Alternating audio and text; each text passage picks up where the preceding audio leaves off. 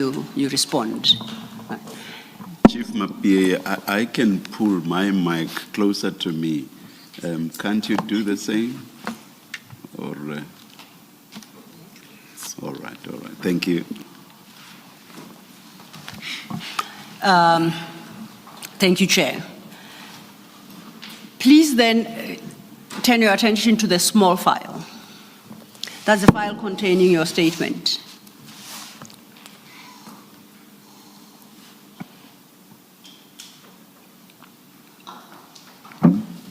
And turn to page 19.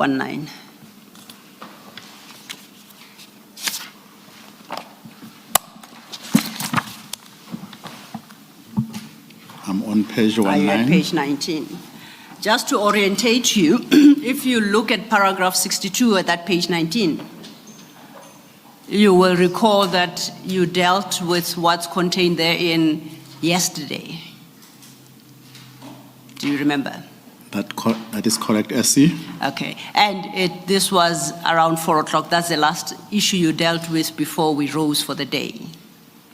That is correct, SC. So today then we start from your paragraph 64. Okay? Thank you. Thank you. Once again, to place everything into context, you recall when you started this chapter yesterday, Brigadier Mkhwanazi's conduct within EMPD, we had indicated that you deal with 3 separate incidents, and yesterday we dealt with the first of the 3. And that's what took us to paragraph 63, okay? Noted, SC. Today we turn our attention to the remaining 2 incidents. As I indicated, that you deal with the second incident from paragraph 64. And no, I apologize, you dealt with 2. We left with 1 incident, which is your third incident, which is what you deal with at paragraph 64, and that will take you to paragraph 70. Okay? Thank you.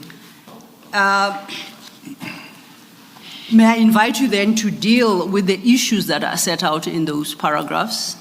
You started paragraph 64 with the impending retirement of Commissioner Goodman Mzolo. Thank you. Thank you, SC. Good morning, commissioners. On page 19, that's paragraph 64. The Deputy Chief of Police, Operations and Specialized Services, that is Goodman Mzolo, was due to retire at the end of November 2023. I had earlier initiated a process to fill the position in anticipation of his retirement, and the position was duly advertised. The candidates were shortlisted, one of whom was Brigadier Mkhwanazi. Can I go ahead, SC? Please do. 64. Interviews were held on the 24th of October 2023. A panel was constituted by Human Resource, HOD, HR, that is Linda Qasheka. I was the chairperson of the interview panel, and the other 2 members were, that is Ms. Qasheka and the HOD Shrek, Zanele Katembo.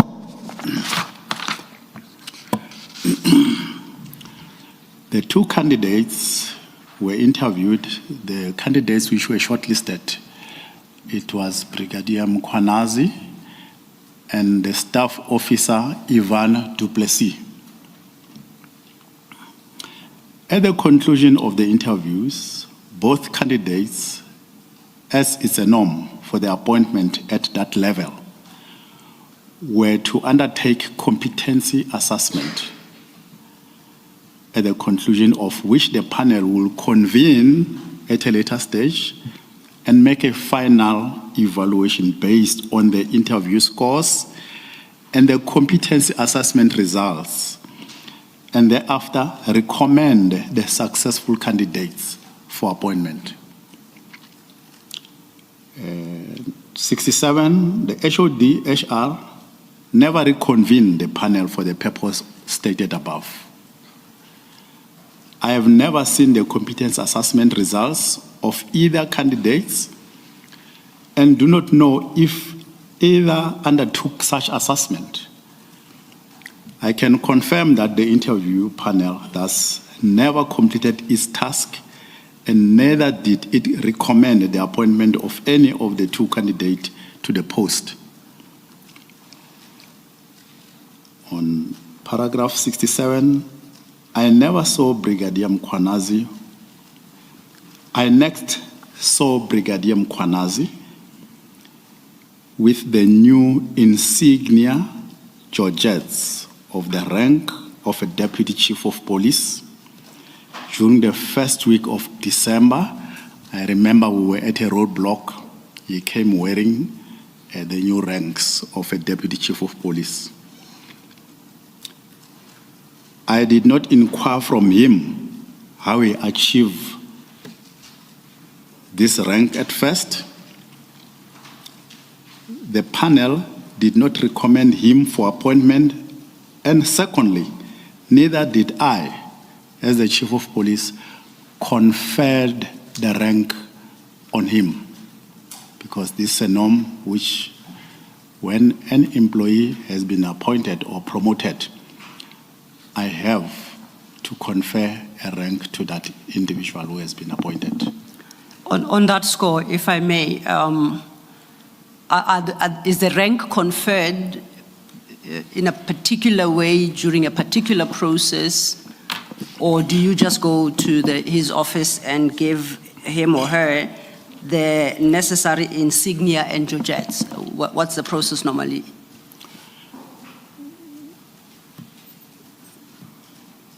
We usually, or I usually, call my management team and then introduce the person who has been appointed in the department. I bring those ranks to that session, and then I introduce the member to the team, of which is my management team. Thereafter, I confer the rank to that individual who has been appointed. And as a matter of interest, in conferring the rank, do you get to attach the necessary insignia and georgettes, or do you give them to the member to attach onto their uniform at their leisure? That is myself as the Chief of Police who must do that work. Thank you, Chief. You may continue. I've got a question. Commissioner Khumalo. Chief, I'm assuming when you go up the ladder and you become a Deputy Chief of Police at the EMPD, it comes with additional benefits such as a new office, better salary, better conditions. Are you aware of any letter given to Brigadier Mkhwanazi that officially appointed him as Deputy Chief of Police and increased his employment benefits such as salary and office and those things? Thank you, Commissioner. That is the procedure. Number one, I did not receive or seen his letter of appointment. Number two, yes, there are benefits included in your newly responsibilities which you might have been given, including the office space as well. So that did not come to my attention, the issues of the letter. I did not see it. At a later stage, I wrote a letter to the head of human resource requesting such, including the condition of his appointment, because he was now appointed on a contract basis. He had to do a performance assessment. I have to do performance assessment on him. So he ought to have those. So I've requested from the human resource. It was never provided to me. Thank you, Commissioner. Thank you, Chief. You may then continue with your statement. You were dealing with the contents of paragraph 68. I thought SC had dealt with number 68. You may Where- continue. Thank you. Number 69, I subsequently saw Brigadier Mkhwanazi sign all EMPD communications as a Deputy Chief of Police Operations.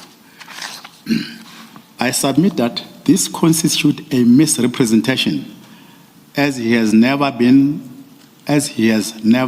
been appointed by the panel to this position, neither as he conferred his rank by me as the Chief of Police. Thank you. Did you mean recommended there? I had understood that it is not the panel that appoints. The panel recommends, and then the city will appoint, or the city manager. The role of the panel, as I understood it, was to interview, assess, and recommend. That is correct, Commissioner, as I've just indicated, because immediately after the interviews, one expected that he will then, because this is an HR process, he will then have to go through this assessment competency, thereafter recommendations to the city manager, then who will then finally appoint the individual. Chief Mapia, yesterday you told us how many deputy chiefs there are and that they report to you. Now, ordinarily, would you have access to information about their appointments, the terms of appointments, and their performance contracts that you say you evaluate? Would you ordinarily have those as the chief? Thank you, Commissioner. That is part of my responsibilities because all the 5 deputy chiefs of police, they have to sign a performance contract or performance agreement with me, which I will have to evaluate quarterly and submit reports accordingly. So after Brigadier Mkhwanazi's promotion now to Deputy Police Chief, is he then the only one that whose performance contract you didn't have as a result? Until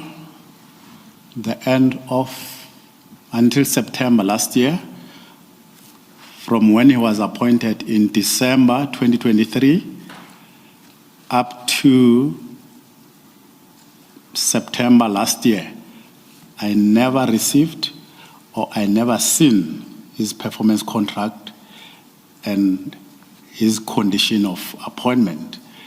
But the rest I've got. Reason I wanted also to see his performance agreement contract, because at some stage I've sent him a letter, all the deputies, that you shall all go for vetting purposes. And I've arranged that session with SSA that they must go for vetting. The rest went. He responded to me and said it is not in his performance contract. So that's why I further requested this performance contract from Human Resource that I must go through and see, because he's refusing to go for vetting as a senior police officer. So I could not see his performance contract. And ordinarily, their salaries and benefits, is that information that you would ordinarily have sight of or access to? That is correct, Commissioner. And in this case, you don't have? I do not Brigadier have Mkhwanazi. Julius Mkhwanazi's information. Thank you, Chief. Thank you. Thank you, Commissioner. Chief Chief Mapie, at paragraph 70, you conclude that Brigadier Mkhwanazi was never recommended by the panel to this position and that you've never conferred the rank that he claims. Can I refer you to paragraph 24 on your statement? We're going back to page 8. And at page 8, at paragraph 24, you say, on 1 December 2023, Brigadier Mkhwanazi was purportedly appointed as the Deputy Chief of Sorry, Police. SC, to interject, what page you are going to? I'm page 8, Page 8. going back to in your statement, at paragraph 24.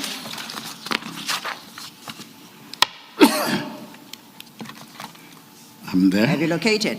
So I'm reading that paragraph that you state, on 1st December 2023, Brigadier Mkhwanazi was purportedly appointed as the Deputy Chief of Police, Operations and Specialized Services. I deal with this particular appointment below. You recall that you dealt with that aspect, and we considered your choice of wording that he was purportedly appointed. And yesterday you said that, no, I'll put it differently. Is it on the basis of the conclusion you draw at paragraph 70 that he was never recommended for appointment, that you never conferred the requisite rank on him, that you state at paragraph 24 that he was purportedly appointed, so you don't recognize his appointment? Is that the position you assume? That is correct, SC, in the sense that, as I've cleared it up earlier, that the panel recommend, thereafter the process is taken by HR for further assessment, and then with that come back to the committee. Then the recommendation will then go back to the city manager for appointment. Thank you. Now, if we may go back to page 21, which is where we're at before I took you back to paragraph 24.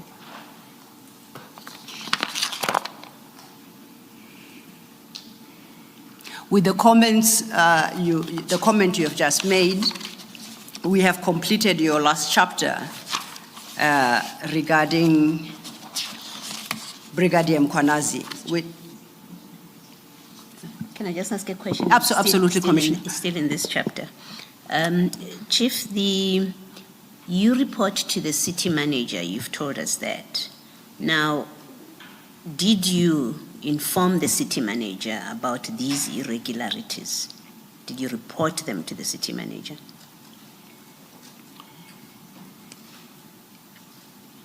Commissioner, that is an HR function. HR knows exactly that people need to be sent,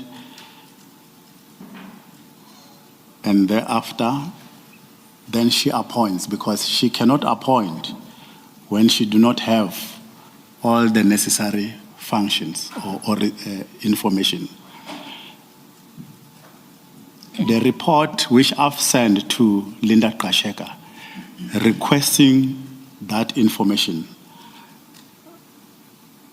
I think I've CC'd the city manager as well.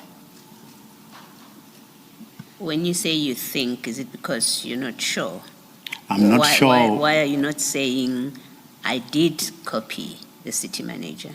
Why are you not being firm about it? The report, I went through it, but I cannot confirm seated here that it was CC to the city manager.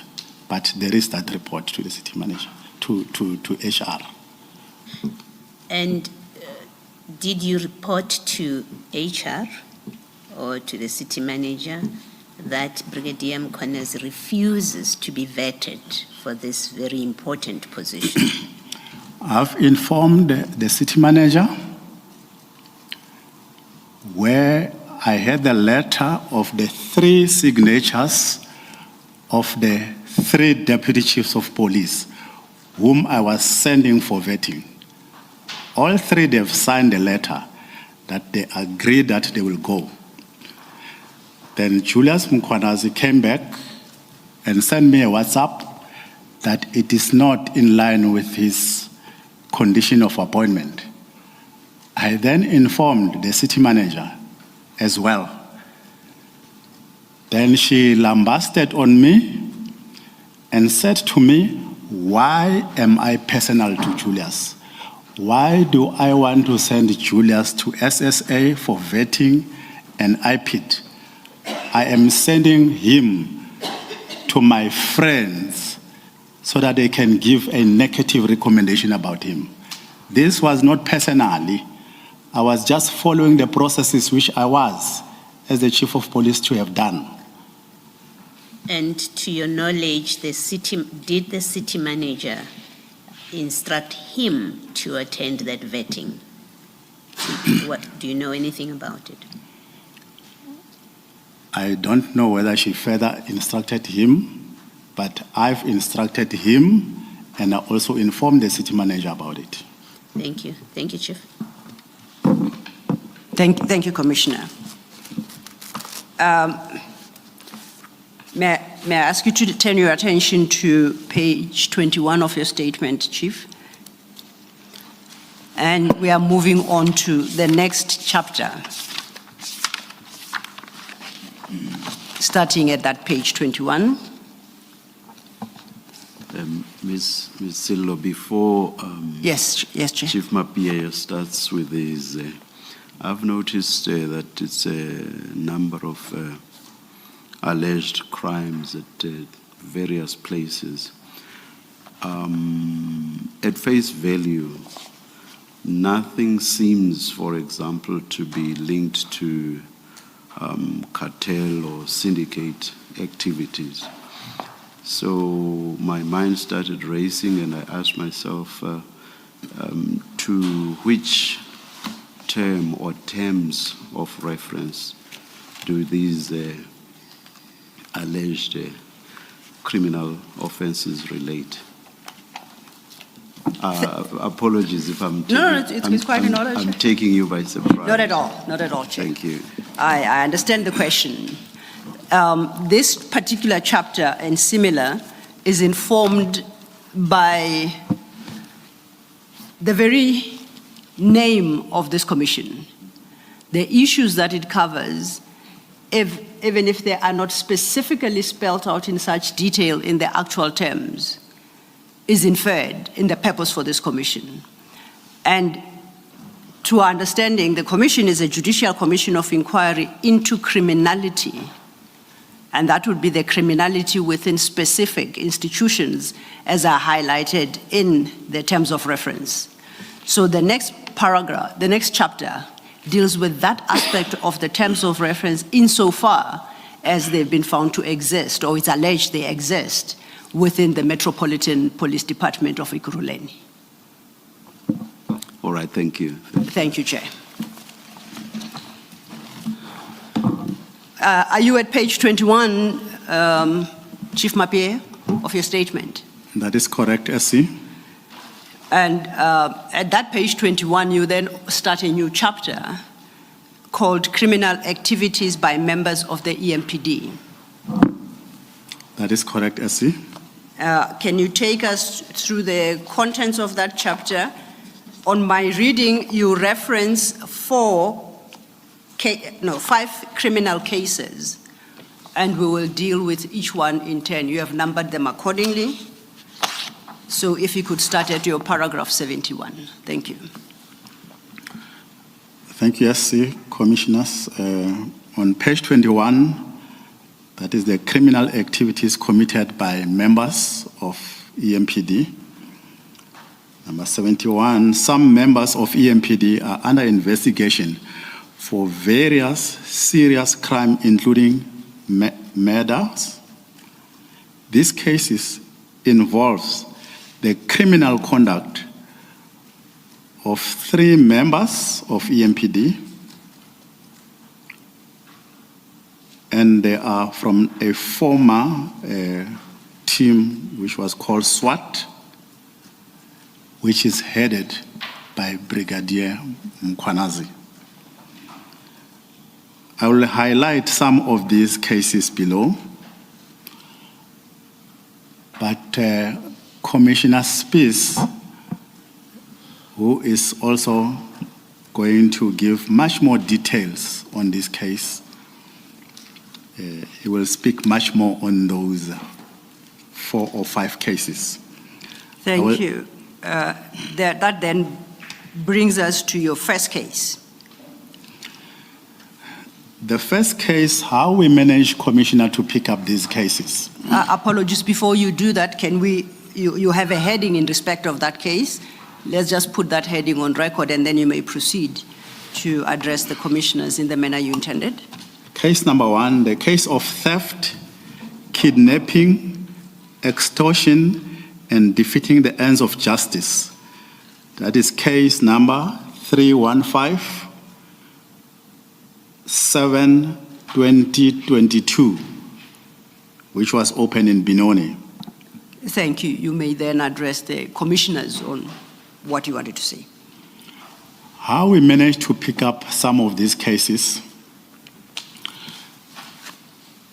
it was because of this blue light saga case.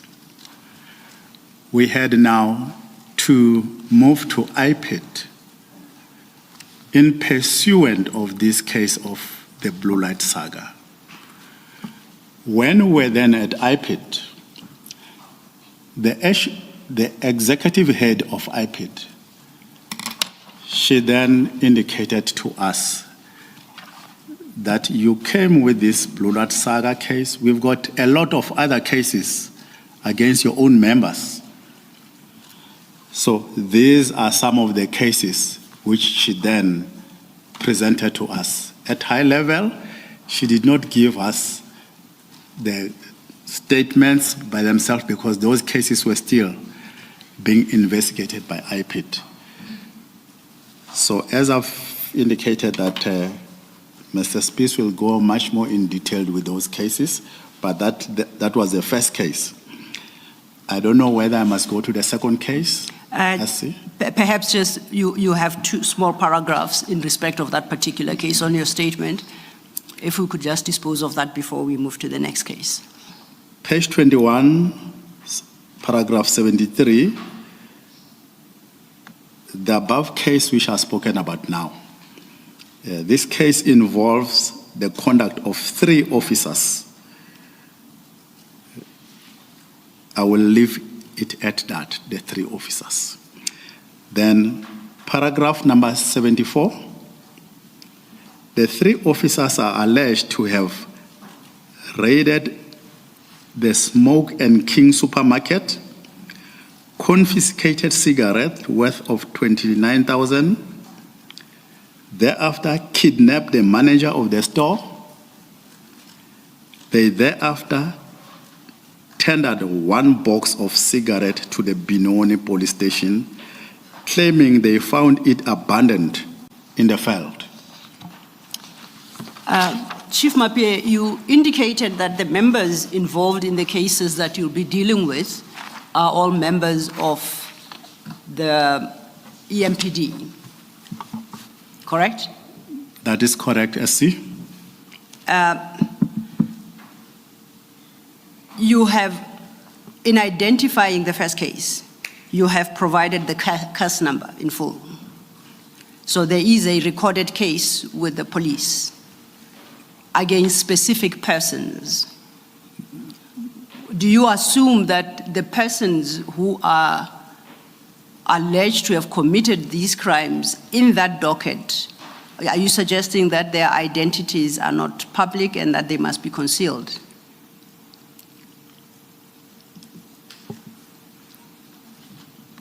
I can be guided by the commission. The names I've got, but the details of those names, Commissioner Spies will also come and work on that area. He will be able to give. I'm interested in the identity of the persons who are alleged to have committed these crimes. The names? Perhaps you have sought the commission's guidance, and Because my suggestion is there is a specific case opened and a case number is provided, which means that the identities have become public for all intents and purposes. On what basis are you withholding the identities? Perhaps let me, in the meantime, ask the question while you resolve this issue. Have these people been charged, to your knowledge? Okay, Commissioner, when we went to IPIT, these are the cases which, as I will still go through them in detail, which were highlighted to us. I know that others, the processes has taken place, and others are still pending amongst these cases. Thank you, Commissioner. I leave it to the chair. I don't know if it's... Does that answer the question? The question is a direct one. Are you aware if the alleged offenders have been criminally charged? Are there charges already or not? The first one I spoke about, commissioners. Charges were laid and the process of disciplinary proceeding. Leave out the disciplinary proceedings, and the substance or essence of the question by Commissioner Baloyi concerns the issue that normally you do not divulge the details of a person before they have actually been charged. And that's about the person being charged criminally. It has nothing to do with disciplinary processes within, or rather at the workplace. Do you get this now? So just focus on whether the people have been charged. Are there criminal charges? That's the point of substance. Departmentally, they were charged. No. Criminally, I do not have the outcome whether the DPP finally decide to prosecute or not. All right, no, thank you. Thank you, Chair, and thank you for that response. You do indicate that Commissioner Spies will deal with in more detail with the cases that you reference. So I will suggest that we reserve the question for Commissioner Spies. He might have the answer that the commissioners require and the answer to my question. He would know whether or not charges were laid against these perpetrators and what has since become of the criminal cases. So on that basis, I will accept that because you don't know, you do not then have to inadvertently disclose the names of people, identities of people in circumstances where you are not confident that they have appeared in court and charges laid against them formally. Okay. Thank you, Asi. Before my colleague Commissioner Baloyi asks another question, then you sought direction from us. The direction is that leave out the names. Thank you. My question now is about the disciplinary process. You say that was instituted. What was the outcome? Commissioners, one finally resigned during the process. 2 others are back in the system. I know that they were dismissed, but they are back in the system in the metropolis. And do you know the circumstances of them being back at work? Were they re-employed? Did they go to court to challenge their dismissals and reinstated? That's a question I'm asking. I think, Commissioner, the details will be given by Commissioner Spies. I don't want to preempt on that one, please. Thank you. Thank you, Mr. Thank you, Commissioners. If we turn over leaf then at page 22, Chief Mapie, you deal with your second case, and on the basis of the guidance you received from the commissioners, you may read the detail of that case, but without articulating the names of the alleged perpetrators. Thank you. On page 22, the second case, it's case number 72 of 8/2022, which was a marathon theft, copper theft. Apologies, Chief Mapie, please read that correctly. You called it a... Okay, Please read it correctly. Thanks, Essie. It's a marathon theft copper case. Thank Case you. number 72 of 8/2022. This case involves the conduct of 3 officers. And this is the same 3 officers involved in the Benoni case. That is correct, Commissioner. Thank you. We won't go beyond the same. Other descriptor or description. Please continue. The third case. No, Chief Mapie, you haven't completed what this case is about. So you said the case involves the conduct of 3 officers. You may skip the names, but please indicate what the case itself is about. This case, it alleges that the officers have robbed the premises of the complainant in Merton. Here, I don't have the details of exactly which was taken from there. So Understood. that is the case number. Understood, accept. Thank you. You may proceed to the next. The third case, Commissioners, is a murder case which took place in Brakpan, committed during April 2022. This case involves the death of a male in Brakpan and the subsequent disposal of his body in Nigel Maryvale Dam, where it was subsequently recovered by SAPS.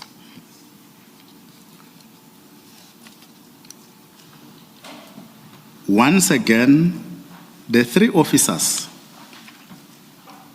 were implicated in this case. Chief Mapie, this one you don't have a case number. It just says Brakpan. Is it, what does that mean? That you don't have a case number here? It's very interesting, Commissioner, because even when we went to IPID, we were not given the case number. But with the further developments, I will believe that Commissioner Spies ought to have received now the case number of this case. Thank you.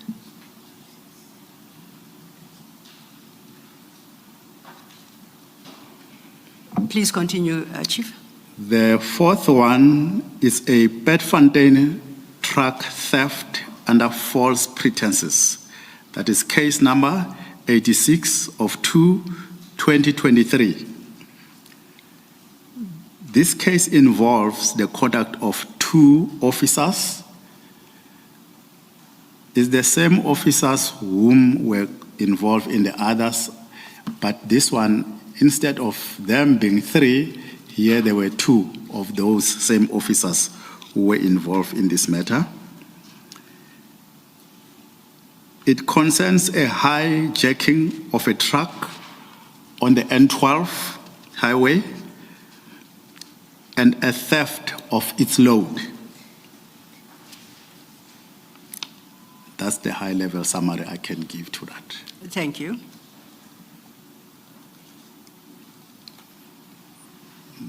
As I move to the Please proceed last to one. the last one. The next case is a theft of precious stones, impersonating Hawks police officers. That is case number 79703/2023, which took place in Hillbrow. This case involves the conduct of at least 2 of our officers. From the 3, 1 was not part of that, I cannot confirm he was not part of it because he could have been there. But on the initial stage, I can confirm 2. And also, yes, the 2 of them. This case was involve our officers gaining access to the complainant's property in Killarney, Johannesburg, under the false pretenses, claiming they were there to investigate lithium smuggling and then proceeding to rob him of 54 kg of certain semi-precious stones. It became... Apologies, Chief. There is some words in parentheses at the end of that paragraph.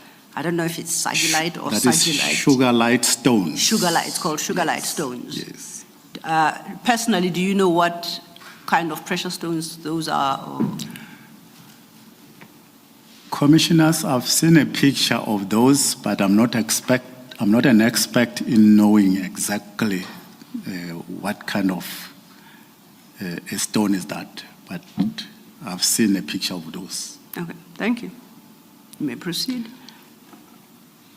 Paragraph number 82, I became aware of this case when a letter of demand was served on me during August 2023 by the complainant's attorney advising of the intention to institute legal proceeding against the Minister of Police and EMPD,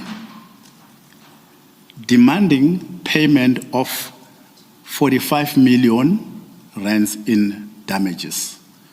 That is when I became aware of further development about this case. Paragraph number 83. A copy of this letter is attached, marked JM24. If I may, Chief Mapie, your JM24 that you reference in that paragraph, if you refer to the bigger file, the file of annexures, it appears at page 112. If I could have you open it, please.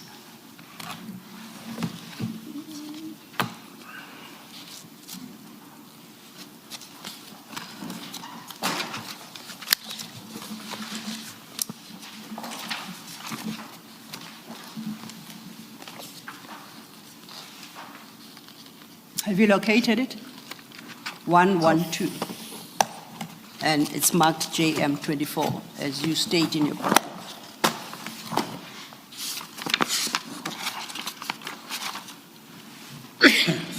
Excuse me, I've got it, SC. Okay, then we can go back, deal with the contents of your paragraph 83, and to the extent necessary, you can cross-reference to the annexure. Thank you. Page 23 on paragraph 83. A copy of this letter is attached, marked as JM24. Attached to the letter are still pictures of the accused members extracted from the house CCTV footages. In these pictures, the members are clearly identifiable. Unfortunately, I do not have access to the original letter with color pictures.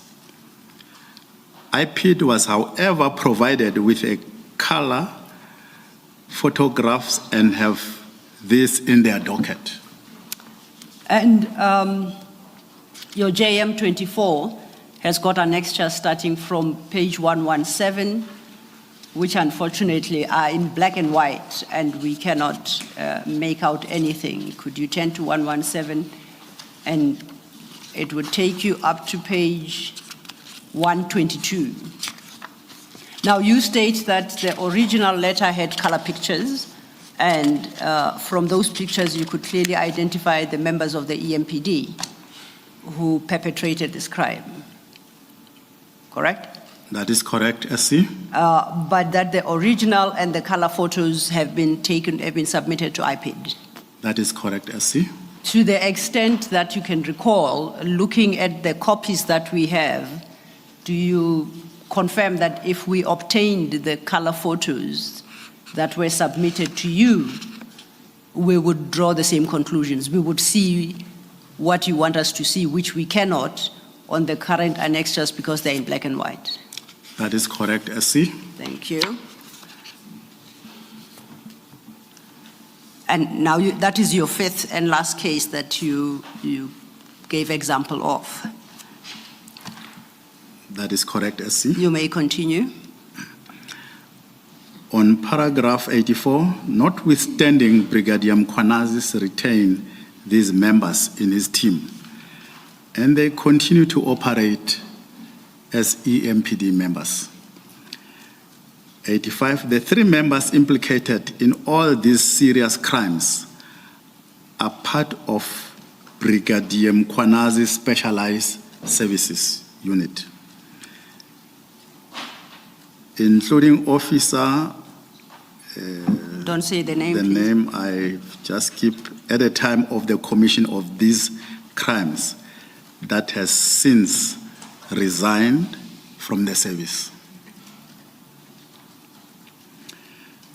On paragraph 86, as Commissioner Spies will elaborate further during his testimony, the disciplinary processes initiated against these members were continuously frustrated internally, and they were reassigned to their substantive positions, and their service weapons restored to them.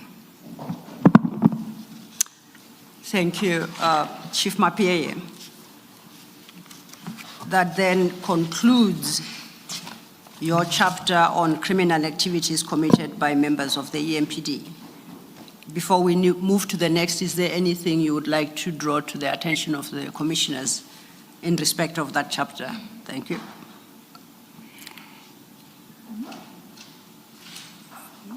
Not for now, SC. I'm comfortable with what the Thank level you. of the cases have highlighted. Thank you.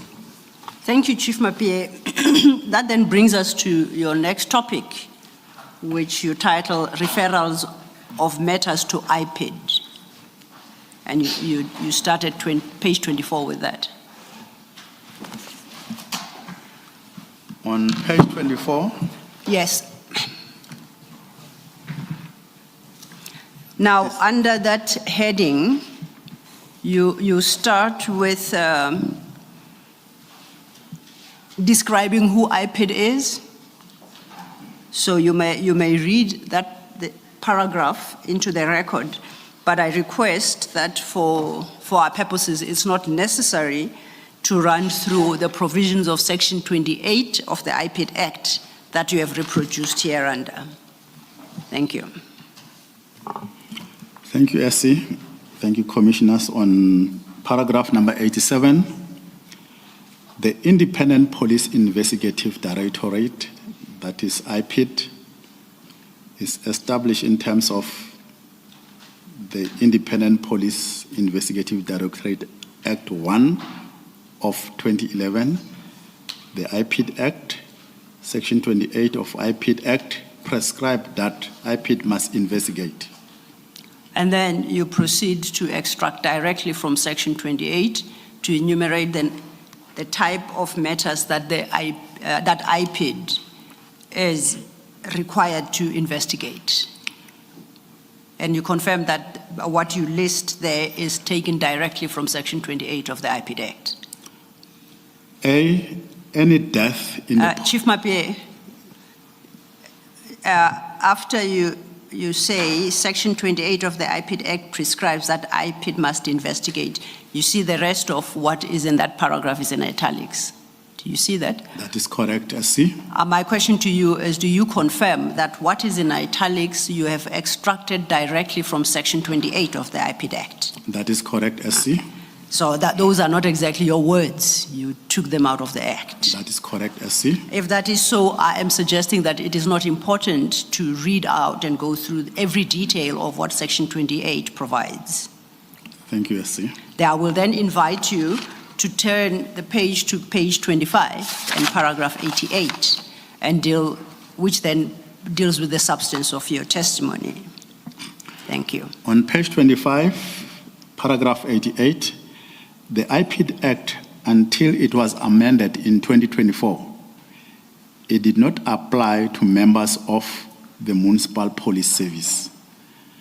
During 2021, IPID, SAPS, and the various municipal police services concluded a memorandum of understanding in terms of the municipal police services will be subject to the IPID Act.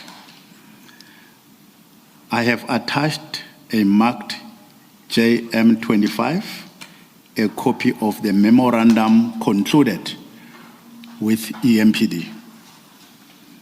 And that memorandum, you've marked JM25, appears in the big file at page 123.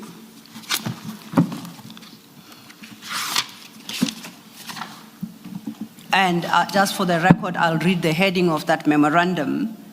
It's called Memorandum of Understanding Regarding Cooperation Between the Independent Police Investigative Directorate, IPID, the South African Police Service, SAPS, and Municipal Metropolitan Police Services, MPS, to comply with the Independent Police Investigative Directorate Act 2011, Act 1 of 2011. Do you so confirm? That is correct, SC. And you indicate at your paragraph 88 that it is in terms of this memorandum that the EMPD as Metropolitan Police Service is subjected to the power of IPID in terms of the Act. That it extended those powers. That is correct, SC. I would like to invite you to look at the same document at page 147. In fact, I think let's start at 145.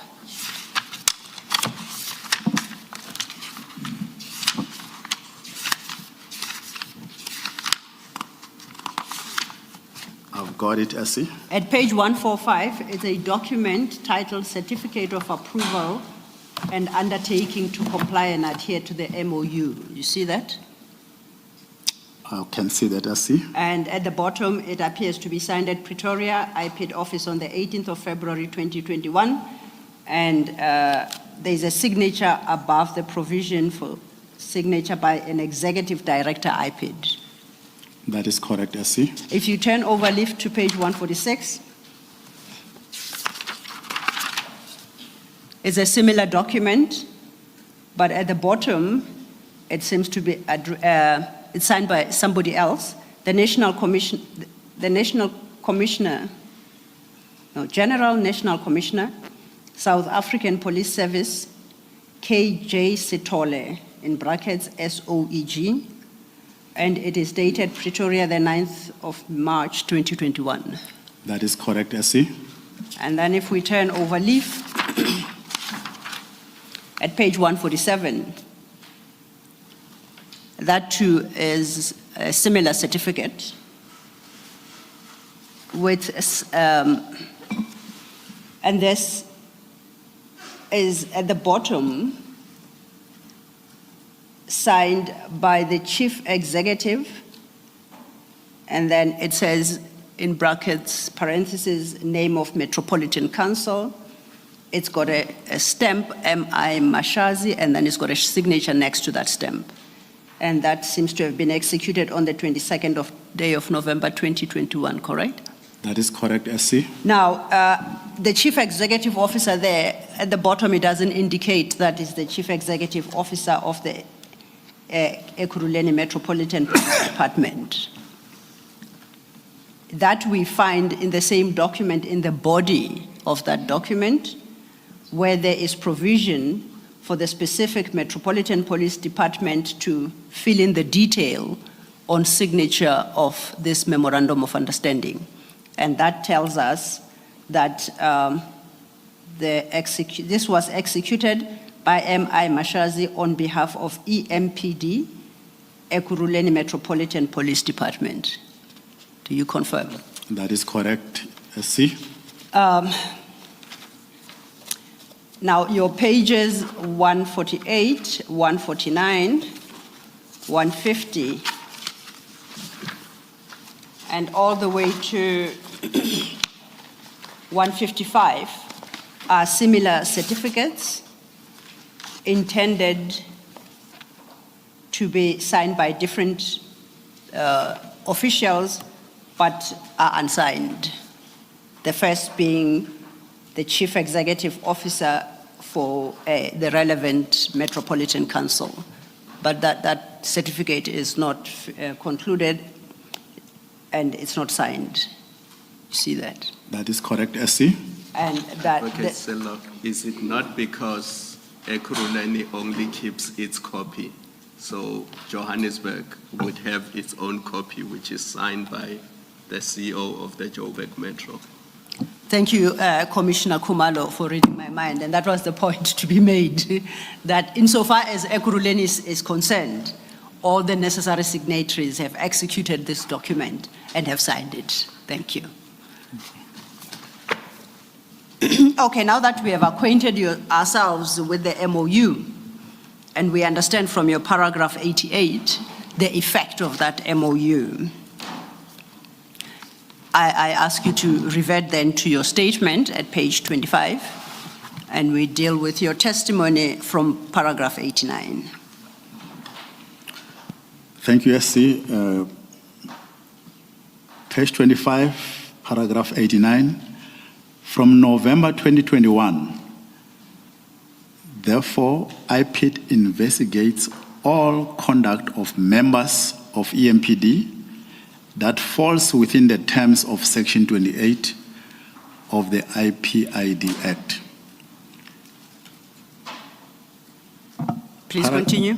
Paragraph 90, IPID is currently seized with at least 9 investigations in respect of Ekurhuleni involving crime committed by members of EMPD as far back as 2022.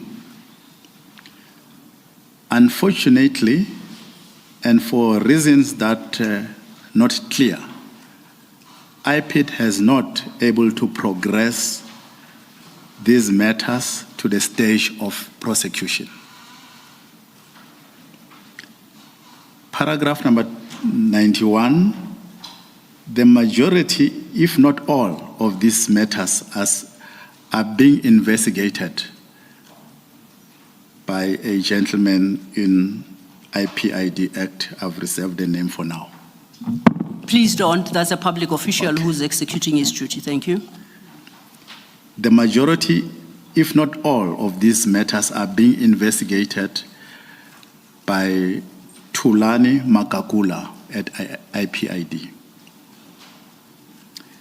Paragraph number 92. I, on numerous occasions, raised concerns with the Executive Director of IPID,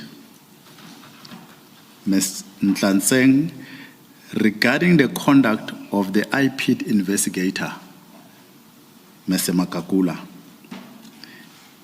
In particular, regarding his persiveness and close relationship with Brigadier Mkhwanazi, as well as victimization of myself and the witnesses in these cases. The lack of progress in IPD investigation was also a source of concern. I continuously sought a meeting with the head of IPID to address these matters.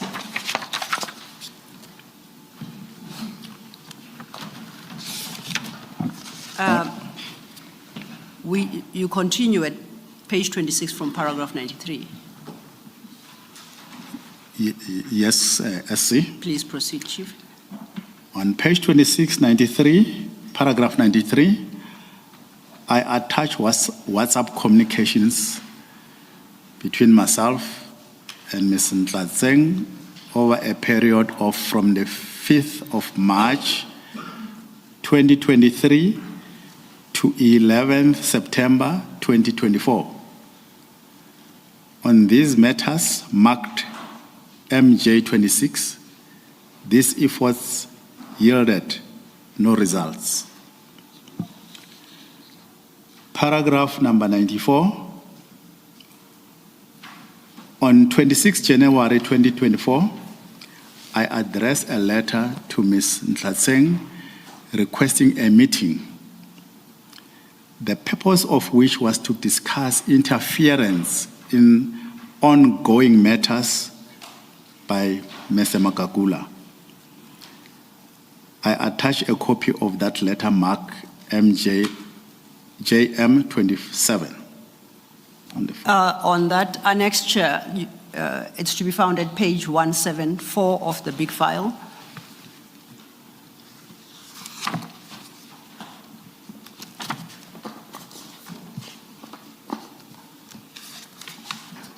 Have you located it? I've got it, I see. JM27 appears to, as you state in your paragraph, to be a letter addressed to Ms. DJ Nhlanhla, Executive Director, IPID, and it states on its face, from IJ Mapieye, Municipal Police Commissioner, Chief of Police, EMPD. And at the bottom, it's got provision for signature by IG Mapieye, Municipal Police Commissioner, Chief of Police, EMPD. Do you confirm all that? That is correct, SC. There is a signature appearing above the line where your name IJ Mapieye appears. Is that your signature? That's my signature, SC. This letter is dated the 26th of January 2024.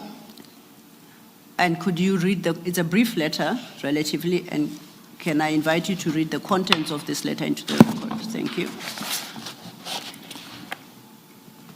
The heading, request for meeting, interference in ongoing cases, matters, EMPD. Dear ED, I need to bring the following matters under your attention. During 2023, I personally reported to you that one of your investigators, Mr. Makakula, reported in person to the city manager of the city of Ekurhuleni, Dr. Imogen Mashazi, that myself and the Deputy Commissioner Spies are the people who are pushing the IPID investigation into J. Mkhwanazi's case. EMPD, while nothing could be further from the truth. Paragraph number 2, it is a known fact that IPID has various investigations and cases still pending against J. Mkhwanazi, which some are not concluded yet. It has come to my attention that Mr. Makakula have had numerous meetings with J. Mkhwanazi on sidelines at Boksburg EMPD precinct. Last meeting between them was on Friday, the 19th of January 2024. I, as the Chief of Police and Head of Metro Police, have not been informed or have any knowledge of these meetings, and also do not receive any progress feedback on existing matters. The engagement of Makakula and Mr. J. Mkhwanazi has got the potential of jeopardizing the cases against Mr. Mkhwanazi. I therefore request a meeting with you, whereby we can discuss this matter further and a way forward on handling this.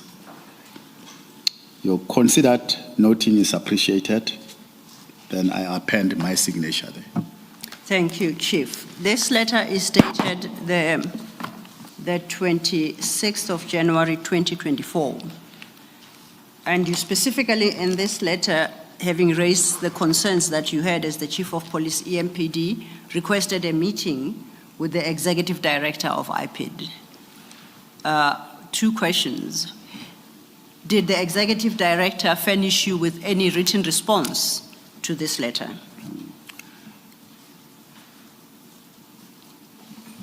There was no written response, SC, but we had a telephonic engagement, myself with her, Yes.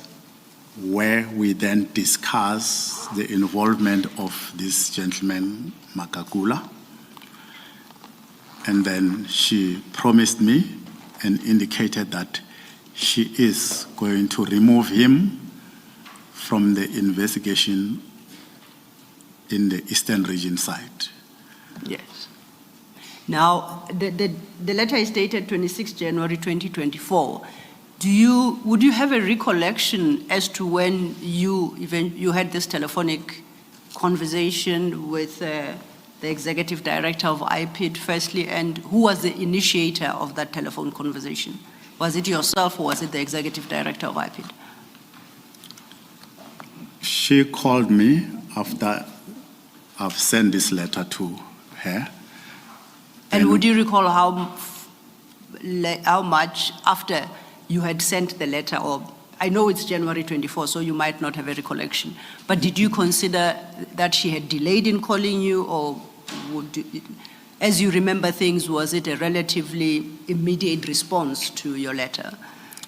It was not long after Okay. I've sent this letter to her that she called me.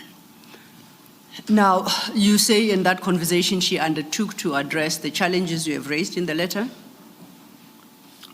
Did you say that? That is correct, SC. And secondly, that she undertook to replace Mr. Magagula as the investigator for the Eastern Region. That is correct, SC. I appreciate that you were suspended in September 2024. Prior to your suspension, are you aware of her delivery of the second promise in particular of replacing the investigator responsible for the Eastern Region? SC, I will concur that she finally definitely sent someone to take over, especially this case of the Blue Light Saga.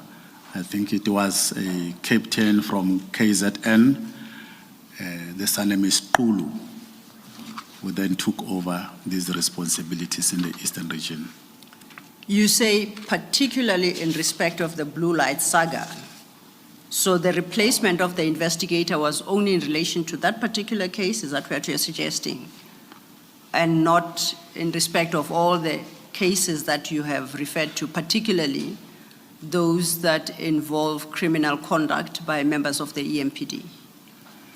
That I cannot confirm, SC, whether the others were still under Mr. Makakula or they were then also taken over by Kulu. And perhaps just to quickly refer you to the EMPD report and to find, it's JM 19.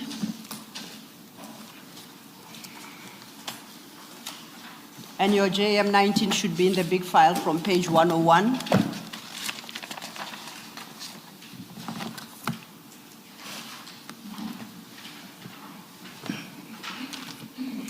I've got it, SC.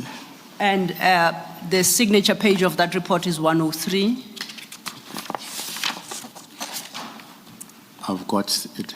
And I see the first signature there is attached above the name of Mr. W.M. Kulu, designation Special Investigator, IPID NSIT.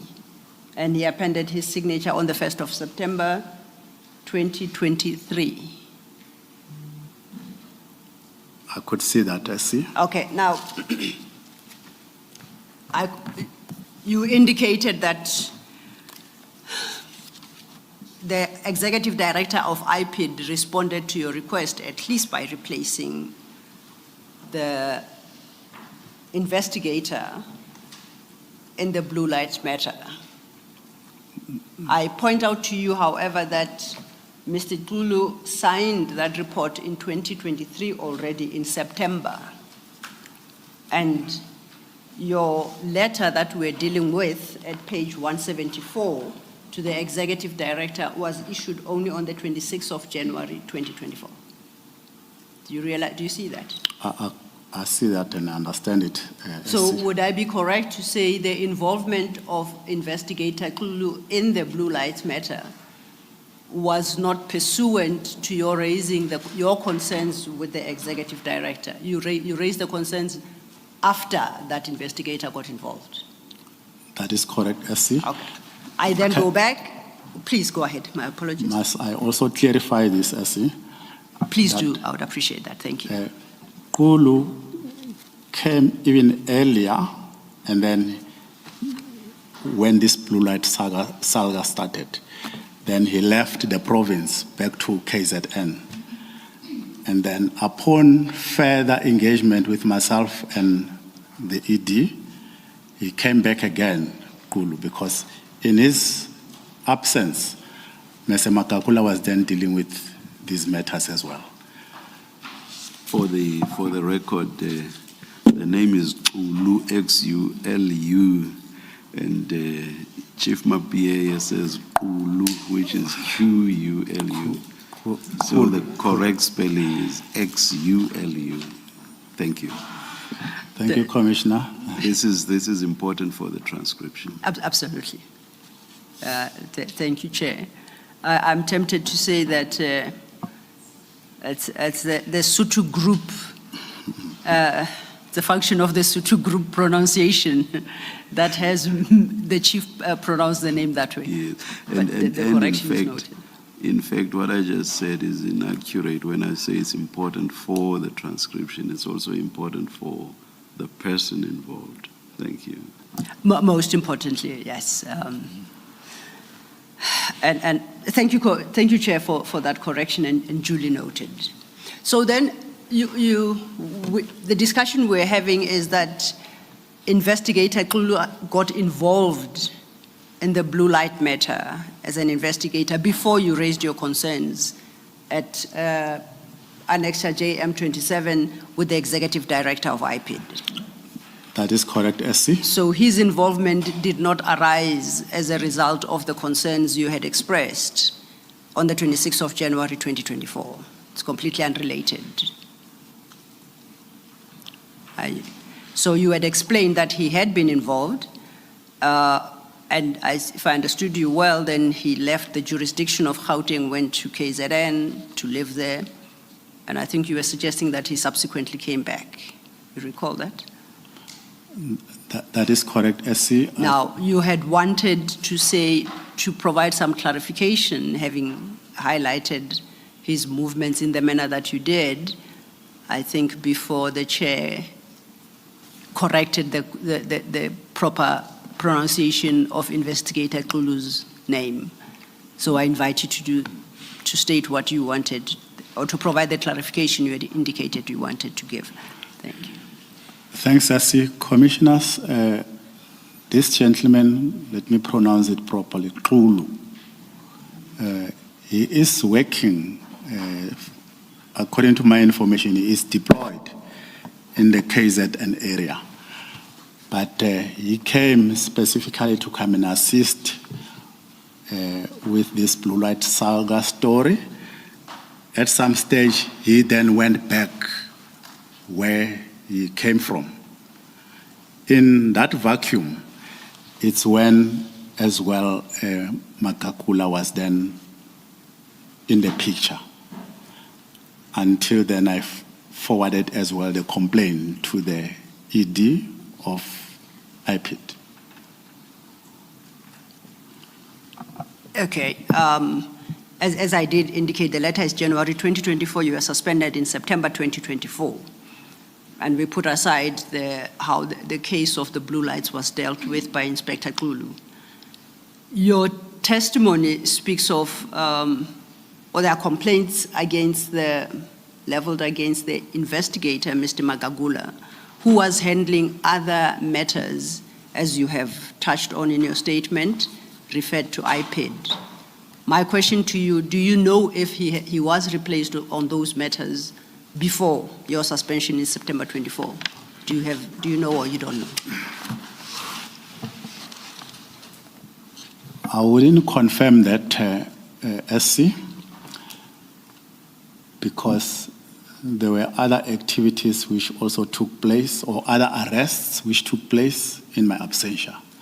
So I wouldn't know who are the officers from IPID who are dealing with those cases currently. Thank you for that clarification. Let's get back then to your statement. We are at page 28, and we now move on to paragraph 103.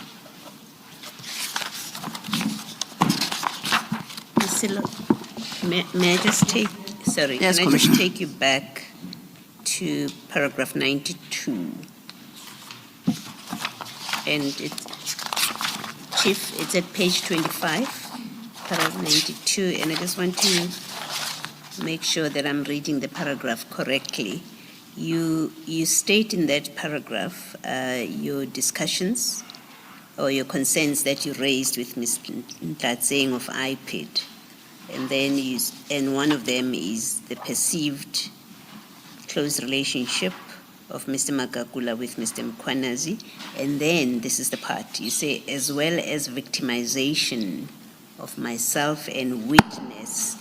Who are you saying, or who was victimizing you and the witness? It's not clear to me whether it's Mr. Magagula or it's Mr. Mkhwanazi in the way that this is written. The victimization from myself, I think there is an area where I'm still going to address it in detail, Commissioner. But my witnesses who were dealing with this matter, because IPID cannot work in silos, they have to come to EMPD, Metropolis, to get the relevant information. All the members who were involved in assisting IPID with that investigation, they were dealt with by the city. So you're not alleging that Mr. Magagula was victimizing you and witnesses. That's what I wanted to clarify. That is correct, Chair. Okay, thank you. Thank you, Commissioner. At paragraph 93, Chief, you introduce a series of WhatsApp messages, and you have those attached as Annex JM26. Do you see that? I could see that, Essie. At the time you dealt with the contents of that paragraph, we did not have specific regard to the WhatsApp messages. In light of the question posed to you by Commissioner Baloyi, may I invite us to go to JM26, which may potentially have a more complete answer to the Commissioner's question.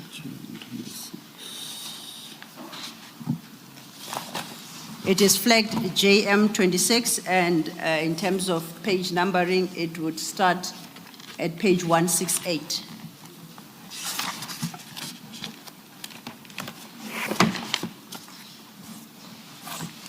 Have you located the annexure?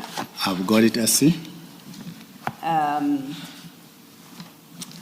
And this will go to page 173 from 168. Do you see that?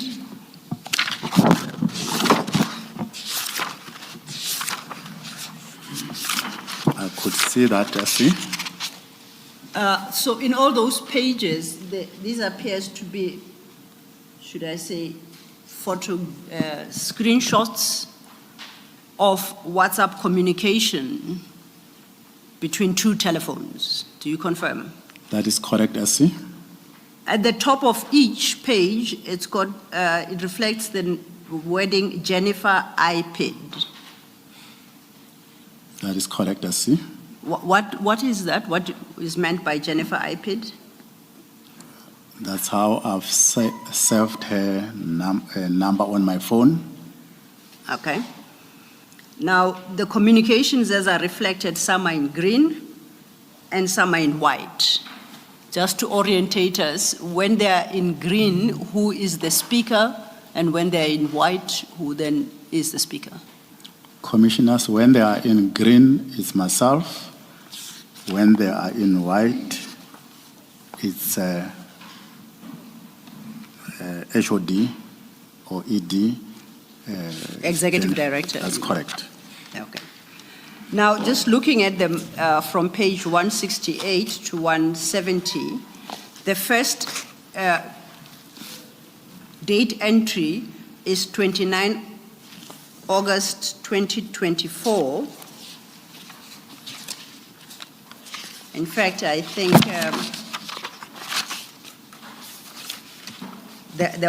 is it 29 August 2024?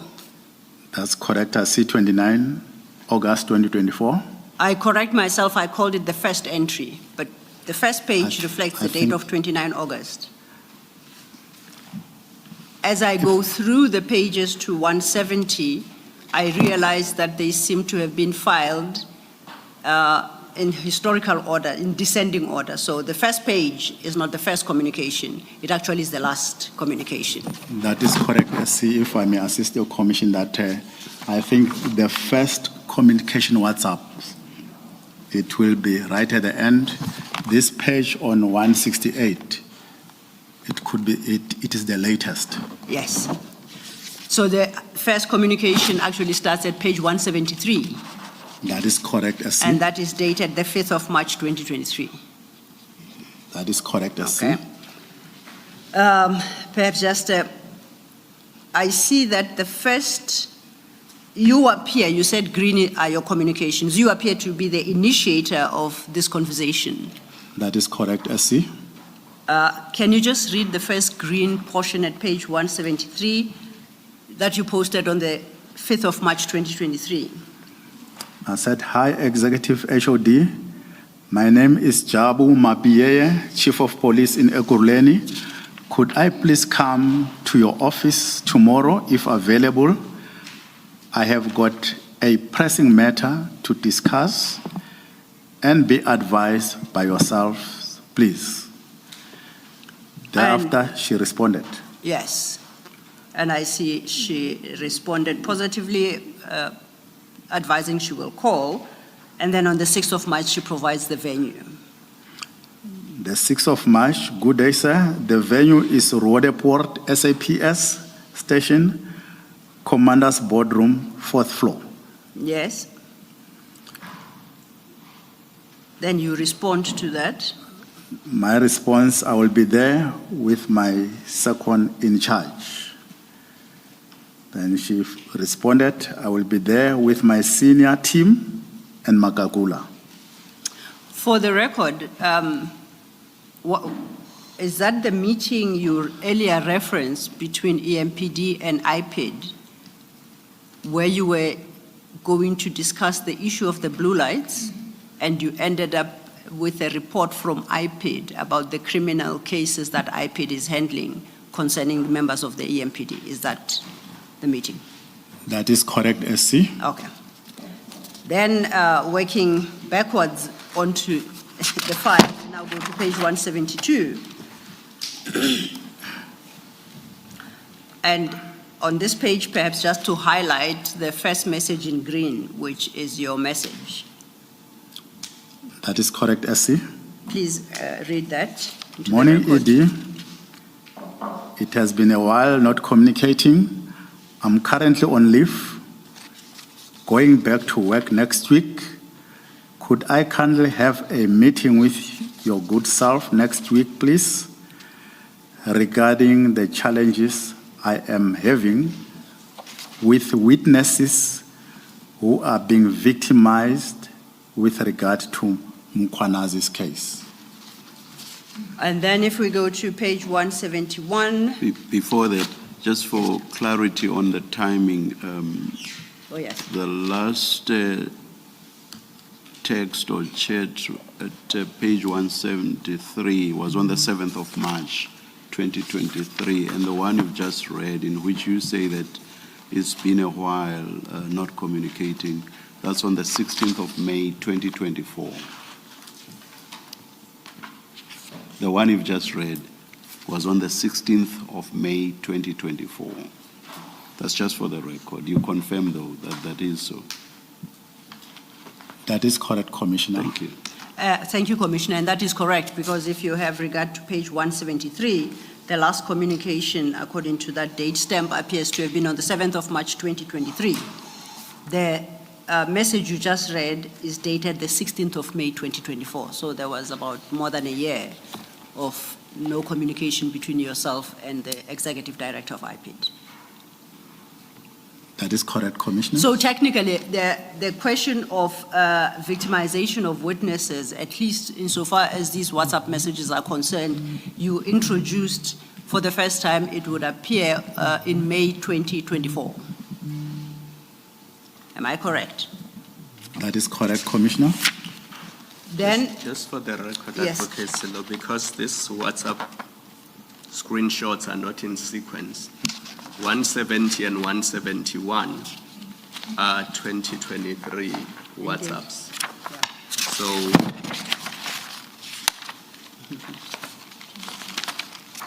you are quite correct. in between, there would have been even 169. You see that there's November 2023. In fact, I think it is page 172 that is out of sync. So if we take out page 172, it actually should, then the rest follow, because that page, time-wise and date-wise, ought to be the page 169. So it's actually the first, if you look at the the date stamp. So it is that particular page 172 that is filed wrong. It's in the wrong place. Because if we apply the logic of reading from the last page coming forward, then the dates follow sequentially. So on my reading, the last communication before 16 May 2024 is that 19 November on page 169. That is correct. Yes. That is correct. May our files be corrected then, please? Yes, no, we will. Thank you. It was the ordering of the pages, Yes, I think that. yes. But just to move the one page for the record, 172, to locate it in its proper place in the file.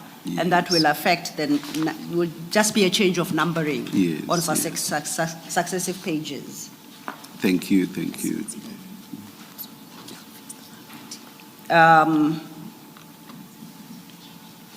And if I could just then quickly deal with your current page. Or perhaps let's take the break before you move on to that and resume at 11:15. Let's adjourn. And we'll take the opportunity to correct the pages. Thank you.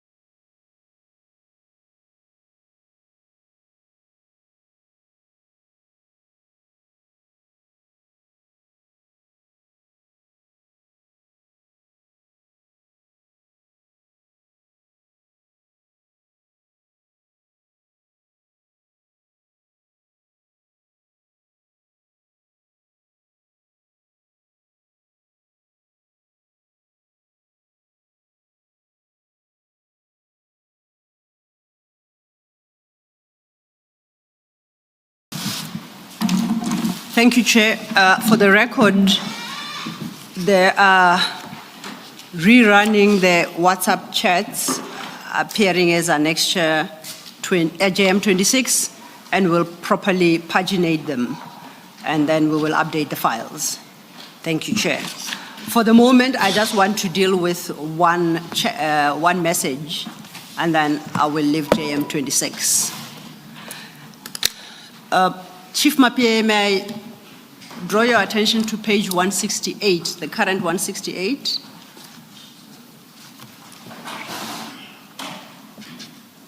And for the record, I do accept that once updated, the page number will change. Yes. In the big file. In the big file. We are still dealing with your WhatsApp chats.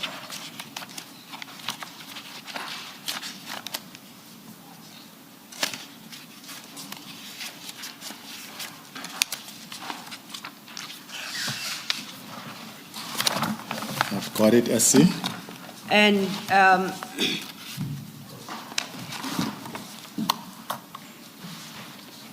it's your email dated the 4th of, for the record, I don't recall now, if I may I just backtrack to page 172? There's a particular email, because of the confusion in page numbering, I'm not sure, WhatsApp that I'm not sure that I dealt with. But specifically, it's his WhatsApp message dated the 16th of May, 2024. Did I do it? If I dealt with it, I apologize for the repetition. We did. Page 172. The one at page 172. Yes. Commissioner Khumalo assures me that we dealt with that. Yes, in 169. Yes, it does. At the bottom. At the bottom. And that we dealt with. Okay, then I invite you to page 168. And this now is a message, according to this document, you sent to the executive director on the 4th of September 2024. It's the first on that page. Do you see that? That is correct, SC. Can you read that message into the record? The one which was on the 4th of September 2024. Yes. Good afternoon, ED. Could we kindly secure an urgent meeting between me and your good selves, even on Teams? It's not about my case, which is making headlines. It's about our EMPD outstanding cases. Thank you. To the question then that Commissioner Baloyi had asked about who was being intimidated, and about witnesses being intimidated and by who, we went through the WhatsApp chats in a bid to provide an answer to that question, which I trust we have. Commissioner Baloyi, does that? Yes. Thank you. With that. Thank you, Ms. Chief Mapie, then, at page 26 of your statement now, the small file. We are at paragraph 95. I've got it, SC. If, that's a concluding paragraph on this subject that we are dealing with. If you could deal with the contents of paragraph 95. Thank you, SC. Page 26, paragraph 95. On the 6th of March, 2023, we held a meeting with IPID, which I attended with inter alia Commissioner Spies. At this meeting, IPID had given us a report on all cases then under investigation by whom involving members of EMPD. A total of 7 criminal cases were being investigated at the time of this meeting. No progress, but for the blue light case, has been achieved in these cases. Instead, one more case have been added to the list. One involving extortion, kidnapping, and theft in Boksburg by 6 officers from the Drug Enforcement Unit, reporting to Brigadier Dion Singh who in turn reports to Brigadier Mkhwanazi. And was that the state of affairs at the date that you were suspended on the 25th of September 2024? Was that where things stood? Except the recent one, which is added, that one more case that has been added to the list. One involving extortion, kidnapping, and theft in Boksburg by 6 officers from the Drug Enforcement Unit. This is recent, as I was already on suspension, so it was not there. Also now, what you're saying is you've since become aware of an added case That is to correct. the IPID cases you discussed with the executive director. And this is the case you reference of extortion, kidnapping, and theft in Boksburg. But the point you make is that that case arose after your suspension in September 2024. That is correct, I see. Thank you, duly noted. That then concludes that chapter of referrals of matters, EMPD matters to IPID. We move still on then page. Before you move Yes, on, thank you. I thought the substance of Ms. Silo's question, but she will correct me. I thought the substance of her question was whether, as at the time you were suspended, the lack of progress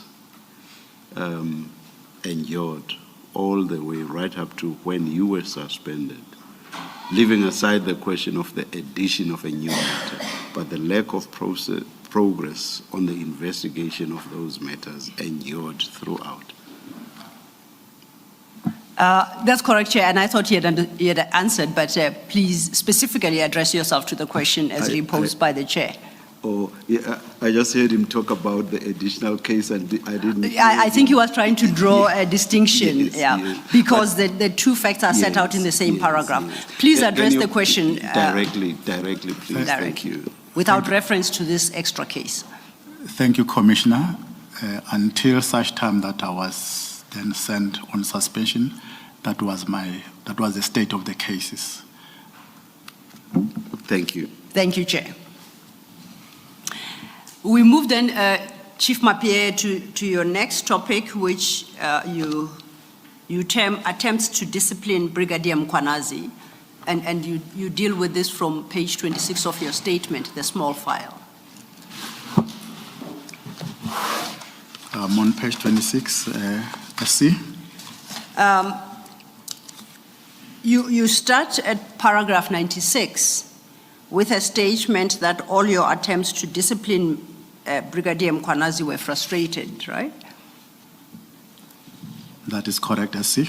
Please tell the commissioners about your attempts to discipline Brigadier Mkhwanazi and how the attempts to so discipline him, you contend, were frustrated. Thank you, Commissioners. On page 26, paragraph 96, all my attempts to discipline Brigadier Mkhwanazi were frustrated by the city manager, Dr. Emoji Mashazi, the HOD Human Resource, that is Linda Plasheka, and HOD Legal Services, that is Advocate Bihare. In fact, these attempts led me to be suspended on numerous occasions, culminating in disciplinary charges for alleged sexual harassment being leveled against me in November 2024. Please proceed. On page 27, paragraph 97.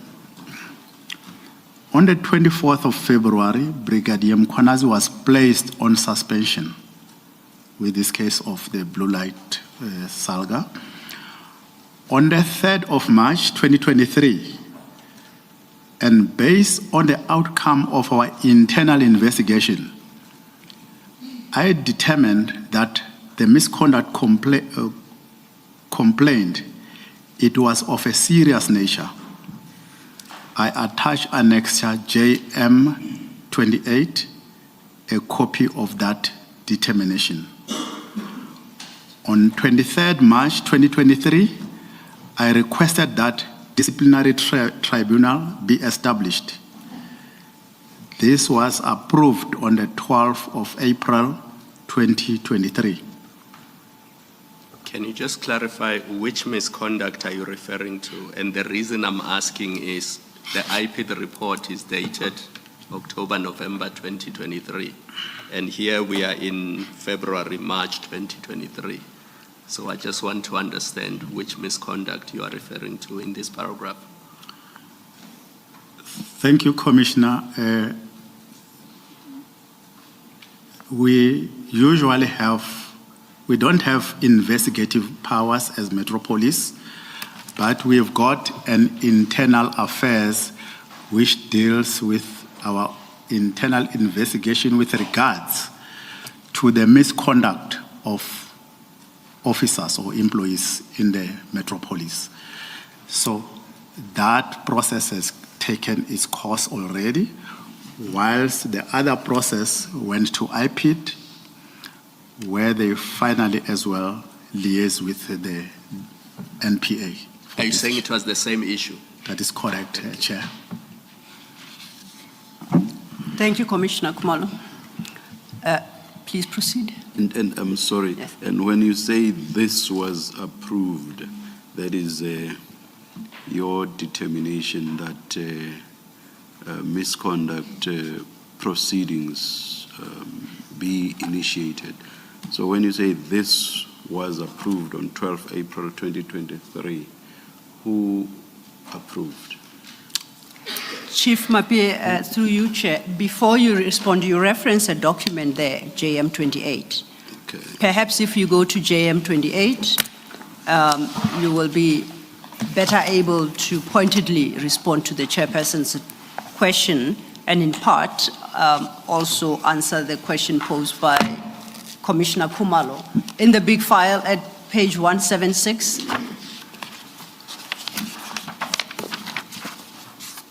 is this JM 28, which you call a copy, which you call your determination that the misconduct complained of was a serious nature. Do you see that? I've got it, SC. Okay, the question posed to you is, you state at paragraph 97 that this was approved, your request to establish a disciplinary tribunal, and that this was approved on the 12th of April 2023. The chair wants to know who approved. Thank you, SC. Commissioners, as I've indicated that we've got our internal process, I approve that. Thereafter, it goes to labor relations, who then take the process forward with regard to disciplinary proceedings. In regard to this JM 28, if you start at page 175, I see that it is addressed to DH Employee Relations ex Nhlanhla. That is And correct. it would appear to be from you. That is Chief correct, Mapie. SC. The heading is request for disciplinary tribunal. That is correct, SC. That is the request for the establishment of a disciplinary tribunal that you reference at paragraph 97. That is correct, SC. Overleaf at page 176. It starts with a recommendation that appears to be signed by you, and you have indicated that you are requesting the establishment of a disciplinary tribunal. That is correct, SC. It appears it was intended to be recommended by Human Resources. It's not completed, that section. But at the bottom, under the heading Approval DH Employee Relations, there is a signature and a date. Could you state who signed there and what the effect of that signature is? This was signed, that that is page 176. It was signed on the 12th of April 2023 by the Divisional Head, Employee Relations. And is that the person to whom the request was made? That is correct, SC. Thank you. Thank you, Chair. Thank you, that clarifies it. Then after it was approved, you move on to what happened from your page 98. Sorry, your paragraph 98. Please deal with that. On page 27, Apologies, Chief. I think Commissioner Balo has a question. Yeah, still on that document, I think when you started, Ms. Silo, you had said it may partly answer also the question from Commissioner Khumalo, which I was interested in, and this is about the charges that were listed. Should those not be mentioned to the record? Oh, At page 175. yes, it was. Perhaps we could, Commissioner Khumalo had tried to understand the relation between the determination he seems to have, Chief Mapie made, to the IPID report, which comes at a later date, I think, end of 2023. Okay. And this, when Chief Mapie indicated that the determination that he references at paragraph 97 concerns internal processes of the EMPD. Okay. And perhaps I could inquire from Commissioner Khumalo whether that Well- answers the query that the Commissioner had. My query was answered. I think what concerned me was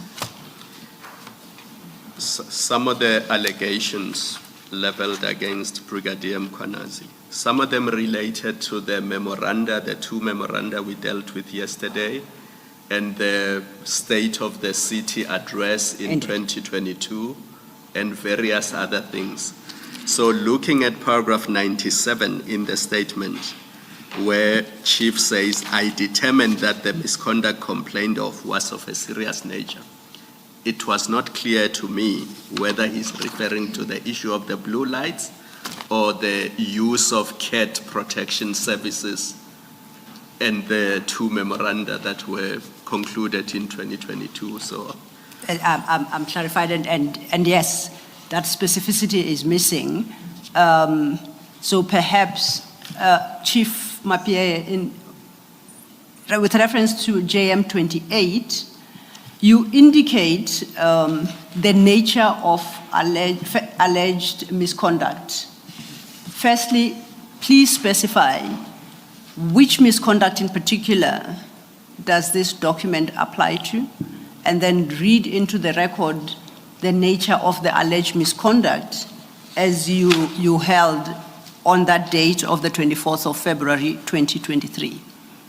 So let's answer the first question. You had Commissioner Khumalo reminded that the number of complaints that you previously raised, including this State of the City address issues, the blue light saga, the conclusion of, or the deployment of CAT VIP services.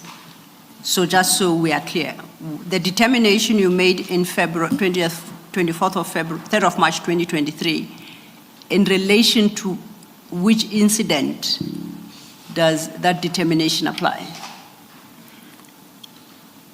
thank you, SC. Commissioners, this started from the incident of the blue light saga.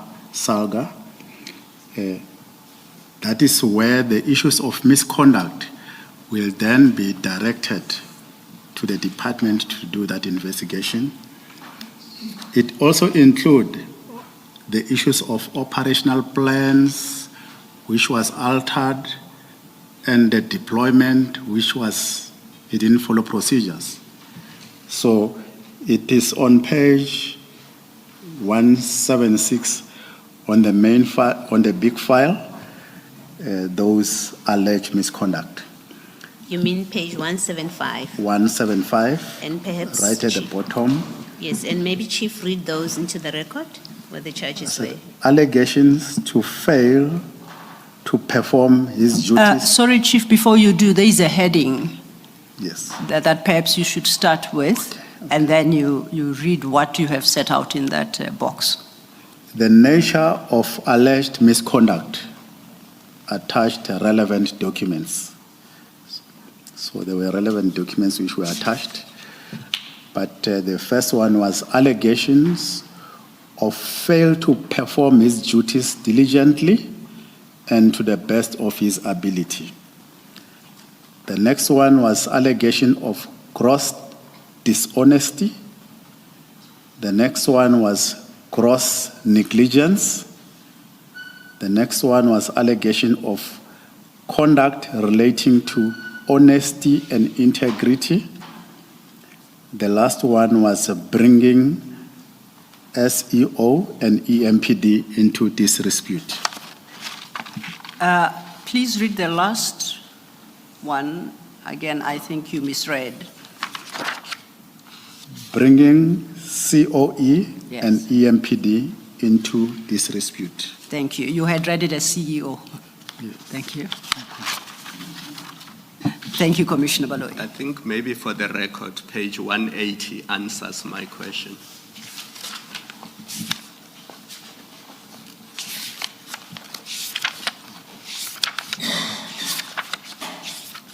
Because it's quite clear from paragraph 2 of page 180 what is the misconduct referred to, Yes. which led to the suspension.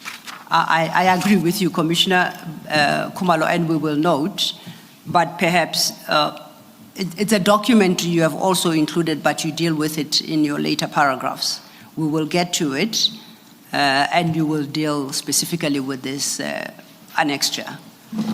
So you don't have to address it now, lest we confuse ourselves, if that's okay, Chief Mapie. Thank you. Are you okay with that? Okay. That then takes us to your paragraph 98 at page 27. Page 27, paragraph 98.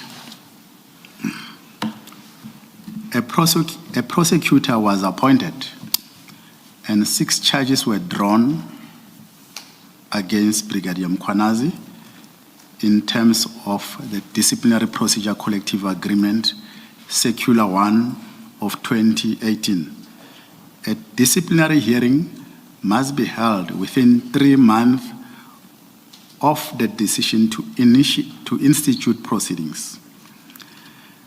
Paragraph number 99, there were delays in receiving the charge sheet on Brigadier Mkhwanazi. On 24th of May, 2023, Mr. Sheka, the HOD, HR, uplifted Brigadier Mkhwanazi's suspension with immediate effect and directed him to resume duty. In paragraph 100, upon his return, I deployed him to EMPD Operations by Law Enforcement Unit until the disciplinary case is finalized. In light of the serious charges he faced, I considered his return to his substantive post undesirable. I attach a copy of this redeployment letter marked J29. On paragraph 101, on the 15th of June 2023, HOD Human Resource Linda Kashega challenged my decision by deploying Brigadier Mkhwanazi, and she directed that he be deployed back to his substantive position. A letter of this is attached and marked J30. I responded to this letter on the 20th of June 2023, advising Mr. Kasheka that I, as the Chief of Police, had the power in terms of Section 64C of the SAPS Act to transfer members of the service in the EMPD, and a copy of this letter is attached, marked JM31. Yes. Paragraph 101, 102, on the 21st of June 2023, and the following discussion initiated by Ms. Kasheka and Advocate HOD, Biare HOD Legal Services, I was pressurized to hand over the docket relating to Brigadier Mkhwanazi to Advocate Biare, who is the head of Legal Corporate. This I did as per my memorandum to Advocate Biare, dated the 21st of June 2023, a copy of which is attached and marked JM32. On that score, if then I could invite you to page 180 of the big file. That is the document that Commissioner Khumalo referred to previously, and I said you will get to as you work through your statement. Commissioner Khumalo, perhaps then, with reference to this annexure, you may make your comments or pose the question to the witness.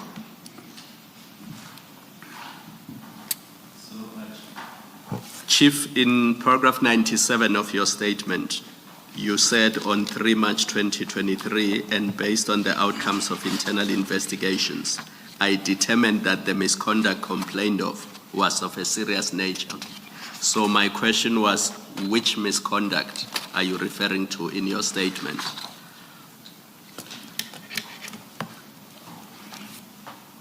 And based on the document that we see on page 180, it appears that the misconduct referred to is the one relating to the use of blue lights, because you say in paragraph 2 of your letter, on 2 February 2023, allegations of very serious misconduct, and I emphasize the words very serious misconduct, were received from the media, and then there was a subsequent internal investigation.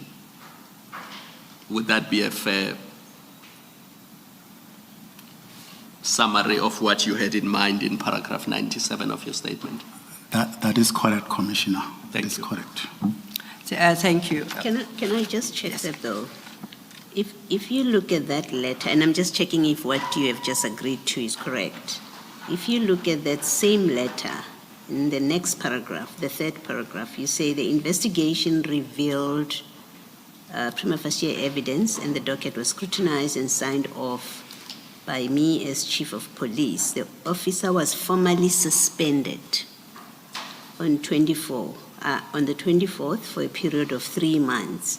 Now, correct me if I'm wrong, my understanding of your evidence is that the suspension was not just for the blue lights issue. It was, you suspended him for the misconduct that we've just looked at page 175, where the tribunal was approved. Am I misunderstanding your evidence, Chief? That is correct, Commissioner, but in the process, there is also the investigation which then needs to take place, including the blue light story, because once we have received that media communication, there is further investigation which then need to take place, which will include the blue light issues as well. Chief Mapeye, may I pose this question perhaps for clarity? When you say media inquiry, what specifically, are you talking about the communication forwarded by the journalist, Mr. Jeff Wicks, around the blue light, the use of blue lights? Is that what you are referencing? That is correct, SC. To your recollection, did he reference any other alleged misconduct besides what we just colloquially call the blue light saga? On that media clip, commissioners, there were other issues which were also raised. The receiving of donation and the registration of vehicles, which we needed to identify immediately after we received that query from the media. There were vehicles which, when you test it on the system, it will indicate that it is an EMPD vehicle, but utilized by an external someone. Okay. So it was a mixture of all those kind of issues and allegations which we needed to investigate. So then, would my understanding be correct that this whole process was triggered by an inquiry into the use of blue lights, but then it was beyond just the use of blue lights and involved other misconduct? Am I correct? That is exactly correct, SC. And when you requested the establishment of a disciplinary tribunal, it was for purposes of investigating all these complaints and the different misconducts, not just the use of blue lights. Am I correct? That is correct, SC. And so when he was suspended, as you state in your statement, it was for all these incidents of misconduct. That is correct, SC, because as I've indicated even yesterday, that when he submitted his statement, the initial statement to the acting chief by then, who was Commissioner Spies, he implicated himself on a lot of other issues which we spoke about yesterday. Yes. Perhaps, Ms. Sillo, on the focus of the journalist's questions, we should look at the annexure itself and not just rely on the chief's recollection. I'm by no means impugning your recollection, Chief. Absolutely. Yes. Please guide us. Which annexure is it? I will find it now. Chief, what we are doing, the chair would like you to address yourself to these issues with reference specifically to the inquiry as was received from the journalist. You understand? So I'm going to locate that annexure, and I will request that you answer all questions with reference to that annexure.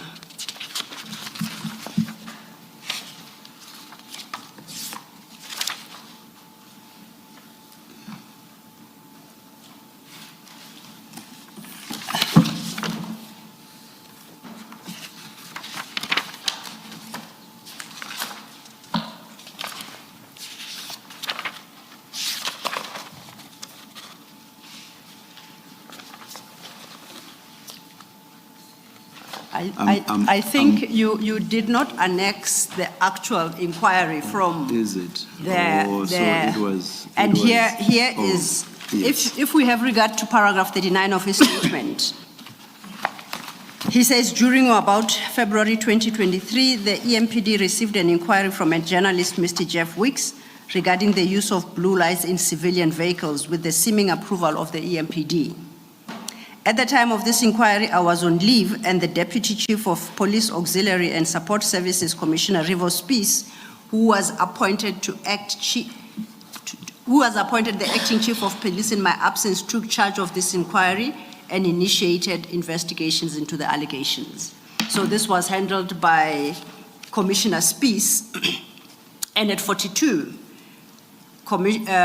Chief Mapie then says, upon my return from leave, Commissioner Spies made a report to me on this matter, advising that flowing from his investigations, he had referred the matter to Internal Affairs Unit in the Compliance Division, as well as to IPID. So that's as far as he takes it. Commissioner Spies, I can confirm, deals with this in more detail, providing the annexures. I seem to recall seeing the... It's from reading the other statement. That's yes. From reading... Indeed. Thank you, Chair. Thank you. So we confirm that you didn't annex to your papers the actual inquiry received from the journalist. So we will not be taking you there. You are, what we are currently dealing with are the steps you took after you had received a report from Commissioner Spies, who had handled the entire investigation in your absence while he was acting chief of police. Is that correct? That is correct, SC. Okay. So we were still at page 180, and that is your annexure JM33.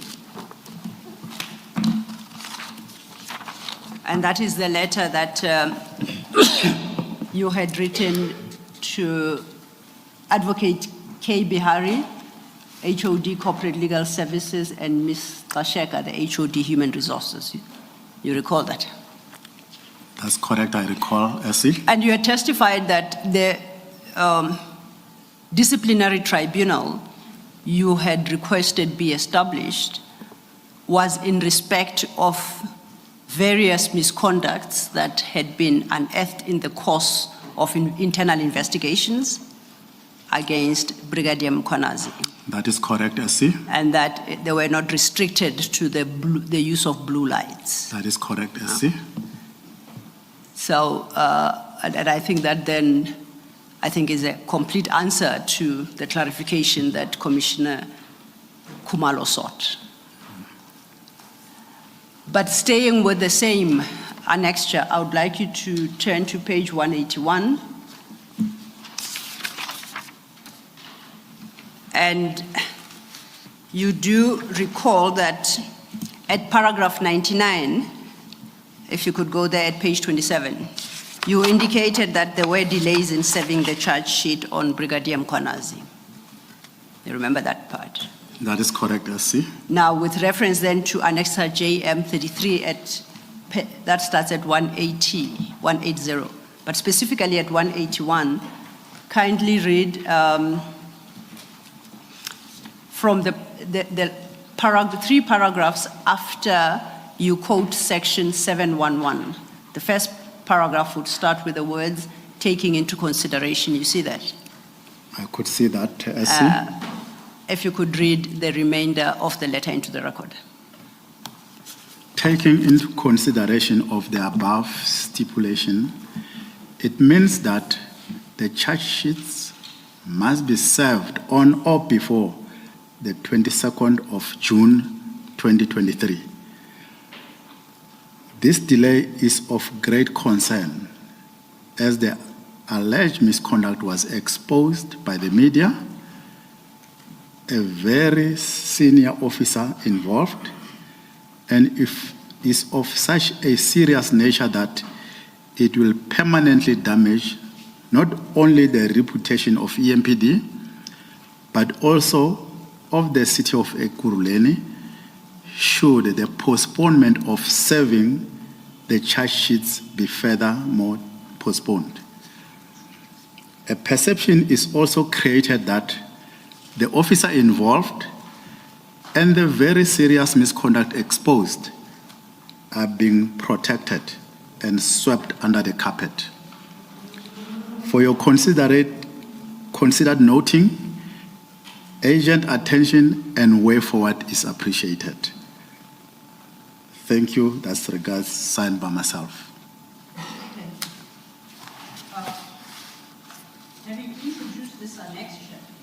Having introduced this annexure JM32, going back to your statement then at 103, you deal with what transpired next. Firstly, was there a response, most importantly, a written response to your letter that is marked JM32 that we have just dealt with, dated the 21st of June 2023? Was there a written response from the addressees, both Advocate K. Bihari and Ms. L. Kasheka, who were the people to whom we had addressed this letter? Did any one of them respond? I didn't see anything on the bundle, but I've came across a document where Kemi Bihari responded the following day that he needs a meeting with the ED of IPID and myself in order to address issues of protocols, that when documents are delivered in the city, they must also via the city manager's office. That is what is drafted and sent to the ED IPID. That was the only response. He did not respond directly on what I've raised here. Okay, now let's get this clear. You say you haven't provided us with that document, so it's not part of your bundle. That's correct. It's a document you subsequently have been able to locate. That is correct, yes. Would you be able to furnish us with that document? Later, doesn't have to be now. Later I can do that, SC. Based on what I'm going to raise, to the extent that it is relevant, then you'll give us a copy. We will update the files and we'll include it in the bundles. But my question is, I haven't seen the document you referenced, so I'm relying on your understanding of its contents. Do you understand that letter from Advocate Bihari to be a specific response to your letter at page 150, dated the 21st of June 2023, the letter we have just looked at? Was it a response to this letter, or was it raising other issues? He was raising other issues. Okay. It was not in response to what I've raised to him. Okay. On the letter. Then I will not be adding that annexure because it's not dealing with this specific letter. I take note of what you have said. To the extent that it may be necessary to add it on other issues, I shall do so at that juncture. But for the moment, my question is, did any of the two, Advocate Bihari and Mr. Sheka, respond to you after receipt of this specific letter at page 180, the letter of the 21st of June, 2023? That is not the only follow-up instruction I've received. It was from the city manager that same day, on the 22nd, that I must withdraw my internal investigation processes. Bear with me for a second, Chief Mapie. We will then deal with what happens next. Okay. I'm still at my question. Did Advocate Bihari and or Mr. Sheka in writing respond to your letter? Please look at your letter at page 180, the one of the 21st of June 2023. Did you ever receive a response from any of the two? I did not receive any Thank response from both of them. Thank you. Turning then to your statement at page 28. Yes. Before you do this, sorry, Ms. Elo. That letter at page 180, the very last paragraph, Chief, it reads, the appointed presiding officer compiled 6 charges after perusing the investigation docket. And then so that's at 180 in your letter. If you go back to page 175, that document where you were requesting a constitution of a tribunal, you've got a list of 5 charges or allegations that he would be required to respond to. But here in your letter you say 6. Is it because the charge sheet had 6? And can we get a copy of the charge sheet? If the Commissioner can please repeat the question. Okay, so at 180? Page 180. Yes, of that big bundle, the letter that you've just been looking at now to Advocate Behari.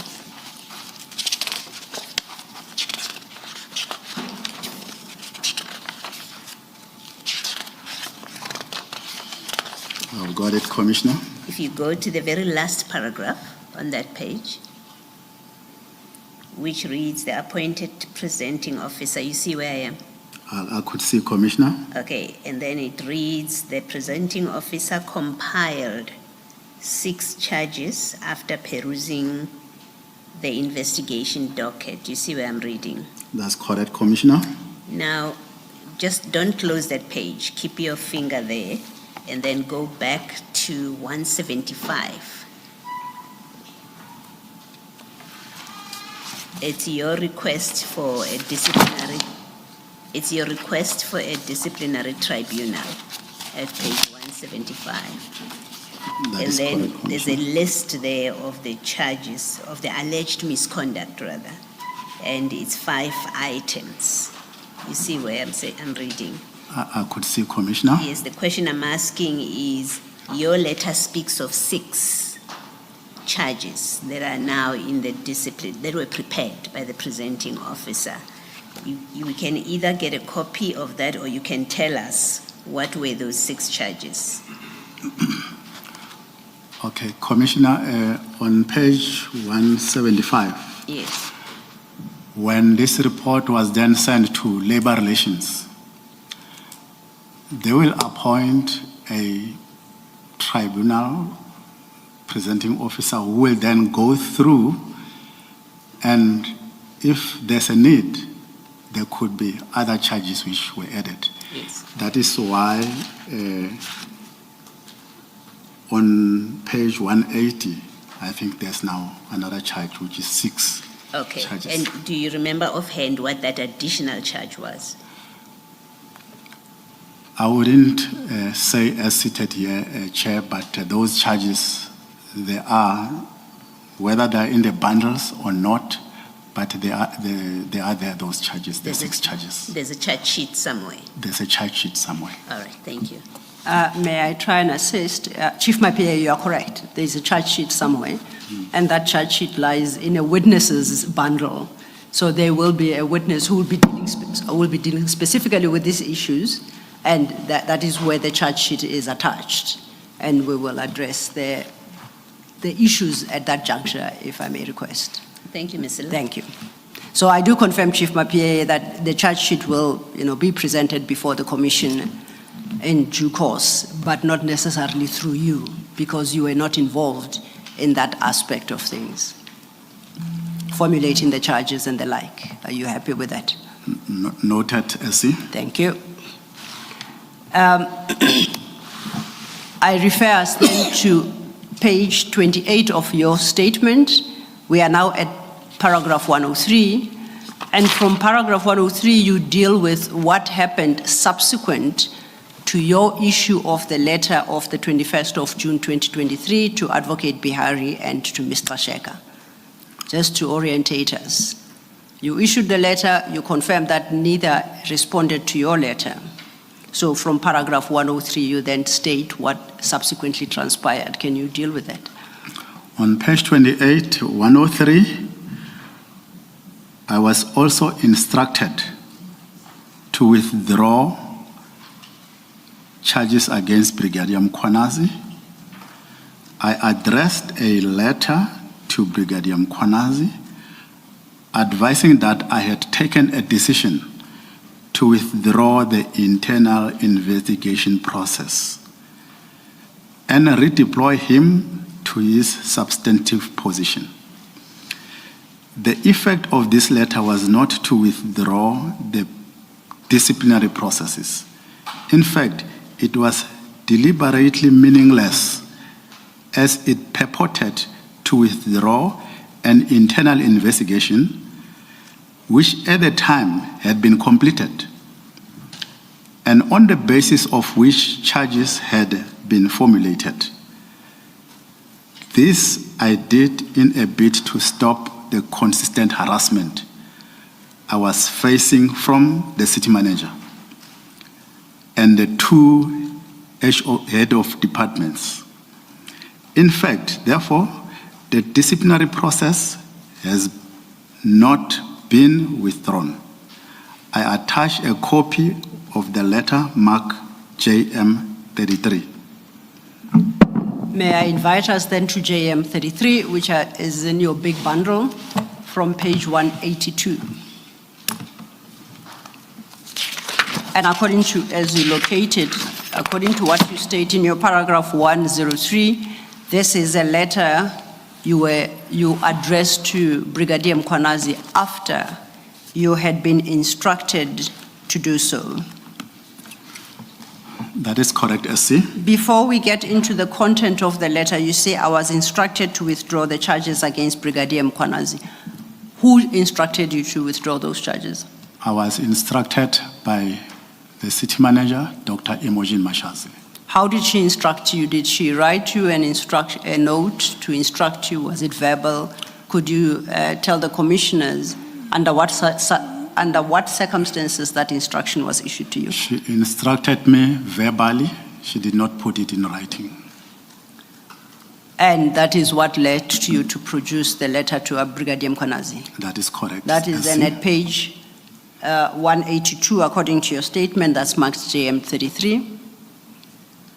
That is correct, SC. It's a fairly short letter. Could you quickly read it into the record? For the record, it's dated the 22nd of June, 2023. And once again, for the record, it is signed at the bottom. Is that your signature? That is correct, SC.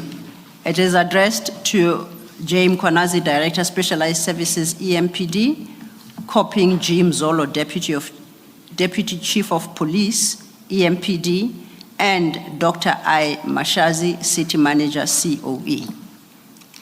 That is correct, SC. If you could, and the subject matter is disciplinary matter, J. Mkhwanazi, and then you give his pay details and how he's identified in the system. Could you read into the record the body of that letter? On the 2nd of February, 2023, allegations of a very serious misconduct were received from the media query from News 24 journalist, Mr. Jeff Weeks, which implicated yourself and was subsequently investigated by the Internal Affairs Section, EMPD. To date, the matter has not been concluded. I, as the Municipal Police Commissioner, have taken a decision to withdraw the internal investigation process under the case number 0302-2023 and herewith redeploy you back to your substantive position of Director Specialized Services as from 26 June 2023. Hoping you find this in order, then I'll pen my signature. And in your paragraph 103, you indicate that you use the words, and I quote, I quote, withdraw the internal investigation process. And you have testified and you have in your statement that you used those words deliberately and that they are meaningless because the actual investigation process had been concluded. Is that correct? So the use of the words withdrawal of internal investigation processes was deliberate on your part? That was correct, SC. Chief, I'm sorry. Yes, it's Chair. Chief, is that not an after-the-fact rationalization or justification? I'm asking this because what did you think the understanding of the readers of the letter would be? Would they not understand that you are basically saying that everything now has come to an end, you are withdrawing everything? Would that not be the reading of, would that not be the objective reading?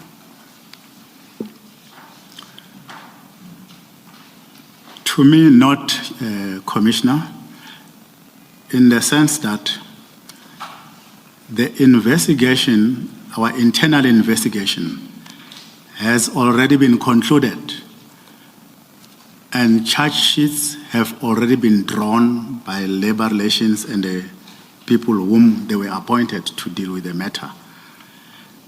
Tell me, or please continue, I'm sorry. And I received an instruction that I must withdraw my internal investigations, of which I did to that letter. Please tell me why you think a reader would have understood what you meant, what you subjectively meant.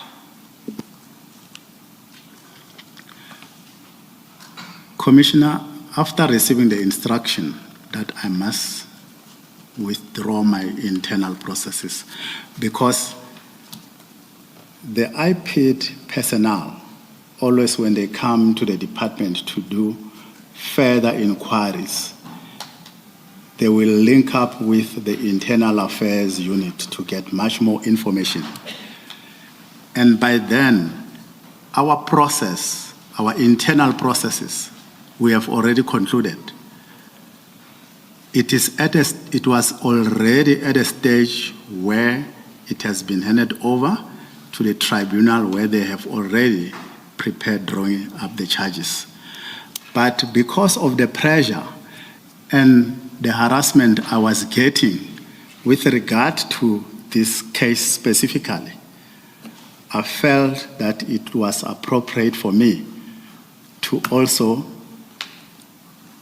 partially show that I am listening to that instruction, which didn't carry, in fact, any good weight in the case itself.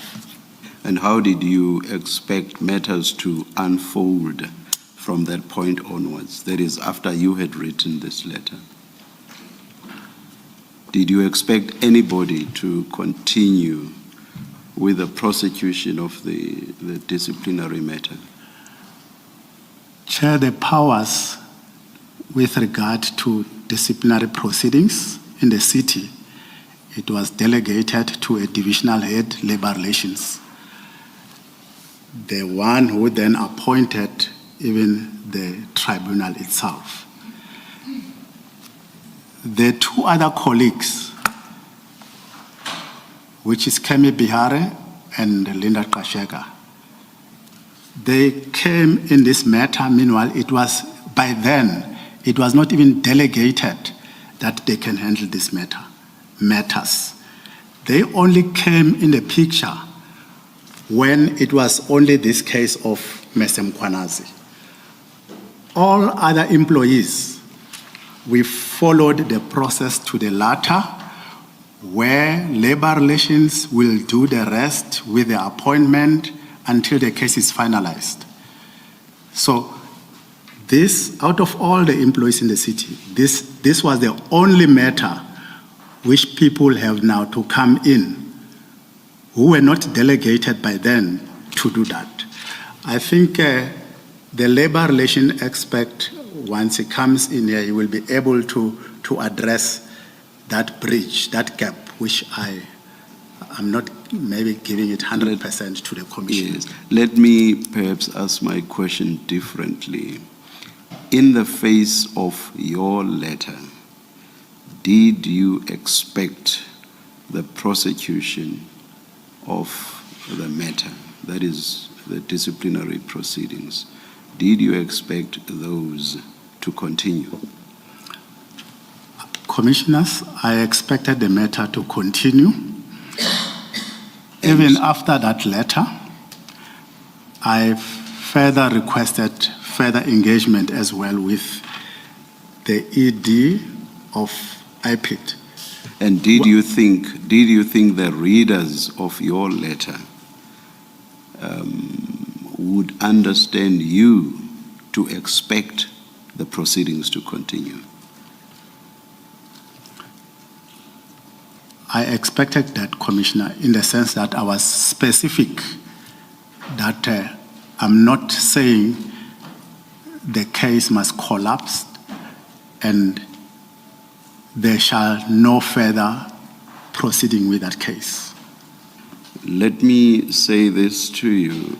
Coming in cold, there is someone like me who knew nothing about the background, and reading your letter, I would understand your letter to be killing the entire DC process, or to be bringing the entire DC process to an end. Do you wish to comment on that? I will disagree with that, Commissioner, that I was specific that I am withdrawing our internal investigation processes, which is the team I was heading. I wouldn't know what another reader can come with a certain conclusion. But I don't dispute what also the commissioner is raising to me. Thank you, Chief. Mapia. Thank you, Chair. Chief, Ms. Leiter. Yes, Commissioner Maule. Chief, it's a follow-up on this question. The city manager gives an instruction to you. You say the instruction was to withdraw the charges. Realistically, could employee relations proceed with this disciplinary action in the light of that kind of instruction? If they become aware of it, that the city manager has instructed you to withdraw the charges, could employee relations realistically proceed with the disciplinary hearing? Thanks, Commissioner. The instruction, I think the city manager, she's aware of who is responsible of drawing even the charges and the stage where that case was. She could have even instructed labor relations, the person who is in charge of drawing those charges, to withdraw. But all what I was told is that I must withdraw my internal investigations, whilst labor relations has already advanced themselves with even preparing the charges and appointing the disciplinary tribunal. Well, your statement says the instruction was to withdraw the charges, not the investigation. You've drawn a distinction between the charges and the investigation and explained that's how you wrote your letter intentionally. But the instruction, according to you, in paragraph 103, was that you should withdraw the charges. So my question is based on what you say, that now there's an instruction from the boss of the institution to you.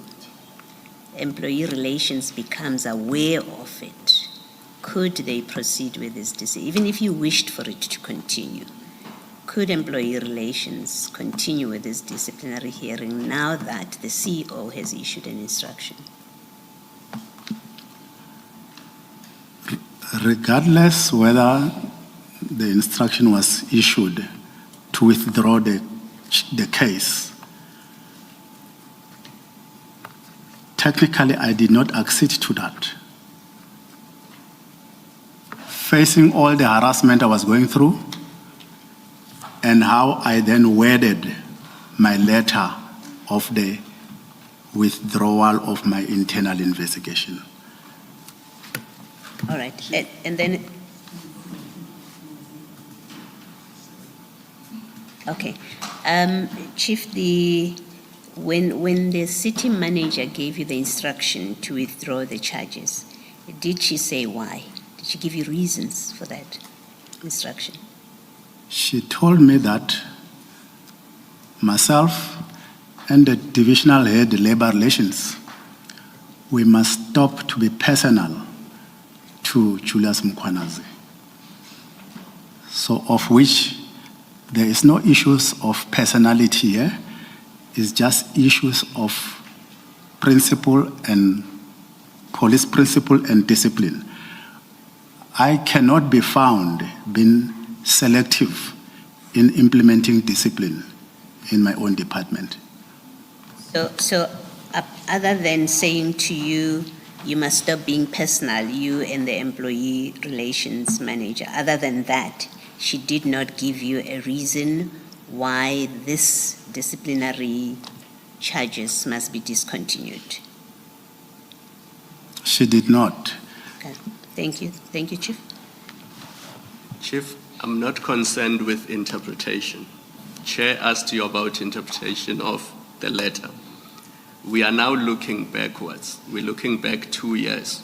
Factually, what happened? After you issued this letter, factually, did the city continue with the charges against Brigadier Mkhwanazi? after the issuance of this letter. Yes. I think the divisional head labor relations will then be better placed to explain the immediate processes which took place thereafter, because charge sheets were supposed to be delivered to Julius Mkhwanazi. I wouldn't have the dates, but the divisional labor relations will address that. I think maybe let's leave it there for now. Thank you, commissioners.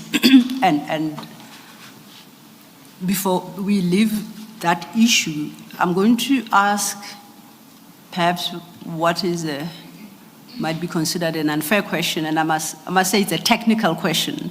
So if it is too technical and doesn't fall particularly within your area of expertise, please indicate. In your experience, in the EMPD particularly, once you have requested the establishment of a disciplinary tribunal and you have articulated the misconduct that you think an employee should be subjected thereto, you await an approval for the establishment of that tribunal, do you? Or do you depart from the premise that it will be established? So what you term your request for the establishment of a disciplinary tribunal, is it subject to somebody's approval? Can your request be turned down? The appointment of a tribunal is delegated to the divisional head of labor relations in human resource. Okay, now with reference to page 175, your annexure 28, and that is your request for disciplinary tribunal.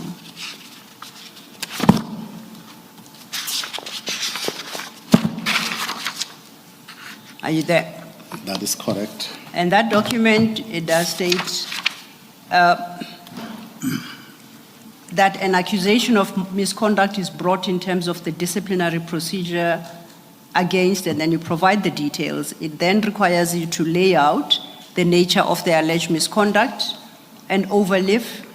It then requires you to make a choice between a departmental inquiry and a disciplinary tribunal. That is correct, SC. Here you make your choice and you say you are requesting for the establishment of a disciplinary tribunal. It then has space for the senior manager employee relations to, I guess, express themselves, or a recommendation to human resources.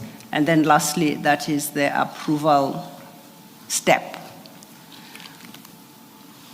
Once your request for the establishment of a disciplinary tribunal has been upheld, what power would you have over what that tribunal next does?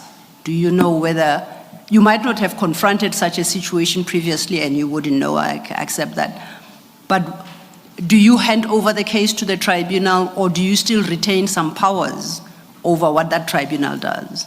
Would you know? In terms of policy within the EMPD and perhaps the law, which I wouldn't necessarily expect you to be quite au fait with.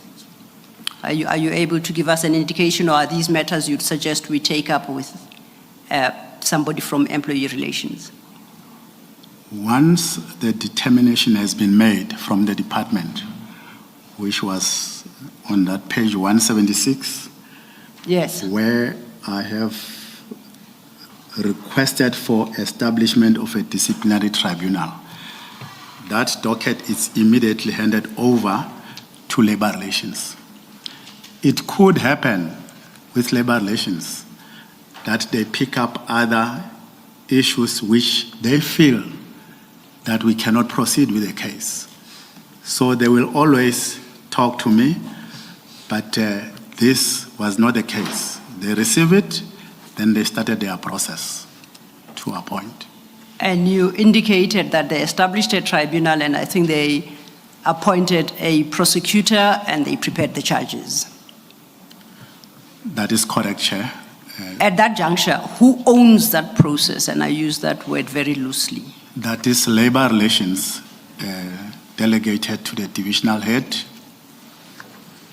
Would you have authority to interfere with that process, to direct it, or to achieve a particular outcome, in your understanding? I wouldn't have an influence on that process. Okay. Thank you. I would then turn us to your paragraph 104.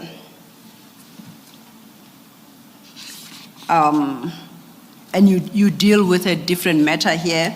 We're at a point where you have issued the letter to Brigadier Mkhwanazi and telling him that you have taken a decision to, quote unquote, withdraw internal investigation processes. You then turn to, at 104, to a later incident of the 15th of August 20.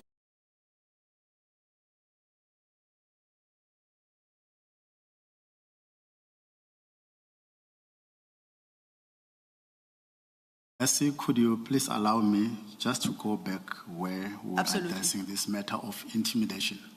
Absolutely, absolutely, please.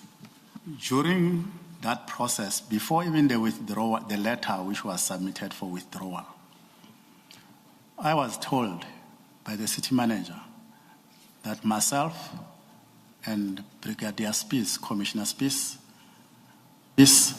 she has been told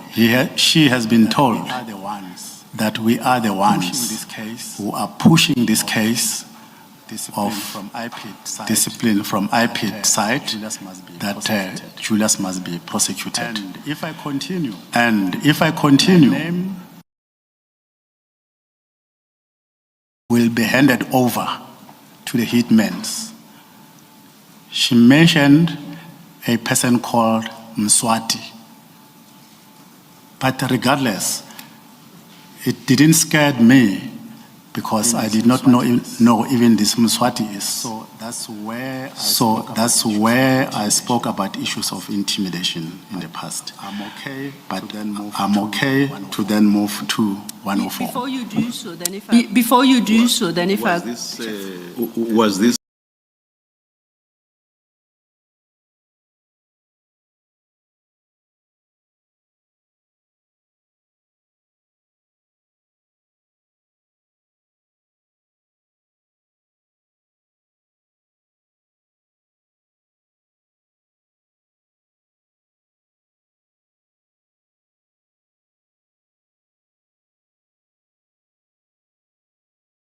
So, well, I even relayed this on the same day to Spies as well, because I wanted him now to also take precautionary measures wherever he could be traveling. subsequent to that? Did you receive any threats, you personally? Not directly, but one cannot confirm because where I reside, I've got cameras in my house. I have picked up certain vehicles which I cannot say I'm linking them with this case. So I never received any direct threat. But maybe I will also be able to address this at a later stage because the HOD or ED IPID, she has assisted us in getting the relevant people to come and do threat assessment around myself, because she said she needs to do threat assessment around my life and Revo Spies and Mr. Ngqiza, Kolani Ngqiza, and Kilebukhile Tepa, who is also one of the witnesses who will be coming forward. So she assigned a team who came to do threat assessment. Well, thank you. I'm asking this in the context of what one has read in the statement of Commissioner Spies, but I will leave it there. We will hear more from Commissioner Spies on this. That is the question of threats. Thank you, Commissioners. Chief, this conversation you referred to with the city manager, was it before or after you had been instructed to withdraw the charges, the disciplinary charges? It was before, Commissioners. Okay, thank you. Can't remember just the date, but it was before. All right. And then in the spirit of the chair of corrections, you said Ngqiza. I now know it's Ngqiza.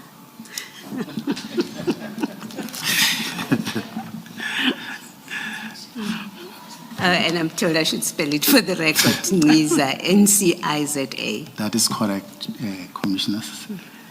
Thank you, Commissioners. Commissioner Baloyi, for a second there, I thought we were talking about the Chair of Correctional Services, and I didn't understand where exactly it fits in, but I think I now understand who you meant.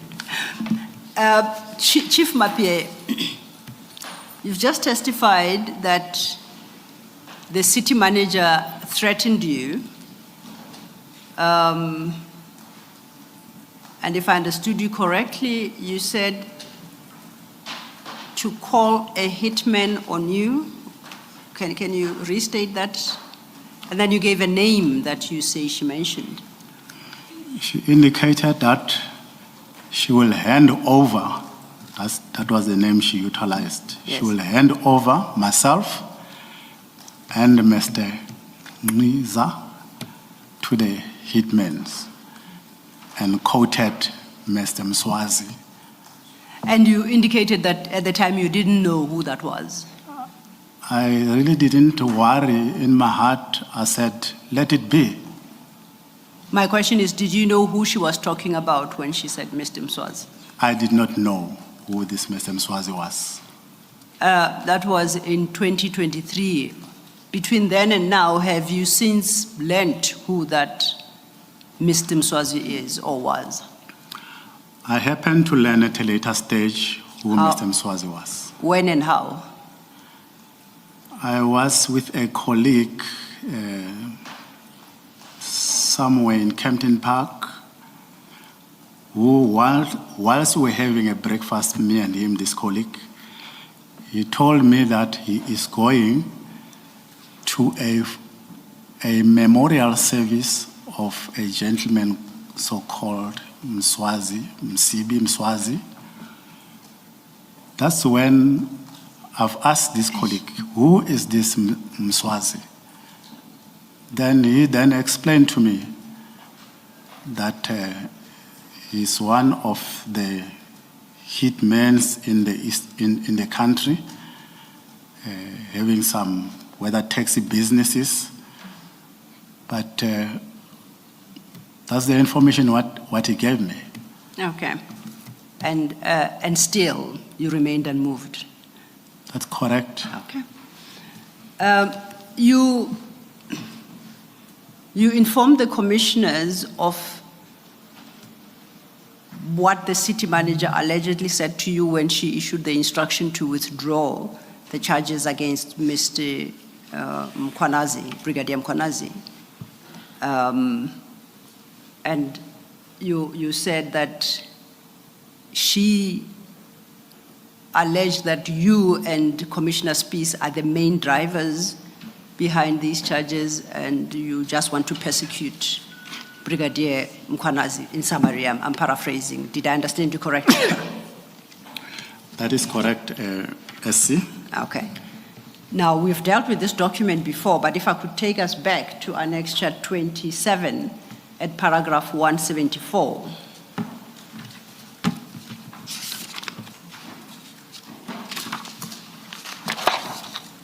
You remember this document, it's the letter you wrote to the executive director of IPID. That is on page 20? 174 of the big file. 174. Of the big file, apologies.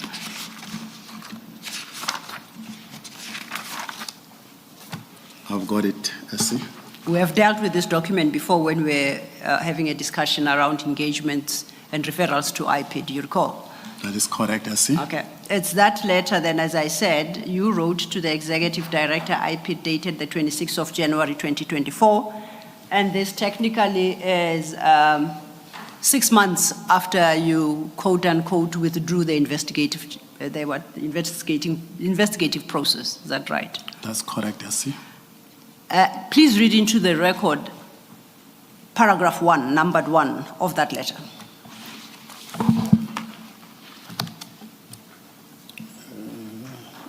During 2023, I personally reported to you that one of your investigators, Mr. Makakula, reported in person to the city manager of COE, Dr. Mkhwanazi, that myself and Deputy Commissioner Spies are the people who are pushing the IPID investigation into J. Mkhwanazi, EMPD, while nothing could be further from the truth. So you indicate that in 2023, and you tell the Executive Director, IPID, or you remind her that in 2023 you personally told her that Mr. Magagula said to the city manager that you two are personally pushing this issue of disciplinary charges against Mr. Mkhwanazi. That is correct, SC. And this you recount to her in January 2024. That is correct, SC. And today you say that is precisely what Dr. Mkhwanazi had actually said to you in or around June 2023 when she instructed you to withdraw those charges. SC, if I will add to the commission, how this came about, she personally told me that the investigator from IPID was in her office, who told her that I'm the one and Mrs. Peace was pushing this case. There's no case here. Whilst they were seated, the two of them in the office, I happened to call this Mr. Makakula. Then he took the phone and showed her that, you see what I'm telling you? Here's the chief of police is busy calling me. So she related that message to me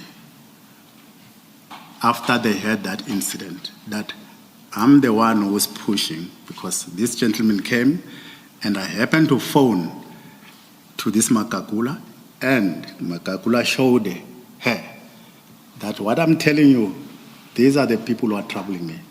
Here's the proof. Thank you. Once again, then I invite us back to paragraph 103. We are about to move over to that incident of the 15th of August 2023, and you had requested to make some comments regarding the disciplinary process against Mr. Mkhwanazi. So we've just completed that now. You satisfied you've covered everything you wanted to cover? That is correct, SC. Thank you.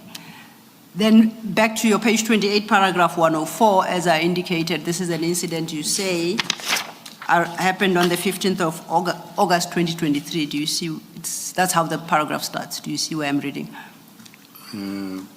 Okay, 104, yes, I can see, SC. So can you relate then the incidents of that day to the commissioners and deal with what you set out in the succeeding paragraphs? Thank you. On page 28, 104, paragraph 104, on the 15th of August, I delivered to the city manager the letter of intent to institute proceedings regarding the precious stones theft allegedly committed by members of EMPD who were reporting directly to Brigadier Mkhwanazi. When I delivered it to her, she challenged me on the fact that the letter does not make any reference to Brigadier Mkhwanazi, and neither does he appears in the attached pictures. She suggested that I was persecuting Brigadier Mkhwanazi, and I was biased towards him and treated to suspend me with immediate effect. She immediately corrected herself and told me that she was actually suspending me with immediate effect. Please proceed. On the 17th of August, 2023, the city manager called a meeting at which she claimed the department was dysfunctional, and having at the conclusion of which she stated that she had decided that I shall take special leave with immediate effect so that I can clear my head, rest, and come back neutral with no bias. I was placed on leave on the 30th for 30 days leave. Now, with regard to what you stated, paragraph 105, you have the words in quotation marks. You say she stated that she had decided that you should take special leave with immediate effect so that you, Chief Mapie, quote, can clear your head, rest, and come back neutral with no bias, end of quote. What did she mean by that? What does that phrase mean, or those words? Or perhaps put differently, is there anything of significance that had transpired before that would perhaps help us better understand what those words mean? I think it's very important, Essie, that when I came to deliver, the morning of the day I went to deliver, it's on the dates here, when I came to deliver the letter of demand which was served by the sheriff of the court to my office, it included the case we spoke about the precious stones of 45 million. It was then brought to my office by a sheriff of the court. Yes, and that is the letter that with the pictures that we dealt with before, and you said the matter was since taken up by IPID. That is correct. Correct. I took that letter, I went to the city manager and said, ma'am, I've just received another complaint. This is the complaint I've received. Our officers, they went beyond our area of jurisdiction into Joburg. They have robbed someone about these precious stones. Now the sheriff of the court has delivered this document to me. There were pictures of our officers on that document. Could clearly see that it were our officers. So when I was addressing her with that report, I showed her that these are our officers. She then said to me, let me see. Then she paged. She couldn't see Julia's name or picture on that document. She said to me, where's Julia's picture here? I said, ma'am, these officers, they report to Julius. I'm just highlighting that to you. She then said to me, I told you that you are personal to Julius. Where's Julius' pictures here? If I can listen to stories about you, I can even suspend you with immediate effect so that you can feel what Julius is feeling. In fact, I'm suspending you with immediate effect. I then requested that, can't you please allow me to go and clear my office until Friday? She agreed on that it's fine. You will go home on Friday. Subsequent to that, is then the meeting of the 17th of August, 2023. When we arrived at this meeting, she had called my management team. From what I have observed and I've seen, my subordinates, they've communicated earlier about this meeting of the 17th. They had an insight of what is going to happen because there were WhatsApp which were flying. I didn't come to the attention of that WhatsApp, but there were WhatsApps. We were called into that meeting. There are minutes which were noted. We took our own minutes, but I don't know whether they are in this bundle. No, I'll confirm you don't have any minutes in your bundle. Did you personally take what you call minutes? I made notes, but Commissioner Spies took the minutes. Okay. And no, then if the minutes were not taken by you, they would not be here. Thank you. Immediately after the conclusion of that meeting, on the 17th of August, she asked everyone in that meeting, she said, the department is in dysfunctional. I want to know what is happening because there's no productivity and people are investigating each other. Then Brigadier Julius started, Mkhwanazi, and stated to her, ma'am, we have got no chief of police here. I don't respect this man.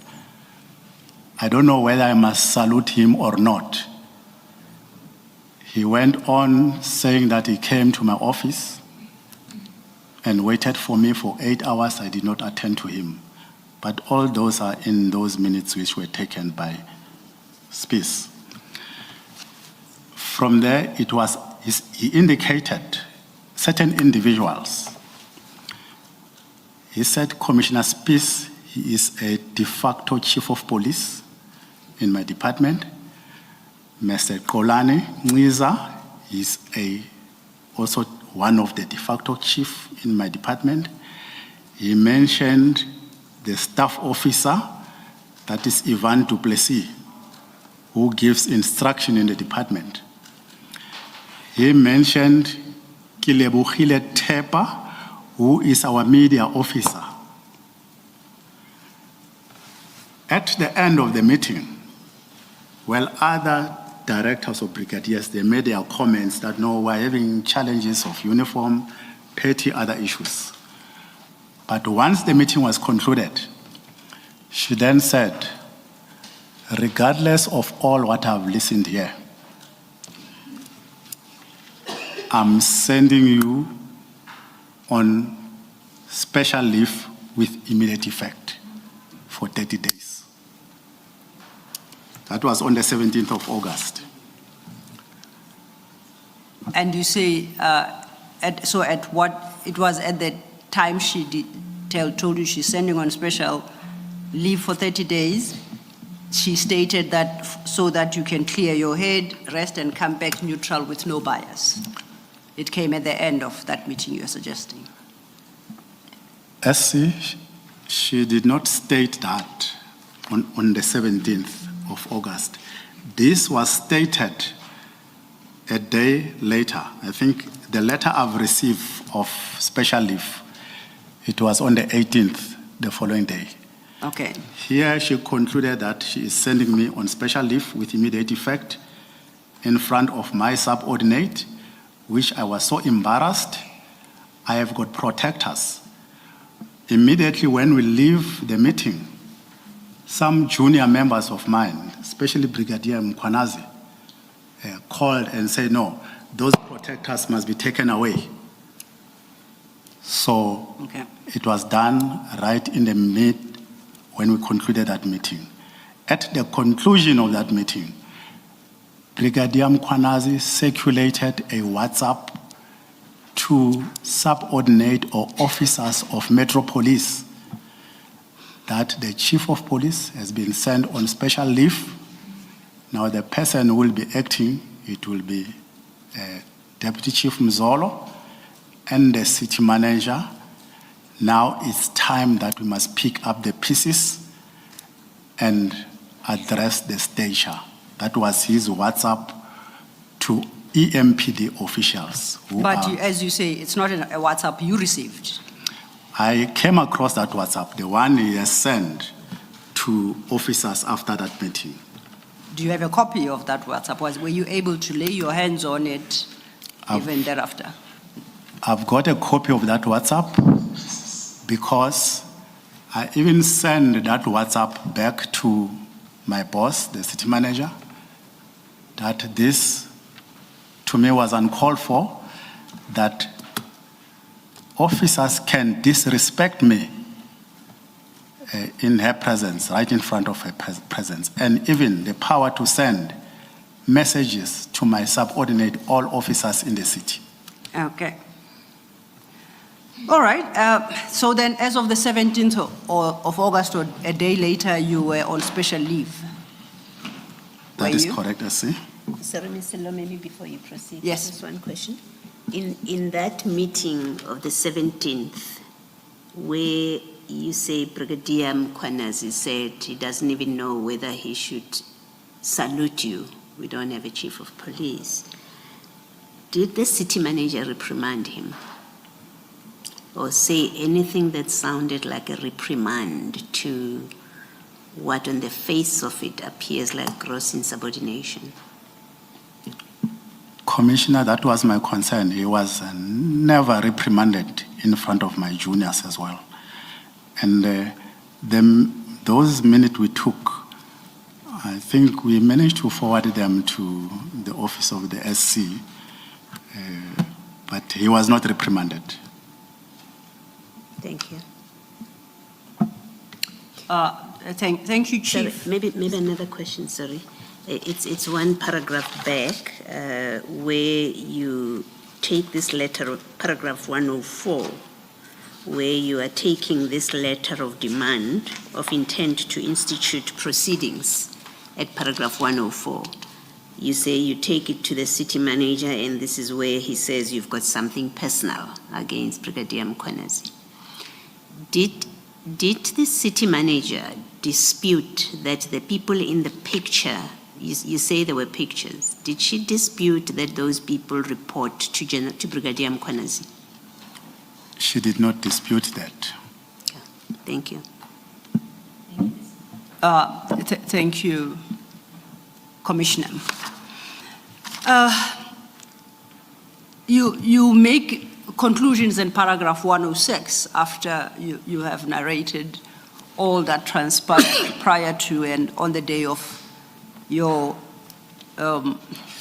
being placed on special leave. So could you deal with paragraphs 106 and 107? Paragraph 106 on page 29, there was a clear and deliberate decision by the city manager and the HOD, HR, not to prosecute Brigadier Mkhwanazi for these transgressions. On the contrary, concerted efforts to protect him were made. On 107, Advocate Bihare, as HOD Legal Services, appointed a firm to conduct an investigation into whistleblower allegations made against inter alia Brigadier Mkhwanazi, which were published in the press.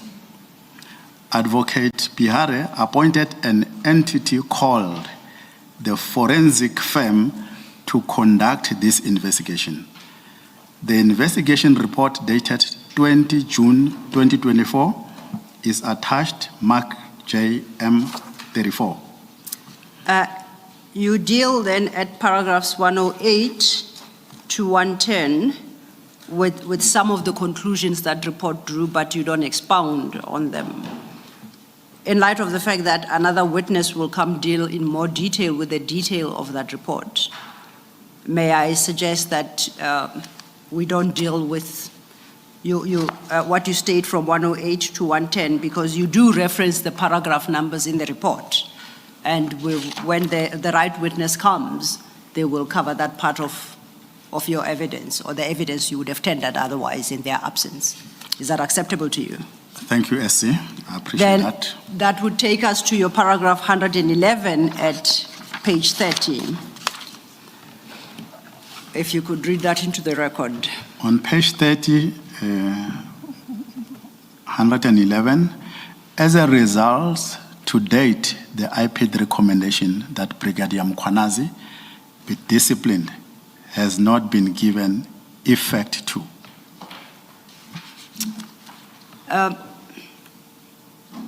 As a matter of interest, what's your understanding? You receive an IPID report with a recommendation. In this case, institute disciplinary proceedings against a specific member of the service. Who is to give effect to that recommendation in the context of the EMPD? Would it be yourself?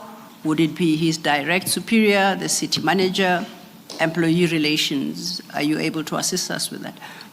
SC, could I please request and correct myself on page 30, 111? Yes.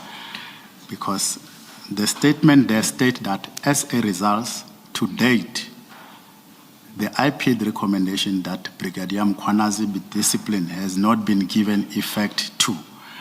I think the word to date, it might be incorrect for me because I'm not at work. Okay.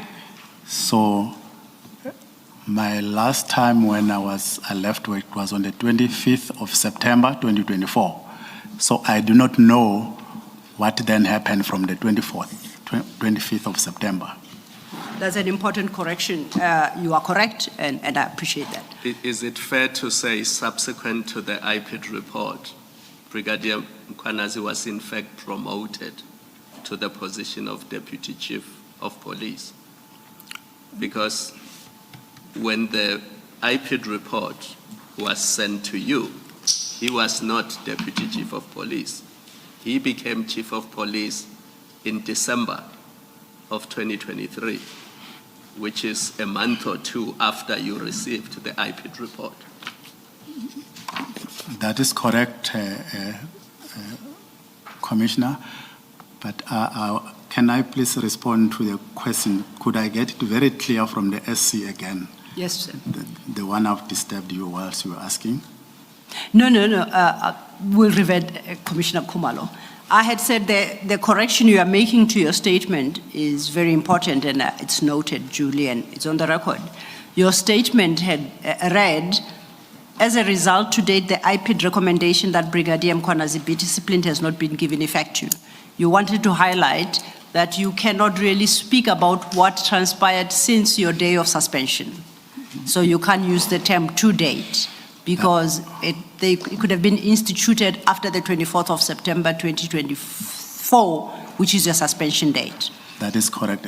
We have corrected that, and the record will show that correction, that what you intend to express is that as a result, until September 25th September 2024, which is your date of suspension, the IPID recommendation that Brigadier Mkhwanazi be disciplined had not been given effect to.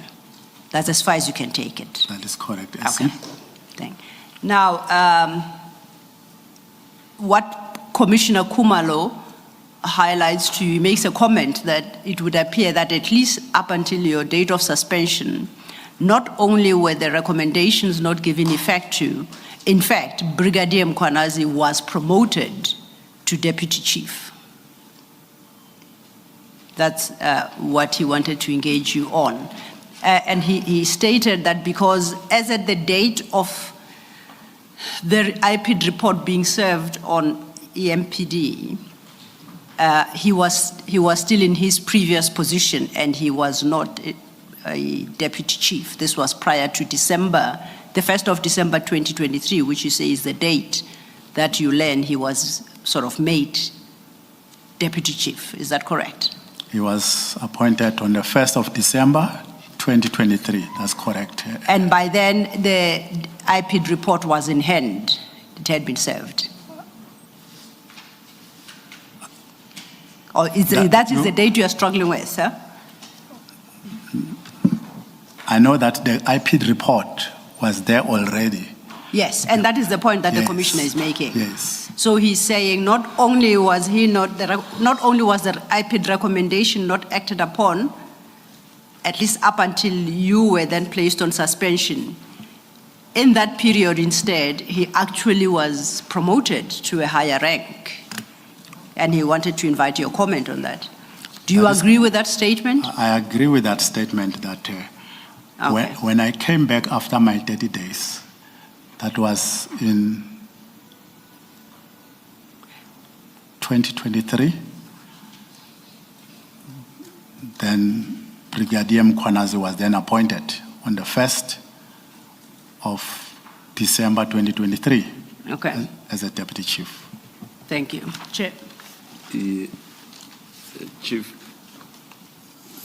Mapie, now that we are at this point, let me raise with you, but I do not know if you'll be able to assist, issues relating to documents that we were going to ask for right at the end. Are you aware of any letter of appointment which promoted Brigadier Mkhwanazi? Or Commissioner, in terms of which Brigadier Mkhwanazi was promoted? A letter, something written. Commissioner, I've indicated earlier that I haven't seen that appointment letter. Then perhaps, in fact, what I was saying we were going to raise right at the end would have been directed more to you than to the chief, Ms. Silva. That is, maybe let me just raise all of them at this stage. Perhaps, may I respond to this one? Yes, Because yes. my response to whatever the documents you raise might differ. I do confirm that I think in his testimony, Chief Mapie indicated that he's never seen such a letter. Our undertaking is we will go back to our witnesses to determine firstly whether such letter exists, and secondly to find the right witness through whom to introduce that document. Thank you. Thank you. And also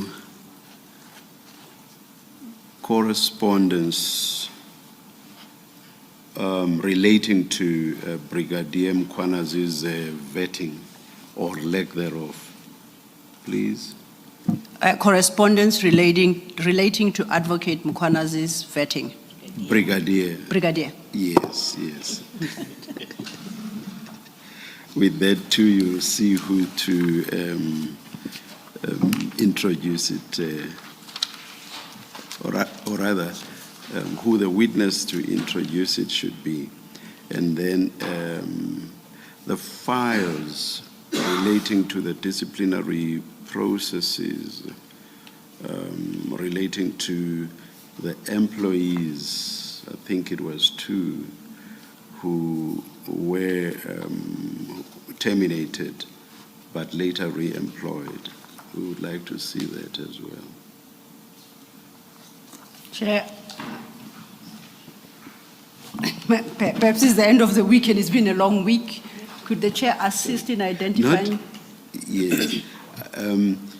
There were 2, I hope I'm correct with the number, 2 officers, EMPD officers, who were subjected to DC processes and terminated, but who were later re-employed.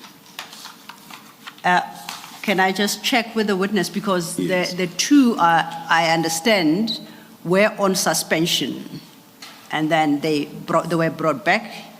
And From the suspension. witness from Yes. suspension, and the witness said they were allocated to different functions, but it was instead insisted that they go back to their substantive positions. So I don't know if those are the 2 witnesses we're talking about, or whether Or those are the ones? Yes, those are the ones, Okay. yes. Then, I just pray that the files are not too bulky, but we just want to get an idea of what happened there. Yes, there is a witness to speak to that.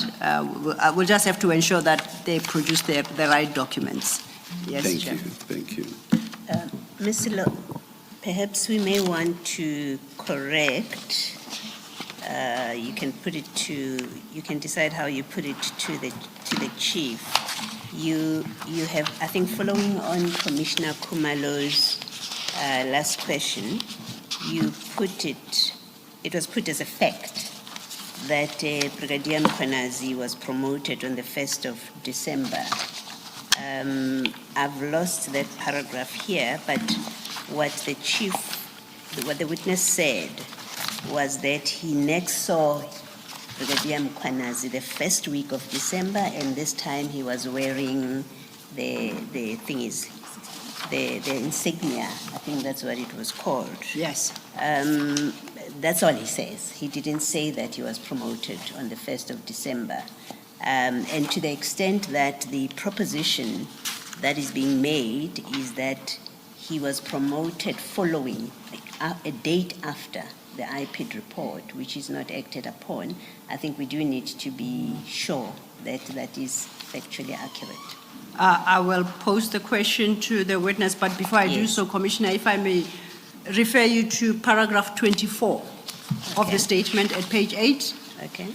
That's where Chief Mapia says, on 1st December 23, Brigadier Mkhwanazi was purportedly appointed to Deputy Chief. So he states that. Read with paragraph 68.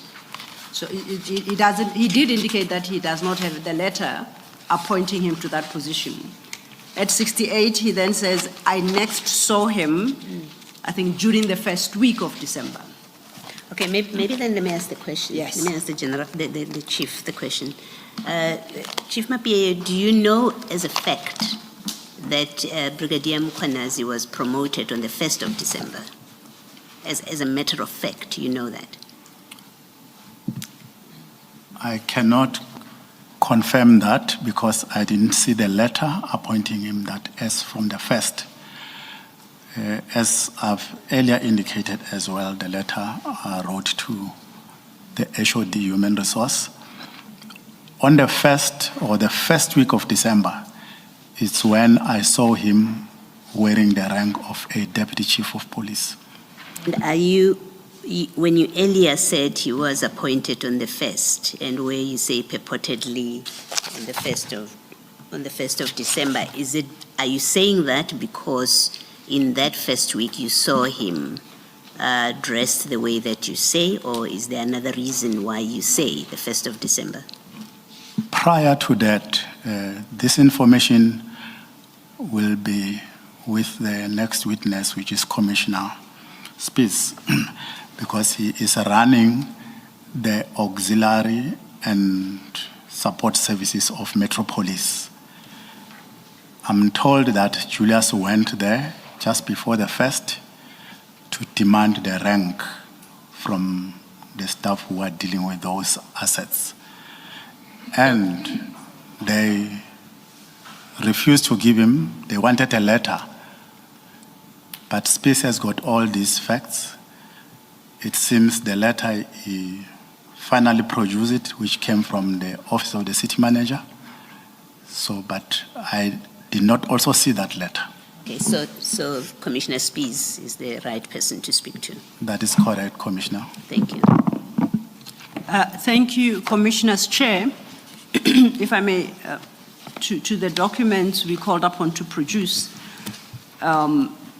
so we don't bring the wrong documents. The third lot, if I understood the chair correctly, is a request for files relating to the 2 employees who were terminated and re-employed.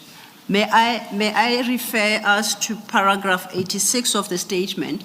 And 86. In a bid to understand whether it is in respect of those employees that the documents are required or something else. At 86, Chief Mapia states, as Commissioner Spears will elaborate further during his testimony, The disciplinary process is initiated against them. Those were the members implicated in the criminal conduct. They were continuously frustrated internally.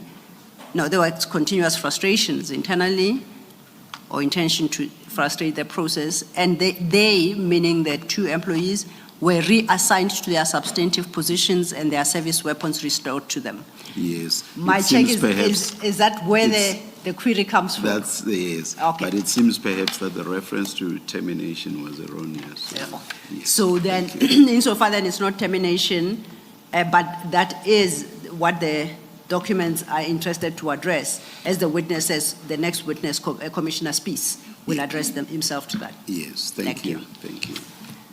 We've taken note of the rest of the request and we will deal with it. Thank you, Chair. You very briefly, in your last chapter, deal with what you call the laying of trumped up charges against you.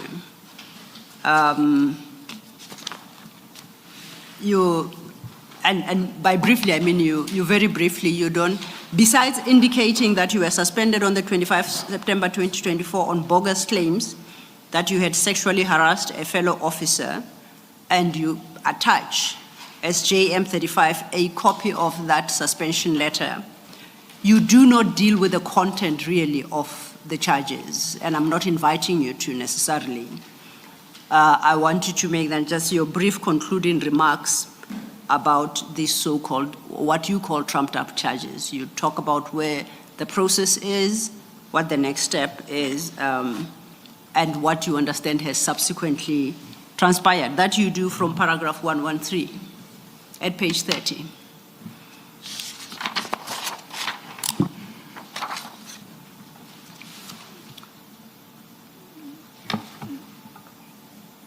See, are you saying I must just conclude, I must just concentrate on page 31? Yeah, On we the are now co- on the at page conclusion. 30. We're now at page 30. I've said you have introduced your suspension letter, and you have indicated that your suspension letter charges you with what you call bogus claims that you sexually harassed a fellow officer. Is that correct? That is correct, SC. So I'm inviting you to deal with the contents of your statement from paragraph 113. And I highlight that besides telling us that you were suspended and you have given us the letter of suspension which reflects these charges, you don't engage with the charges any further in the statement. And I'm not inviting you to do so now. I just want you to deal with the contents of 113 to 115. You may read them, you may summarize what you have set out therein, whatever works best for you. On page 30, laying of trumped up of charges against me, paragraph number 112, I was suspended on the 25th of September 2024 on bogus claims that I had sexually harassed a fellow officer. I attached Annexure MJ 35, that was my charge sheet or the letter of suspension. The leading of evidence has concluded in this matter, and the heads of argument have been filed during October 2025. Arguments is set down for the 14th of November 2025. To my knowledge, my suspension and subsequent disciplinary prosecution was never approved by council, which appointed me. Since my suspension, various other employees have been suspended and have faced disciplinary proceedings instituted against them. Some have been dismissed. One thing in common these employees have is that they dare to challenge decision by or unduly favored Brigadier Mkhwanazi. In conclusion, the situation that has been permitted to develop in Ekurhuleni and within some units in EMPD in particular, disconcerting and the demand immediate intervention. Rather than provide protection to the citizens of Ekurhuleni, some of the EMPD members have become a source of danger to these citizens. I trust that the Commission's recommendation will assist the EMPD in addressing some of the challenges I have highlighted in this statement. As you indicated it has to be on a high level. I need to do that, the high level, because immediately when I was placed on... Apologies, may I understand what needs to be at a high level, Chief? I wanted to highlight that immediately when I was placed on suspension, yes, my status of life and the risk which I am. You may address yourself to the commissioners. I do not know, seated here, SC, that would I have that opportunity to conclude. I'm inviting you to. I just wanted to understand what it is you wanted to give a high-level comment on. But thank you. SC and the Commission, I'm still an employee of the city of Ekurhuleni, being the Chief of Police. I have served this city for 42 years.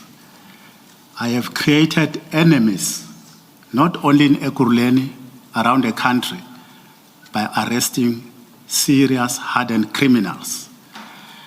But immediately when I was suspended, my protection was taken away.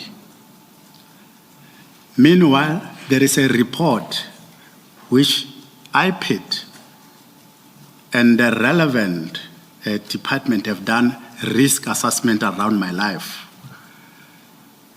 My protection was taken away, firearms were taken away.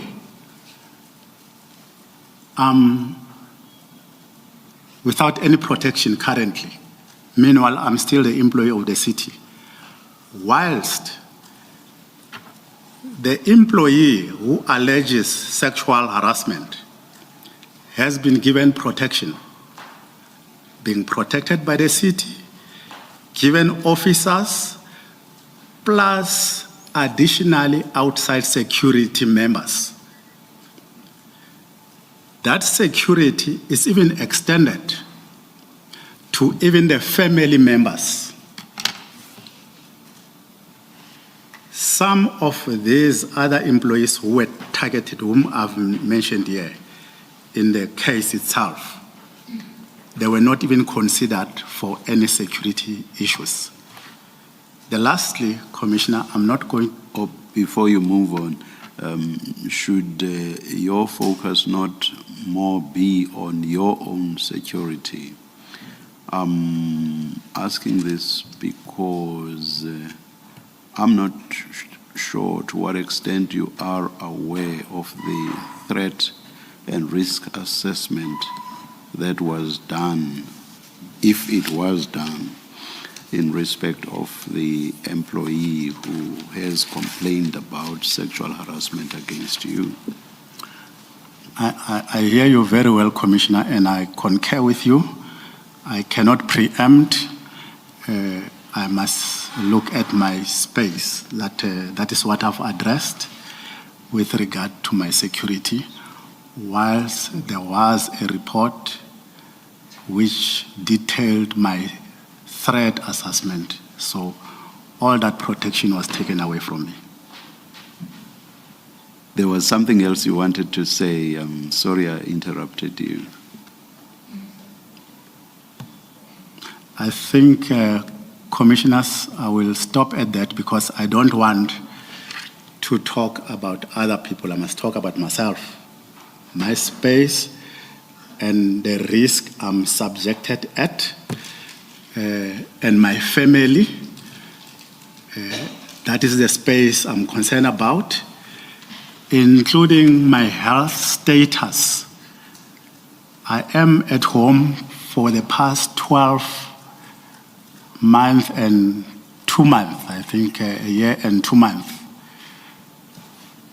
with these challenges I'm seated with, they impact very negatively to my health status and my family at large.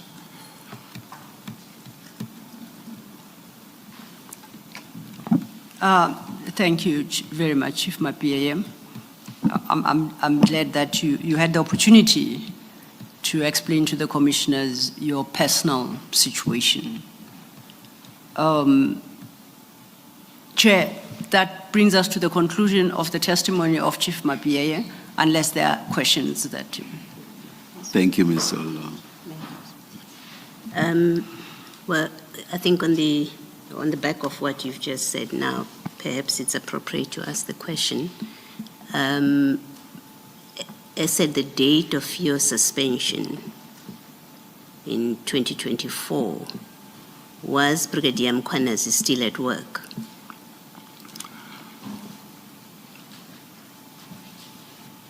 When my memory serves me well, commissioners, he immediately took over as the acting chief of police.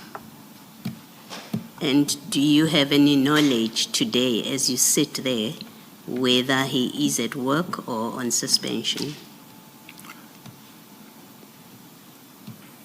All what I've learned, commissioners, immediately I think he acted as a chief of police. Later on, he acted as the head of community safety. Though I could pick that up, I'm not at work. He acted as the head of community safety, alternating between the two. Up until recently, when I saw on the national TV, when they were saying they're interviewing the acting chief of police, I think last month, acting chief of police, Mkhwanazi. So as at the date of your suspension at least, he was not on suspension, notwithstanding these serious allegations against him? That is correct, commissioners. He was not on suspension. All right. And then just to go back to that last letter, your letter of suspension, maybe it is important, I thought, Ms. Silo, as a starting point to place on record that the letter at page 3 thereof, I think it's marked 12, it indicates, for what it's worth, it indicates that it is signed by the acting city manager, Mr. Chididzi Tenga. You see that? That is correct, you Commissioner. that, yes. So it's not signed by Dr. Mashazi. That is correct, Commissioner. I remember very well. All right. And then go to page 1 of that same letter. In light of... I apologize. Chief, please refer to your big file. Commissioner Baloyi is inviting you to... That is at page 228 of the big file. It's JM 35? Yes. Very last document, Chief. 228. The last document in that file. Have you located it? I've got it, I see. Okay. Then Commissioner Baloyi would like to engage you on that letter. All right. So at the very first page, and what I'm going to put to you arises from your statement, and you don't need to go there. I'll read it. It's a very short thing in your statement. At paragraph 114 of your statement, you say, to my knowledge, my suspension and subsequent disciplinary prosecution was never approved by council which appointed me. You remember you said that? That is correct. Okay. Yes. I just wanted you to point out at least something about council. In the first page of your letter of suspension, the very first paragraph, it says, on Friday, 13 September 2024, council resolved that such allegations be investigated by an independent investigator appointed by the city, and that a report be submitted to council within 30 days of such appointment. You see where I'm reading? I know the letter you are reading. Okay, all right. Did you ever get any knowledge whether a report was submitted to council? within the 30 days of appointment of an investigator? Well, maybe let me ask first. Do you know that an investigator was appointed? I know that a company was appointed to do that investigation, Yes. and I went to see this company because they called me and said they want to do an interview with me. Yes. When I arrived to that company, I was not comfortable All right. to proceed Okay. with them. I'm not good. I don't know Allow whether me to interrupt you, for, at least for this purpose. I don't want you to get into the detail of this matter. I just wanted to confirm that what is recorded in the first paragraph, where it says an independent investigator was appointed on the instruction of council or resolution, you are aware of that? I'm aware of that, Okay. Commissioner. And do you know whether a report was submitted to council after that investigation? It might have been submitted, but at a later stage during my disciplinary proceeding, I requested, through my lawyer, we requested that report. It was never provided to us. Okay. So your answer is you don't know whether it was submitted. That is correct, All right, thank Commissioner. you. Thank you, Chief. Thank you, Ms. Nhlanhla.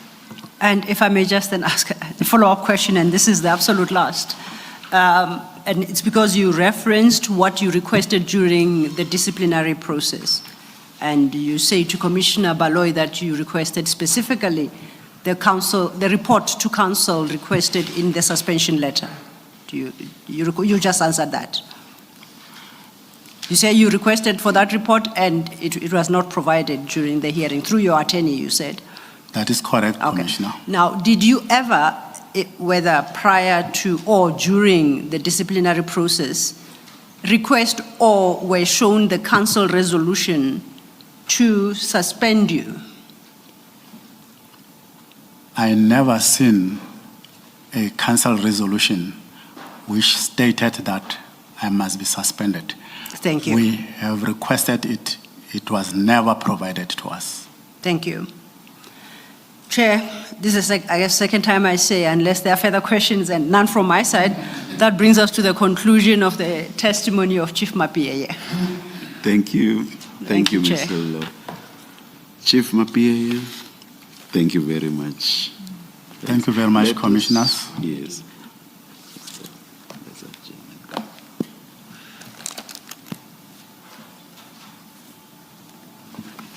Let us adjourn and resume at 2:30.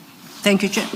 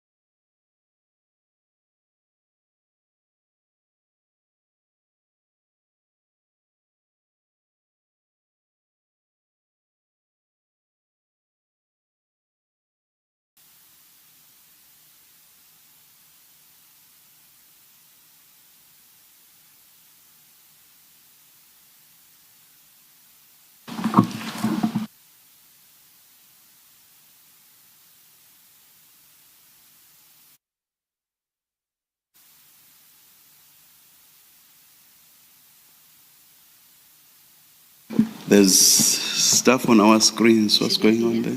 Should it be here? Okay.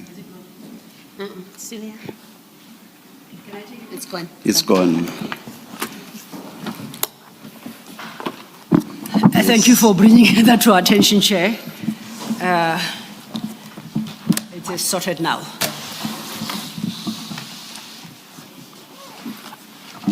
Ready when you are, Chair. We are, thank you. Thank you, Commissioners. We are ready with our next witness. If I may request that the witness be sworn in. Good afternoon, Commissioner Spies. Good afternoon, Commissioners. Do you swear that the evidence you are going to give is the truth, the whole truth, and nothing but the truth? If so, please raise your right hand and say, "So help me God." So help me God. Thank you. Good afternoon, Commissioner. Good afternoon. Could you place your names on record formally? My name is Revo Spies, and I'm a former employee of Ekurhuleni Metro Police Department. Thank you. I think you are fairly tall. If you could just adjust the mic slightly upwards so for your voice to carry better. Thank you. Does he need two mics? I leave it to you, Advocate Silo. I actually had settled for 2 mics because he sounded like he too speaks softly. There is nodding in the room, so I think please keep both on. Thank you. Commissioner Spies, you have before you 2 white files. One I'll call a small file and then the big file. The white file contains 1 document and the big file contains more documents and they are marked and flagged on the side. You see that? Correct. Before we deal with the contents of these files, can I confirm, have you prepared and submitted a statement to the Commission on matters you are about to testify on? Yes, Commissioners, I have. May I refer you to the small file? And that the index to that file lists a document, statement of Revo Spies. Do you see that? That's correct, Commissioner. Please turn over, and that would be the first page of the statement. When you flip through it, it will take you to page 35. That's correct, Commissioner. Apologies. Do you confirm that this is the statement you have submitted for consideration by the Commission? Yes, I confirm so, Commissioner. Is this a statement you intend to attach your signature thereto as confirmation that it is your statement? Yes, I do. And lastly, do you confirm the correctness of the contents of this statement? I confirm the correctness of the statement. And do you stand by the contents of the statement? I stand by the contents of the statements, Commissioners. Thank you, Commissioner Spies. Let's then turn to the statement itself. And I invite you to have regard to page 3. From page 3 at paragraphs 1 to 8,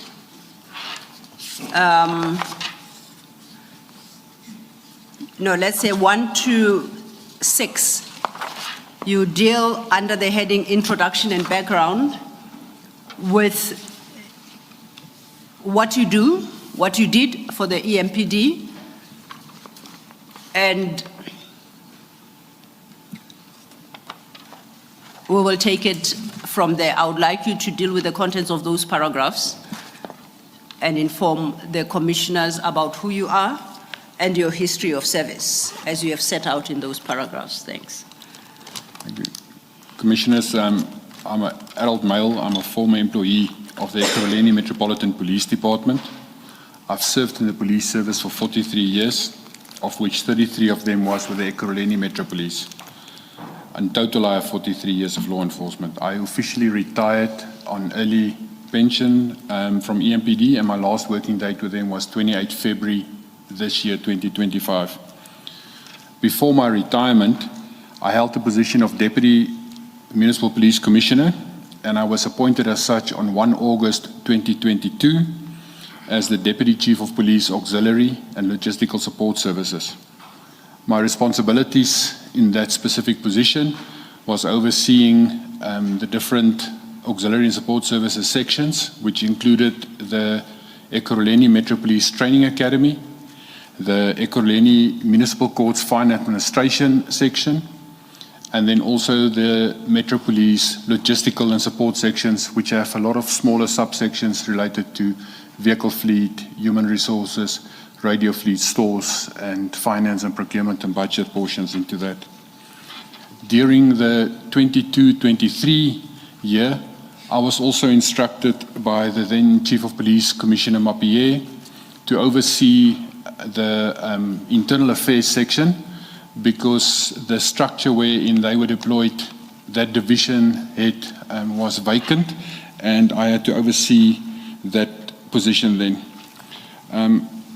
One of the things that I want to upfront state, and this is my statement, is that to avoid any confusion, because of colloquial speak, is that any reference to Mkhwanazi, that will mean it's Julius Dr. Mkhwanazi, who is a Deputy Municipal Police Commissioner, and he's appointed as the Deputy Chief of Police, responsible for operations and specialized services in the Ekurhuleni Metro Police, and he was previously a director with the rank of a brigadier in the specialized services section of the Metro Police.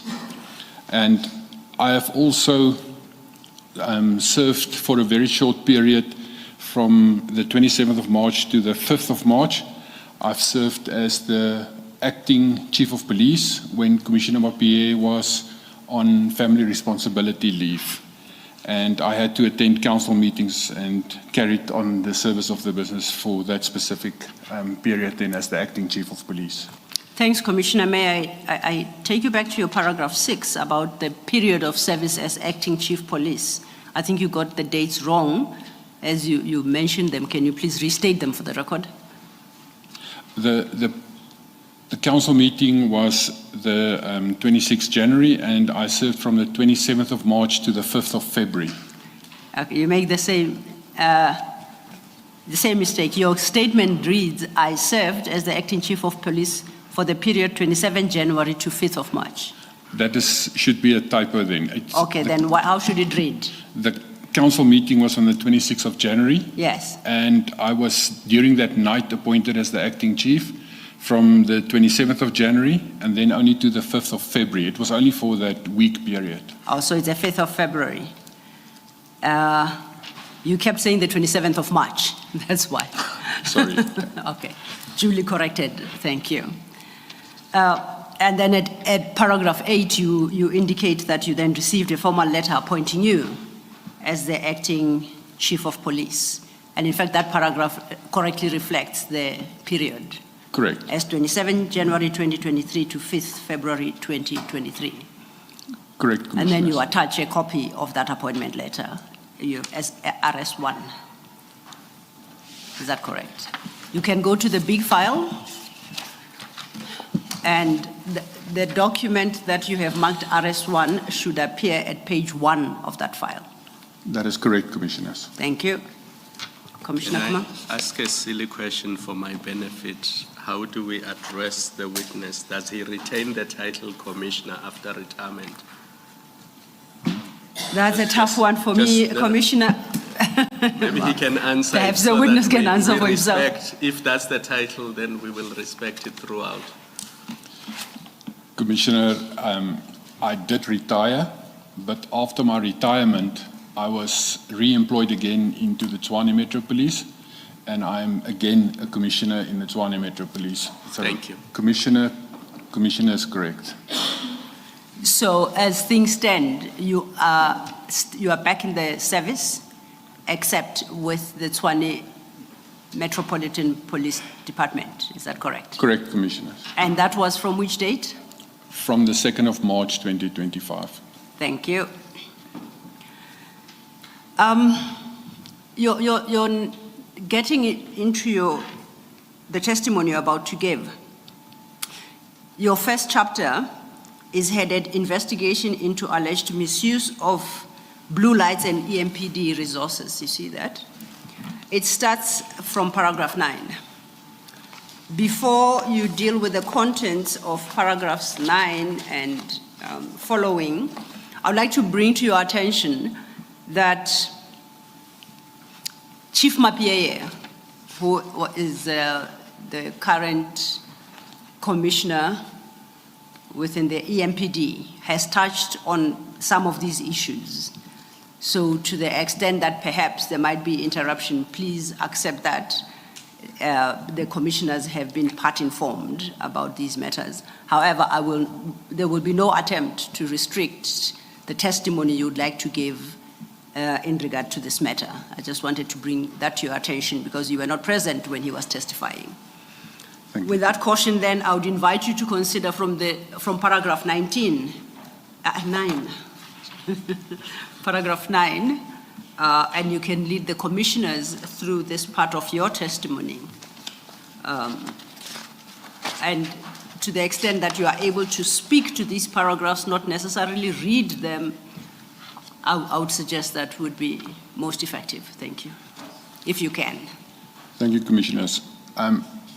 As I stated earlier, I was acting as the Chief of Police for that period. And on the 2nd of February, Lieutenant Colonel Kelebogile Tipa, who was appointed as the media spokesperson for the Ekurhuleni Metro Police Department, forwarded the email to me, which originated from a journalist from News 24, Mr. Jeff Wicks.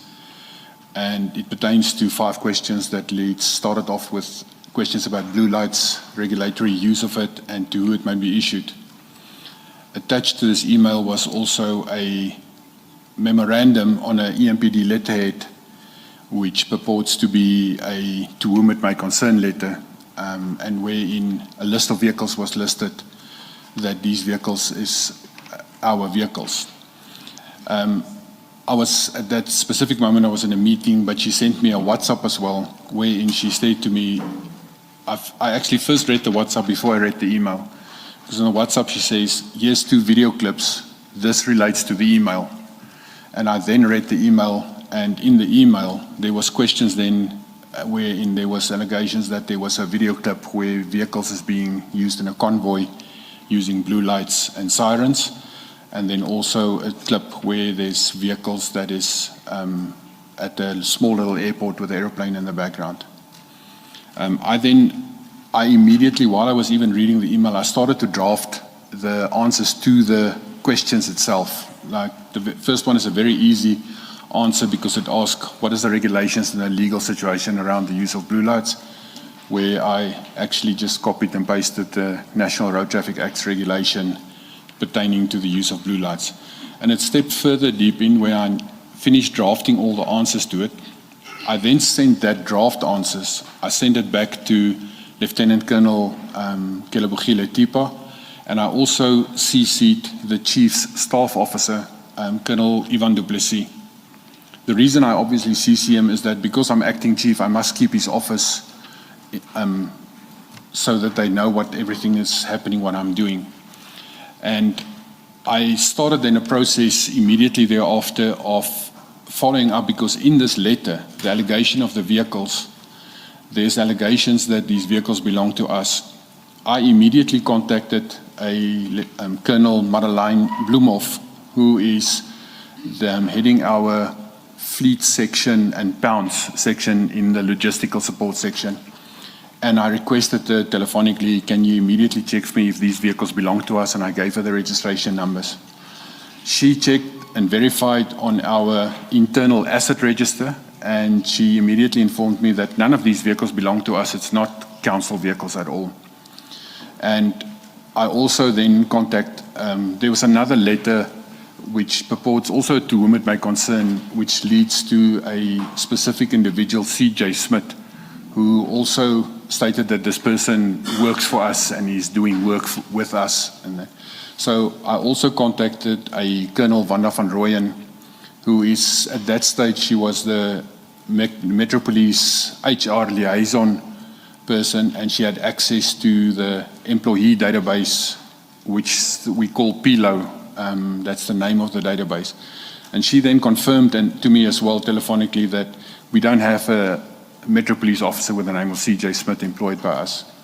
And I then go forward, and I said to Lieutenant Colonel Kelebogile Tipa that she can release the media release, because we've confirmed it's not our vehicles, it's surely sideline issues, and she can release the media release. She telephonically contacted me a short while later to say, but the journalist has just contacted her back and stated that he has got NATIS. NATIS is a National Traffic Information System where vehicles are registered on. Is that he's got NATIS proof that these vehicles are indeed registered in our name. And she then provided me, and I then actually started to immediately look at it and say, but this is very serious now. And I then formulated a letter and a formal instruction to the head of our internal affairs, Lieutenant Colonel Henny Erasmus, wherein I gave him instruction to say that he must immediately start to investigate this matter. It's very critical, and that he must also not delegate it, because the allegations is against the brigadier, which is a senior rank, and I don't want him to delegate it to a junior constable or anything like that in the internal affairs to investigate. Chief, if I may, before you Sorry. get into the detail of the actual investigation that was carried out, listening to you, you would have dealt in large part with those paragraphs up to paragraph 18. I would like to take you back to paragraph 12. At paragraph 12, you reference a second letter that was received via WhatsApp from this Mr. Yako Hanekom. Who is Yako Hanekom? Mr. Yako Hanekom, and I will later my testimony touch on Mr. Yako Hanekom again. He was part of a group of what in my mind today with hindsight is a rogue group of officers that was dealing together with our specialized services.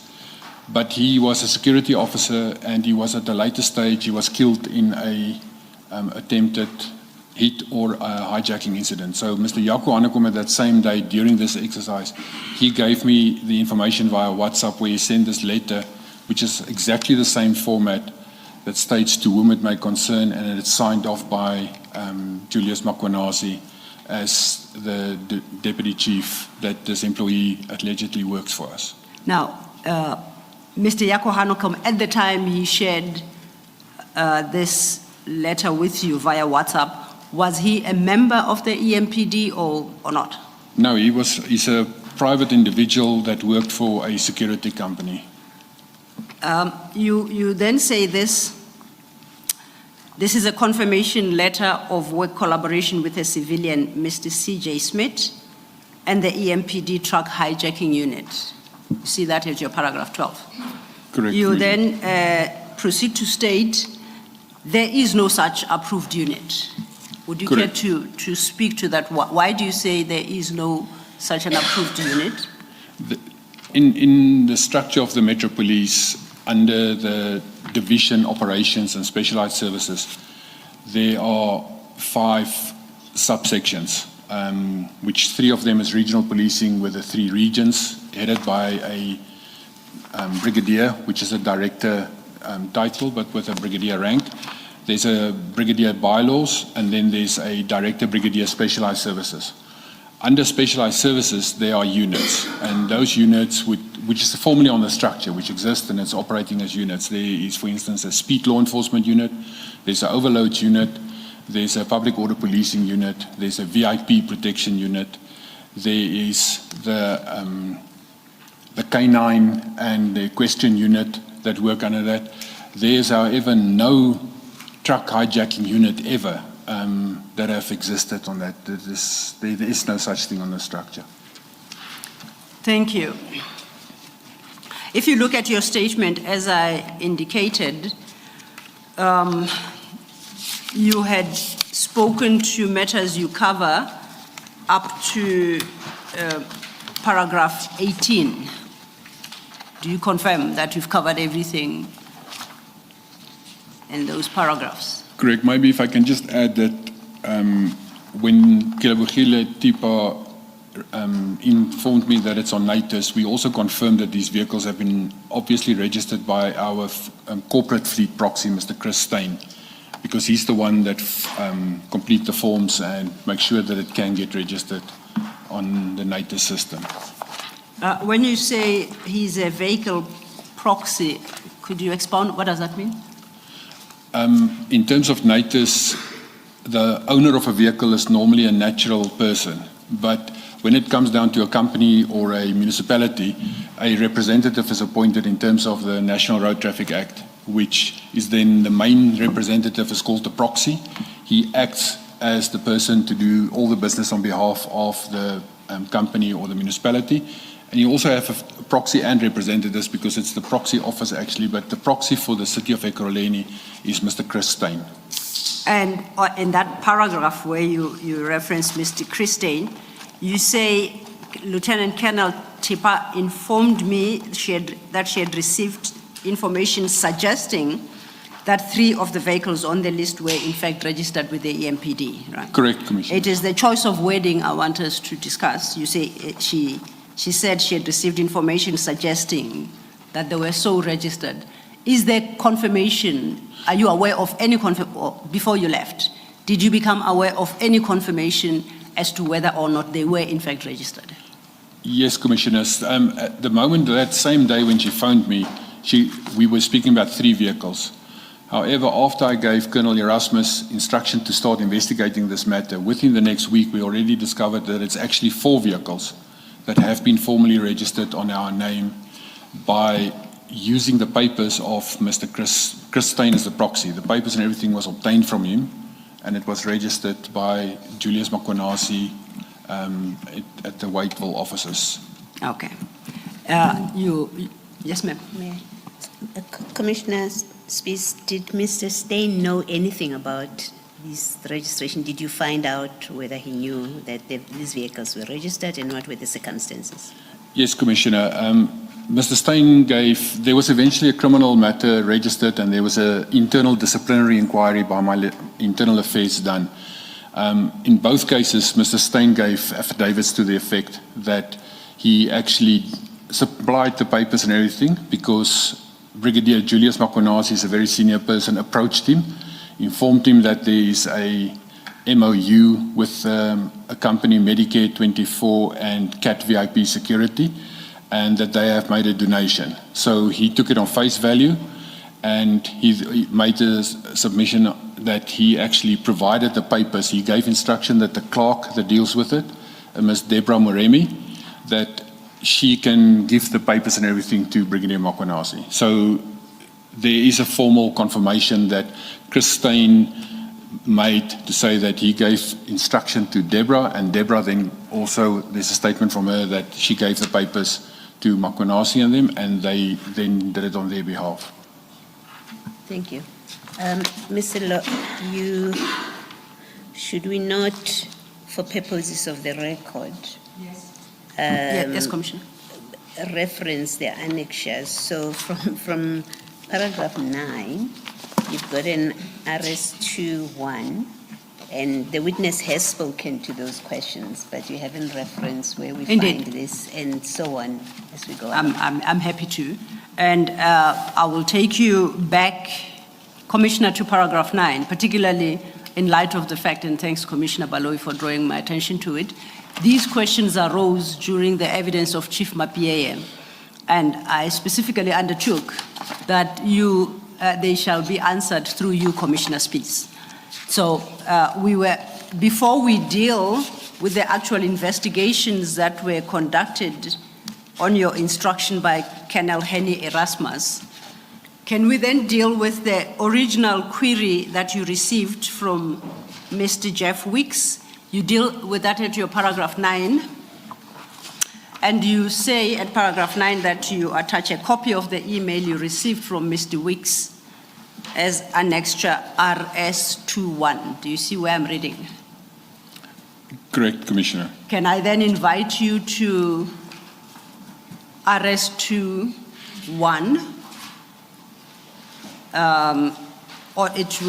which would appear at page 2 of the annexures file. Correct, Commissioner. It's got a large red number 2 and 3 on the top page. That is the original Yes. emails correspondence received from Jeff Weeks, which then have been forwarded by Kilabogile Tipat to me on 2nd February 10:51. And it's a 2-page document, and it's actually a thread of communication, email communication. And as these things happen, the last email appearing is, the first email appearing is always the last communication. So to read, we start from the back and work our way forwards. So if there are two, it would appear that the original email received from Mr. Jeff Weeks starts at the middle of page 2. Correct, Commissioner. February 2/23, 10:40, 54 a.m. And from this document, it would appear that it's sent by Jeff Weeks, and it is addressed to Kilabogile Tepa. You said earlier that this is Lieutenant Colonel Kilabogile Tepa, who was the media spokesperson for the EMPD. Correct. Could you take us through the contents then of this email, whose subject line is request for comment, News 24 investigations? Commissioners, that it purports to be that Jeff Weeks then stated, "Good morning, Superintendent. Thank you for coming back to me so promptly." Even though her rank is Lieutenant Colonel, but the media addresses the Superintendent, I approach you today regarding a story that we are pursuing, which centers on a Pretoria-based security firm called CAT VIP. According to PSIRA is the security industry regulator, CAT Protection and Security Pty Ltd, trading as VIP Protection Services, with a PSIRA registration number of 2748723, is registered with the authority as a security service provider since 7 June 2018. He then stated, "I have in my possession correspondence under the letterhead of City of Ekurhuleni and the Metropolitan Police Department. It is dated 16 October 2021, and it is signed by Brigadier J.D. Mkhwanazi of Specialized Services. It's attached for your ease of reference. 2 videos from the social media page of Cordelia Kabeng, wife of Vusimusi Madlanga, the owner of the aforementioned security company, have been sent to you via WhatsApp. In these videos, blue lights and a siren can be seen in operation. The letter appears to be one of authority for a private security firm to utilize equipment which the Road Traffic Act states should be the preserve of law enforcement." And then there's 5 questions. "Please confirm that my assertion regarding the Road Traffic Act prohibits the use of blue dash lights and sirens are for the exclusive use of law enforcement is correct. Please, can you explain the substance of the letter from Mkhwanazi? How does this private firm assist EMPD officers in any VIP protection and security services? And please, could you supply me with a copy of the Memorandum of Understanding as mentioned in this letter? Do you acknowledge that it is uncommon for private security companies to have this authority bestowed upon them? And can you please describe the relationship between the EMPD and Mr. Madlanga, inter alia his company, as we will assert that this is proof of connections of undue influence in a law enforcement body." The last one is not a question, just please feel free to add anything which may be pertinent. Thank you, and it appears to emanate from News 24, and does indicate it's from Jeff Weeks, investigative journalist. Correct, Commissioner. Going back then to page 2, at the top of that page. This is an email of the same date, February the 2nd, 2023, at 10:51. It would appear 10 minutes after the first one was sent to to Lieutenant Colonel Tepa. And it's addressed to you, Rivo Spies. Correct, Commissioner. And can you deal with that email, please? This is the email that was sent from Kilabogile Tipa to me as the acting chief. She included Liesel Tyers, who was the secretary of the chief of police, and Ivan du Plessis, who was the staff officer of the chief of police. And it says, "Good morning, Commissioner. The subject matter refers. Please find the attached inquiry forwarded to the department for comment. I wish to respond, but think This would be better guided by the office. There are video footages forwarded on WhatsApp to me by the journalist, which will be furnished to you, sir. Kindly assist in the responses sought. Thanking you in anticipation of a prompt response. Regards, and then just the initials, KT. Thank you. Can we then turn to your paragraph 11 and the annexure that you deal with in that paragraph? You have labeled it RS2 Roman 2 in brackets. Can you summarize what that document is, please? Commissioners, that is the letter that I referred to, which is on an official letterhead of the City of Ekurhuleni Metro Police Department as a memorandum, and it states that it is addressed to whom it may concern. It's from J.D. Mkhwanazi, the Acting Deputy Municipal Police Commissioner / Brigadier Specialized Services. The date is 16 October 2021. It's a letter of confirmation. This letter serves to confirm that the Ekurhuleni Metropolitan Police Department, EMPD, under the command of Acting Deputy Municipal Police Commissioner, Brigadier J.D. Mkhwanazi of Specialized Services, has an endless working relationship and memorandum of understanding with CAT VIP to assist EMPD officers in any VIP protection and security services in and out of the City of Ekurhuleni. These are the following vehicles that we work with. BMW, Delta Lima 03 Hotel Golf Papa, register number Tango Victor Sierra 906 Whiskey. The second one is a Mercedes-Benz Combi. Registration number is Juliet Papa 35 Juliet Whiskey Golf Papa. The register number Bravo Papa Victor 069 X-Ray. The third vehicle is a BMW station wagon. Registration number is Juliet Mike 62 X-Ray Mike Golf Papa. Register number Victor Foxtrot Juliet 152 Whiskey.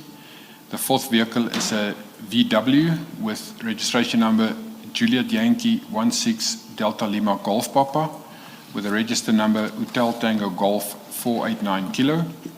The fifth vehicle is a BMW, registration number Bravo Zulu 99 Charlie Kilo Golf Papa with a register number Romeo Mike Juliet 314 Whiskey. The sixth vehicle is a BMW with registration number Juliet Victor 09 Romeo Tango Golf Papa with a register number Whiskey Mike Foxtrot 576 Whiskey. And the last one is then a VW with registration number Kilo Bravo 09 Charlie Golf Papa with a register number Hotel Sierra Juliet 618 Kilo. It is signed, the signature is Mkhwanazi's signature, and it's stated then Acting Deputy Municipal Police Commissioner / Brigadier. Thank you, Commissioner. If you could assist, I wonder if you can assist with some of the statements made in this document. Firstly, it's signed by J.D. Mkhwanazi as Acting Deputy Municipal Police Commissioner / Brigadier. Is there such a title, firstly? And secondly, if you do recall, at the time of 15 October 2021, was Brigadier Mkhwanazi the Acting Deputy Municipal Police Commissioner? Commissioners, there is no such title. It must be understood that there's a HR title, which is the Deputy Chief of Police, and then there's a rank, which is Deputy Municipal Police Commissioner. You are appointed when someone is on leave. For instance, in this instance, Deputy Municipal Police Commissioner Goodman Mazolo, who was the Deputy Chief Operations and Specialized Services, was on official leave. And then Brigadier Mkhwanazi was appointed to act in his place. So when you act in a higher position, you act in the position. You don't act in the rank. You keep your own rank. So this whole line at the bottom is incorrect. But what I understand from that is that he's actually saying, I'm the acting deputy chief, and I'm signing it on behalf of that position. But I am a brigadier signing it on behalf of that position. Thank you for that clarification. So you if I understand you correctly, at the time, the Deputy Municipal Police Commissioner was Commissioner Mzolo. Correct. And it would appear that at the time that Brigadier Mkhwanazi signed this document on the 15th of October 2021, Commissioner Mzolo was on leave and Brigadier Mkhwanazi was appointed to act in his stead. Correct, Commissioner. With that understanding then, I would like to refer you to the start of this letter, the first paragraph. You state that it states, not you, I apologize. This letter serves to confirm that the Ekurhuleni Metropolitan Police Department, EMPD, under the command of the Acting Deputy Municipal Police Commissioner / Brigadier J.D. Mkhwanazi of Specialized Services. Do you see where I'm reading? Correct, Commissioner. To your knowledge, under whose command is the EMPD at all times? Under the Chief of Police, Commissioner Mapiye. What is the commission to understand of the phrase EMPD under the command of Acting Deputy Municipal Police Commissioner? Commissioner, in my own opinion, that's a narcissistic remark where you assume command of something which is outside his scope. So would I be correct in understanding that he had his own post as a brigadier, as the for specialized services? Correct, Commissioners. He happened to be the acting deputy commissioner. Correct. He's the acting deputy chief of police. Acting deputy chief of police. Yes. But even in that acting position, he could never, as the original holder of that office, claim command of the EMPD because that rests with the chief of police. Correct. Thank you. You then, yes, thank you, Are you Commissioner. moving from the letter? Yes, I'm moving from the letter. Okay, maybe let me ask my question. Commissioner, at this point on the 18th of October 2021, Mr. Mkhwanazi, or Brigadier Mkhwanazi, says there is an endless working relationship, whatever he means by that, with CAT VIP. Was there a working relationship with CAT VIP at this point?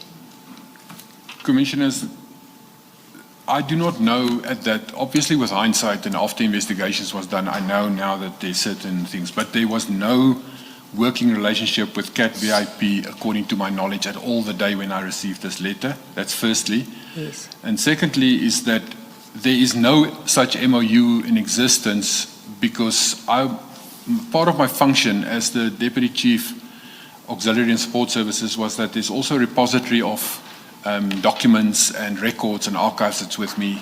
And all the MOUs that we have through the years signed, be it with AXA, the airports company, or with Emperors, or with Cross-Border Permit, or with other cities around us. All those MOUs was in my possession and saved as the archive.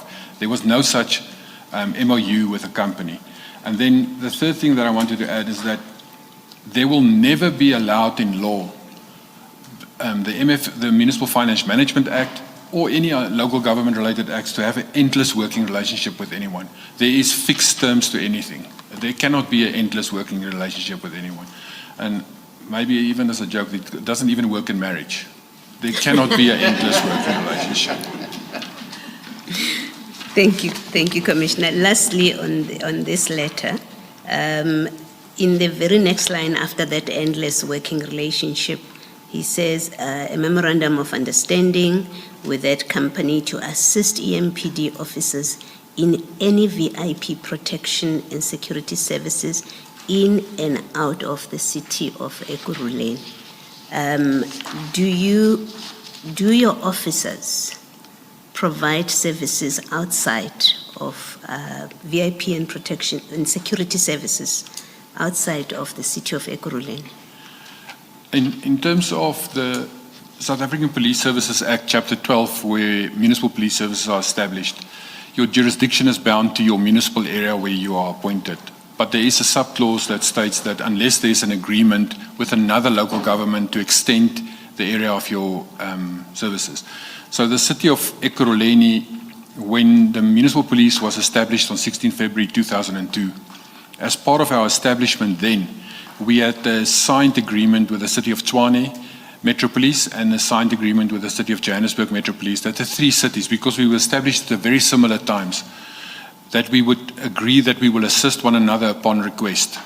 So that would then imply that if there is let's say, a very large incident or a riot or anything at that era in the city of Tshwane, they could request the city of Ekurhuleni, and then we would respond with resources and assist them to help there. And there's also obviously a clause where if you are in a pursuit of a vehicle or a crime, that you can exit your area on that. But that is the restriction that was placed on it in that era. Lately, where we are today, there are more agreements signed, like with the South African Police Service collaboration agreements, and where we cooperate with. And in Gauteng province, we have more agreements which has been signed and approved by the Premier, where we assist one another. But it's also always in planned operations. We do not have powers, for instance, to be a Ekurhuleni Metro Police and then we find information from an informant or on the street, and then we respond to Soweto, or we respond to Hammanskraal in the city of Tshwane, and we follow up and we arrest people. We do not have that power at all, according to me. And this letter, that very line that I've just read now, in and out of the city of Ekurhuleni, it seems to permit these vehicles to be anywhere in the country and maybe even outside of the country, because it says in and out of Ekurhuleni. And I understand you to be saying there is no basis in law or in agreement for that kind of access. Yes, there is no basis in law or in agreement. The city itself, the Metro Police, do have a VIP protection unit. And that VIP protection unit obviously then provide to the principals, which is the mayor, the city manager, and the MMCs. They do provide protection services, a vehicle to them. If our mayor or our city manager or our MMCs would then go to, for instance, Tshwane for a G20 meeting, they will obviously escort them and then work outside the area protecting their principals.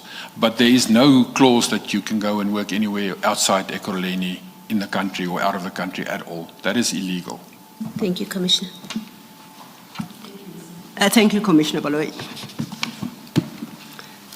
You go on then at paragraph 12, and we dealt with that paragraph 12 a bit.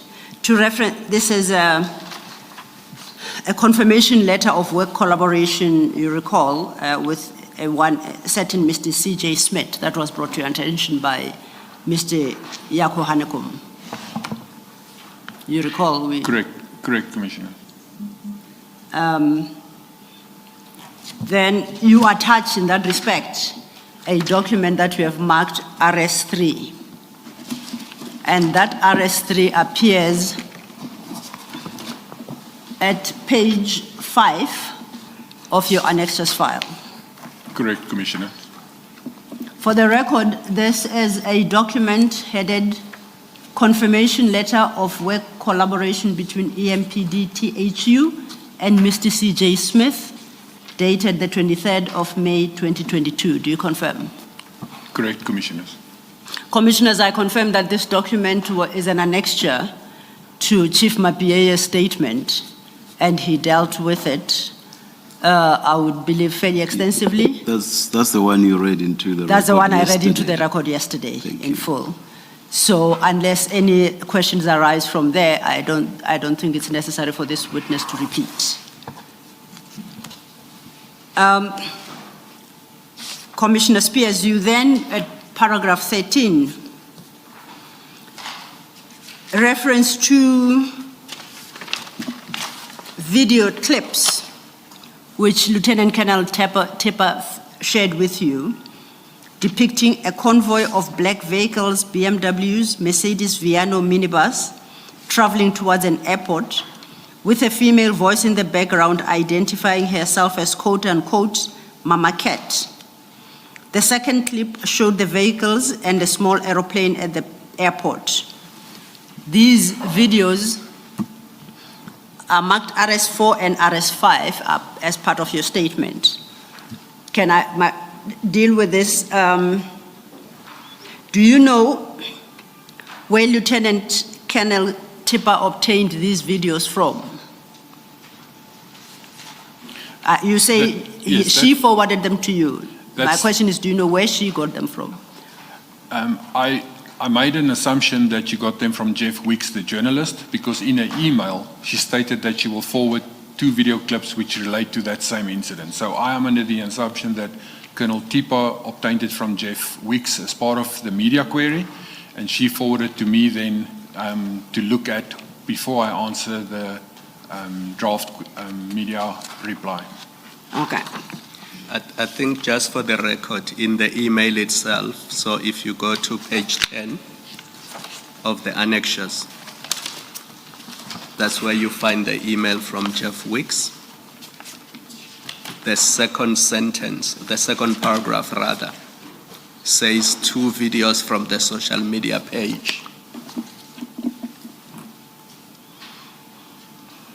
have Correct. been sent to you via WhatsApp. Correct, Commissioner. So we should understand that the same video clips that were forwarded to you by Colonel Tipa when she sent this media inquiry to you. Correct, Commissioners.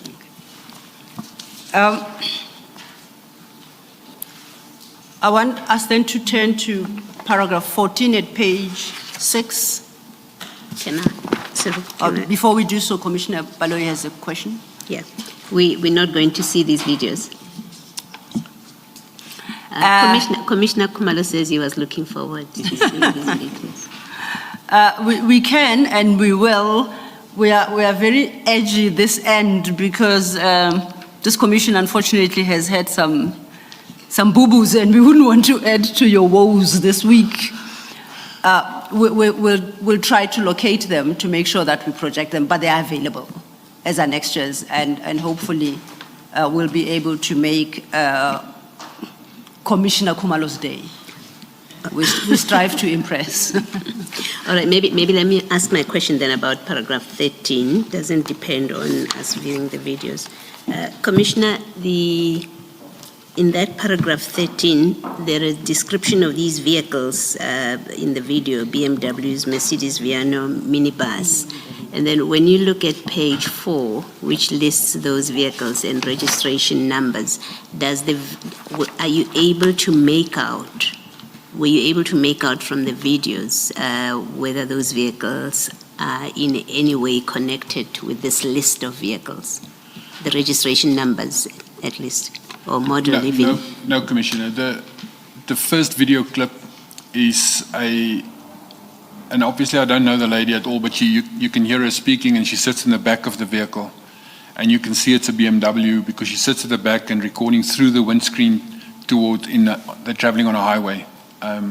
You can see the blue lights is sucker or blue lights that are stuck to the windscreen at the front, and you can see the reflection of the blue lights against the surrounding and in the vehicle itself, and you can see the left passenger with black clothes on and a white shirt, and you can see slightly the driver. So it shows to the front inside the vehicle out, so you cannot see a registration number on that at all. And the second video clip, which is at the airport, it shows, you can see from an angle, you can see some of the vehicles at the apron, but it's from an angle that you cannot see a registration number up to the aeroplane steps itself that you cannot. So from these 2 video clips, I cannot directly link it to the actual list of vehicles, but I can see the Mercedes Viano at the airport, and I can see a BMW, but I cannot link the registration numbers from these 2 clips at all. What is the concern, and I'm avoiding to use the word risk, about blue lights being in the hands of private security companies such as this, or even private individuals, that they have vehicles where they're able to use blue lights? Commissioner, and it's maybe I must first state on my own career. I'm 43 years a policeman, and when I started, I first was in South African Police Service, and then in Pretoria Traffic, Benoni Traffic, and then Ekurhuleni Metro Police. When I started as a law enforcement officer in SAPS, it was still high risk, but it was easier to do law enforcement because you could use blue lights in the execution of your duties, and the general public would obey it, and there was very, very little issues surrounding that. However, lately it has become just about close to impossible to do law enforcement, irrespective of the day or time. Every single citizen, and that includes me, when I'm after hours and it's off duty is that I'm afraid of blue lights at night and when someone approaches me from behind. The general public is, because blue lights, there's actually even incidences where there's blue light gangs operating. There's a huge criminal element in the country that use blue lights because they impersonate police officers. There is very well known the groups that operate from the OR Tambo International Airport, following people home, robbing them and that. That is the largest risk that we have with the illegal use of blue lights by anyone. It doesn't matter who it is. And then the second risk for that as well is it makes the policeman job close to impossible. Because a genuine policeman doesn't know if it's a criminal or not a criminal, and he then gets killed. As a normal policeman, you get killed when you try to stop these vehicles and enforce them. And security officers impersonating police officers is one of our largest risks. The regulation on lights on vehicles actually restricts security companies to have a steady white light with their name in black letters on and strobes in the front, only white lights that they can use. It is a known in the world, it doesn't matter who, in the world is blue lights is law enforcement, red lights is ambulance and paramedics, amber or yellow lights is construction work. And therefore, the misuse and abuse of blue lights has become a really scrounge in our country. And it opens the public open to proper crime being conducted against them. So for all you know, these vehicles with blue lights, the ones that we are talking about now, specific, may well have been used in criminal activities and you wouldn't know. I wouldn't know if those vehicles specifically were used in blue lights, but there has been numerous incidences that I know of where specifically black vehicles and that, but with blue lights fitted, would do robberies, would do truck hijackings, and sometimes you arrest and it's a genuine policeman or a genuine traffic officer or genuine municipal police officer that is a criminal, but majority of the time it is impersonating police officers using blue lights or impersonating traffic or municipal police officers. Thank you, Commissioner. Thank you, Mr. I just want to ask the prohibition against the use of blue lights. Does it apply even where the municipality has given permission or even where SAPS has given permission? Is it your evidence that the municipality, EMPD, cannot give permission to a security company or a private citizen to use blue lights, and that's the law?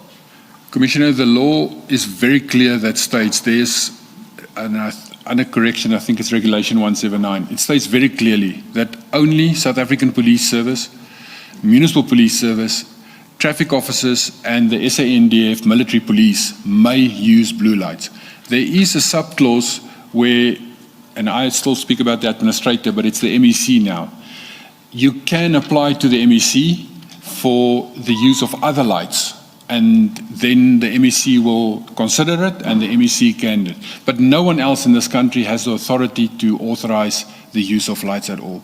We as municipalities and municipal polices, we even go further to say, but we restrict it with internal policies and directives to say that even our own officers must use blue lights very circumspect and not just purely for the sake of blue lights. And if I can follow up perhaps on that conversation with a question, are you suggesting that by right, by law, it has to be that when a civilian sees a vehicle with blue lights, the correct assumption must be it's SAPS or SAPS related, security related, and it's official? Is that what the lights are intended to Commissioner, not security related. I won't go that far. Okay. It will be related to law enforcement. That's what I was looking at. Only police, traffic, or military police, or municipal police, not security related. Public must think it's a policeman, and the policeman is giving an instruction to either move out of the way because I'm responding if I use it together with the siren, or the public must pull off because I want to do law enforcement and the public has done something wrong. That must be the only assumption when blue lights is being in use and sirens. So are you suggesting that the risk with placing blue lights in the vehicles that you dealt with in that list is that a normal citizen, when confronted with such a vehicle using the lights, will assume that it's a law enforcement vehicle, and it could very well be abuse of those lights and therefore somebody else involved in criminal activity. Correct, Commissioners. Thank you. Yes, please. Maybe lastly on this, Commissioner, how easy is it to get or to buy these blue lights? Can I just walk into a shop that sells blue lights and I don't need anything, and they will sell them to me? Correct, Commissioner. Blue lights, the sale of the lights itself is not prohibited in South Africa at all. You can buy it in just about any shop that you can walk in, you can buy it. It is maybe one of the limitations of our system that we have, where the restriction on selling of these lights should be prohibited, and it should only be sold to law enforcement officers. But you can buy it anyway. You can find it in any electronic shop that sells lights. You can buy these lights. Well, I was going to ask, isn't it an area that should be considered for reform? That there should be some legislative changes about the accessibility and ease of getting these blue lights. I agree with you, Commissioner. It should be restricted that even the import and the sale of these vehicles should be restricted to law enforcement only. Yeah. Thank you. Thank you. I'm tempted to lead you into an area of conjecture based on the conversation you've just had with Commissioner Baloyi. And I'm trying to resist the edge, but nonetheless, I'll give into it. Commissioner, with your experience of 43 years in the police service, if you were to be asked to express a view on how prevalent you consider the abuse of blue lights to be in the country, would you be able to express a view? How big has the problem become in your view, based on your experience of 43 years? Are you able to formulate a view? I can, Commissioner. Even in a period that I was stating earlier, that I acted as the caretaker for the internal affairs for Ekurhuleni Metro Police Department, a very large amount of the internal affairs, disciplinary inquiries and misconduct that was raised to us relates to members of the public that allege that officers have impersonated police officers. They've been pulled off by blue lights and that. It's prevalent for the last, I want to say 6-7 years. It started to be prevalent and it become critical where we are now. It even reached a state where I myself wouldn't even want to pull a vehicle off to do law enforcement because I'm driving an unmarked vehicle and that. It becomes very difficult to do law enforcement because the member of the public, it can lead to a situation where I'm a genuine police officer, I'm an honest police officer, I'm doing my work. The member of the public is afraid and scared and he drives away because he doesn't want to stop because of the risk. And I could believe that it happens, simple mistakes can happen. A vehicle could be wrongly registered when you buy a vehicle. You buy the vehicle and your dealer that sells the vehicle to you makes a mistake in the registration number and they swap 2 digits around when they make the registration plate. And you can drive home, brand new car, and you drive home and an officer drives behind you and he does an inquiry on you on the radio. And they say it's a black Mercedes, but you're driving a white Audi. And now the officer tries to stop you because it's a false plate in his mind. And you're a citizen. You will immediately try to get away from him. If you get away and the officer believes it's a false plate, he most probably will shoot you and you will die. And afterwards there will be obviously inquest and everything. And the other way around it works as well. So it's one of our biggest risks as law enforcement officers, having rogue blue lights available and being misused, especially by criminals. And just about every single day, if you open a newspaper today, if you speak around the Braai in South Africa, doesn't matter where you are, every single person, be it male or female, complain about the after hours stopping at the red light. We disobey traffic lights because of the risk. When I see a police officer or a blue light, I don't know if it's a hijacker or that. So it is a massive risk in our country. Please state for the record the reverse that you referred to. Just articulate that for the record, please. Remember, you said you as an officer are following a motor vehicle and there's an issue around the registration plate or registration numbers, and you may end up shooting the driver. And you said the reverse may also happen, and then you just went on. So I'm just saying, for the record, please articulate the reverse. Okay. The reverse could be that the member of the public actually do stop for that, but it is a criminal. And then the member of the public will be hijacked or kidnapped. So that is the reverse risk of, it's a genuine police officer doing his job, and there's a mistake, administrative mistake, and the reverse of that is where it is a hijacker, it is a criminal who stops that person and then actually hijack, kill, kidnap, and that is the reverse of that, Commissioner. Thank you. Commissioner, leave aside cat protection services. We heard from Chief Mapieya earlier this morning that EMPD or the Ekurhuleni Metro has MOUs or a lawful relationship with other security companies. And I think we were given a list of 10.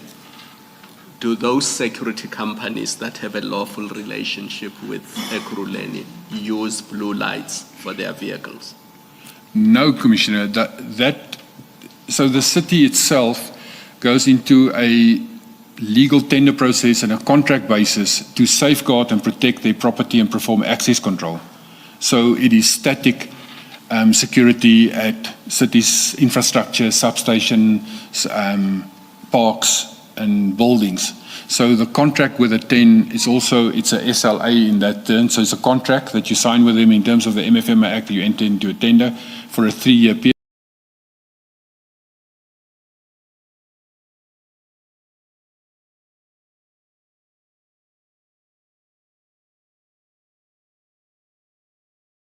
It's a contract that you sign with them in terms of the MFMA Act. You enter into a tender for a 3-year period. And then there's a SLA signed with that company. In terms of that contract, and they may not use blue lights at all. Thank you, Commissioners.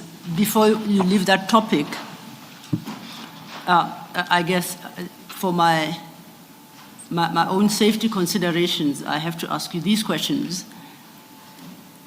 What do you, Commissioner Spies, do in the night when an unmarked vehicle with blue lights or switches on its blue lights when you are driving in a bid to communicate to you? What do you do as an experienced police officer? And I might as well ask my next question, what do you advise I do when I'm confronted with that situation tomorrow? Commissioners, I cannot give you legal advice. No, it's not legal advice, Commissioner. It's staying alive advice. Commissioners, the first thing, because I'm such an old police officer, if I do see blue lights behind me, I obviously shift, even if it's a criminal, I shift out of the way that he can come past me. That's the first thing that I will do. Sorry, may I qualify that it's flagging you down to stop? But if he starts to flag me down, I will slow down to a slower speed, and I will then indicate through my window, open the window and say, indicate, follow me. And I will then drive to one of 2 public places, depending upon where I am at that moment in the country. If I know the area and I know where police stations are, I will drive to a police station. Slowly follow him without making sudden any direction changes or accelerating speed, because that will make the situation much worse. So I will request the policeman or whoever's behind me then to follow me to a police station. If I don't know the area, I will then drive to a well-lit, something like a fuel station where there's lights, cameras, people around me which can record everything that will happen. But I will still request him to follow me. I will not stop at the moment. Even I, as a trained officer, I'm fortunate maybe as well that I'm armed and I do carry firearms with me, so I can, if there is something, I will try and defend myself. But the first, and that's what I will also advise, is that show the officer that you are obeying, but that you want to be going to a safe area. But it's a very difficult situation for both sides. Indeed. Thank you, Commissioner.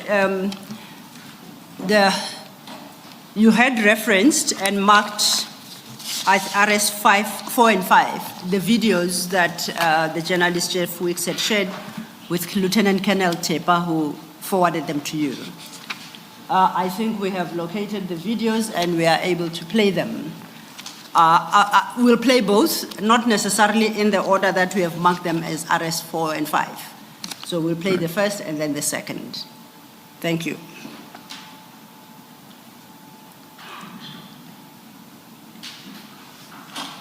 Commissioners, that is the first video from inside the car.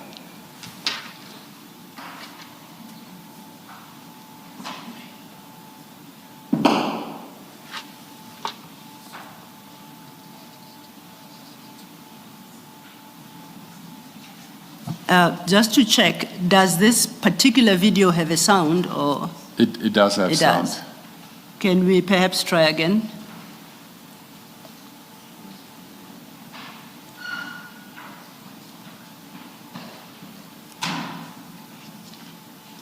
Or someone is coming to our assistance there. Commissioners, when it starts, you will see the flash of the lights in the windscreen portion as well.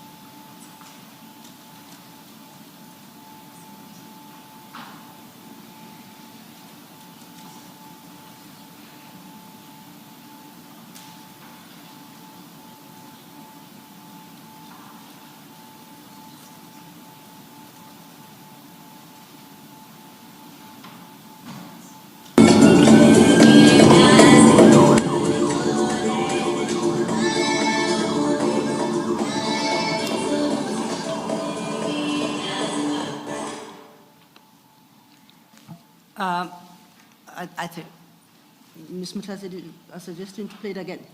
Okay? If you must.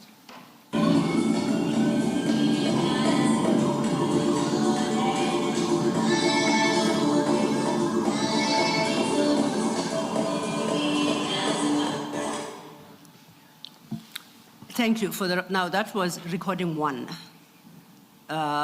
We are going to try and retrieve recording 2 and play that as well. Apologies. Yes, Commissioner. Maybe Commissioner can just indicate in the video that we have just seen, the blue light, because it's facing outside, those of us who have experienced them, they are flashing outside, so they're not flashing inside. So the first 3 seconds of the video, you can actually see the flash. Correct, Commissioner. The blue lights is like reflecting against the windscreen, and on the middle center console, which is plastic, you can see, and also against the road traffic signs, you can see the lights flashing against it. Would you like to satisfy yourself by watching it again, Commissioner? Okay.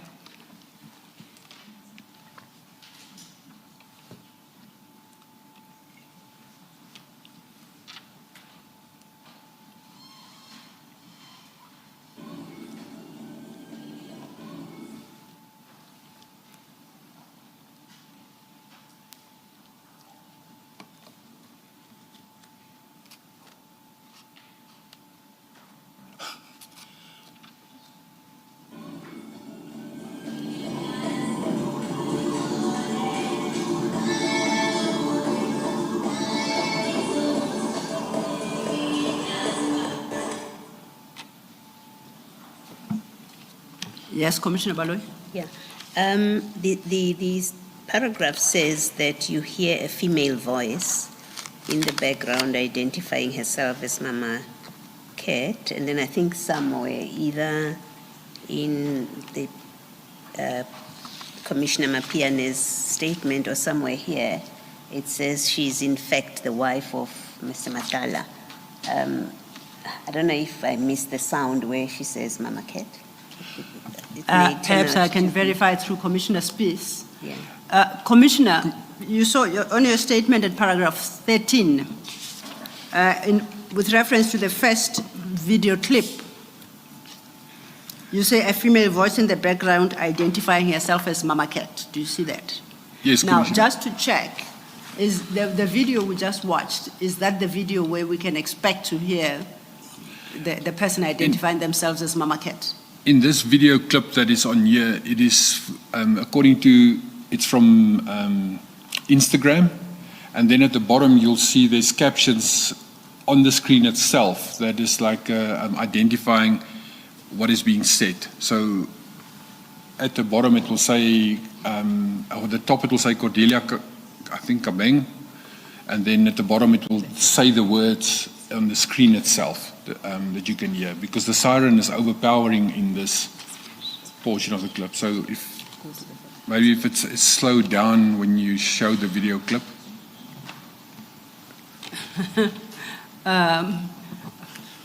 Advocate Mkhwanazi suggests that you are demanding too much of a lawyer to do what you are suggesting. But she's gonna- Commissioners, maybe if I can assist, when you show the video clip on the bottom right-hand side, there's something that will say ×1. That could most probably be changed to ×half, or which will make it slower. Okay, well, she's going to give it her best shot. We'll see where it lands us. Thank you. We're going to try. Thank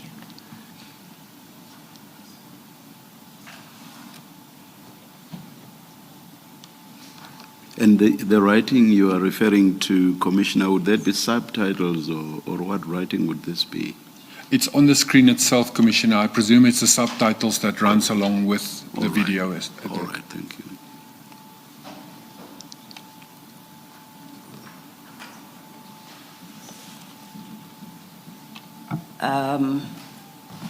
We might just report success. So let's try. We're not projecting. Okay, she slowed it down significantly. If you can then look at the screen and you direct where to read on the screen.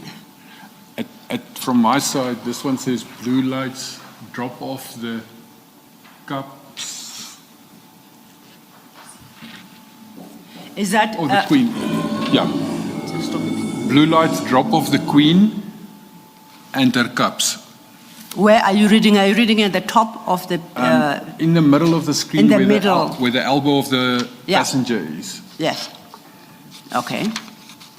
Then we proceed. Yes.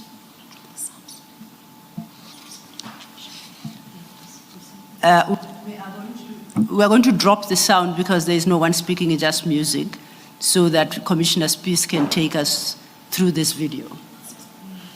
Yes, there it's clear now on the back side of the seat. It says blue lights to drop off the Queen and there's just the N and her cups. Yes. Keep playing.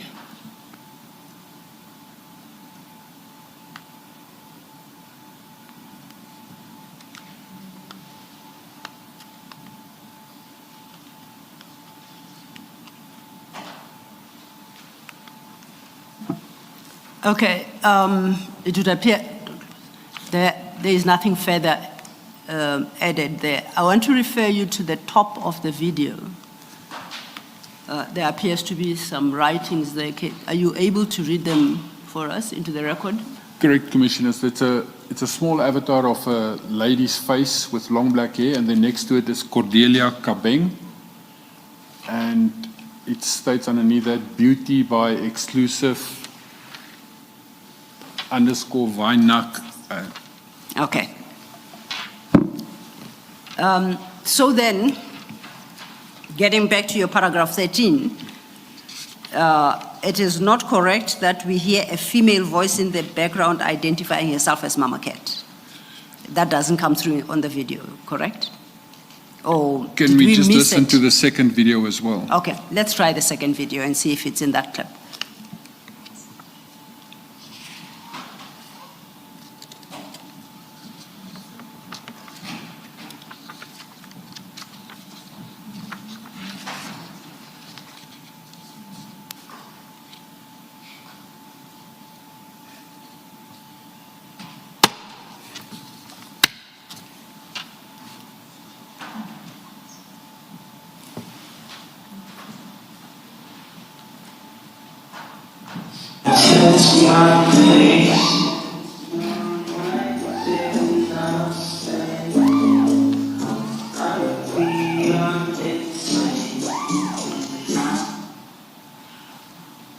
There's the words Mama Cat and her fleet.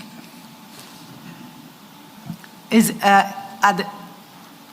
the words printed on the video there as we see on the screen, or are they spoken? It's the words there on the fleet, which I presumed was the titles as the speaking in the background, that she overlaid music over that. Okay. Can we then I suggest we play this video from beginning to end, and then we can take questions on it.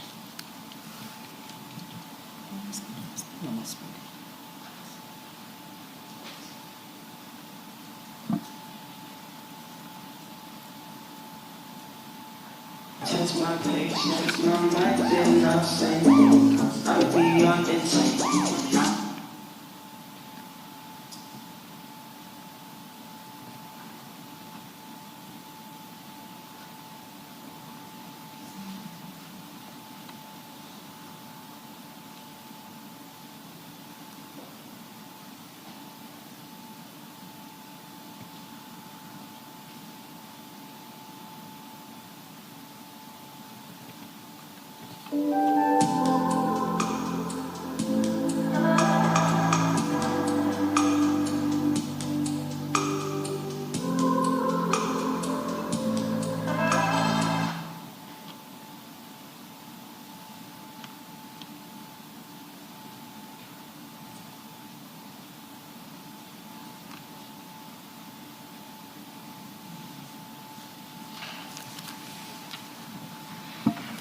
Okay, so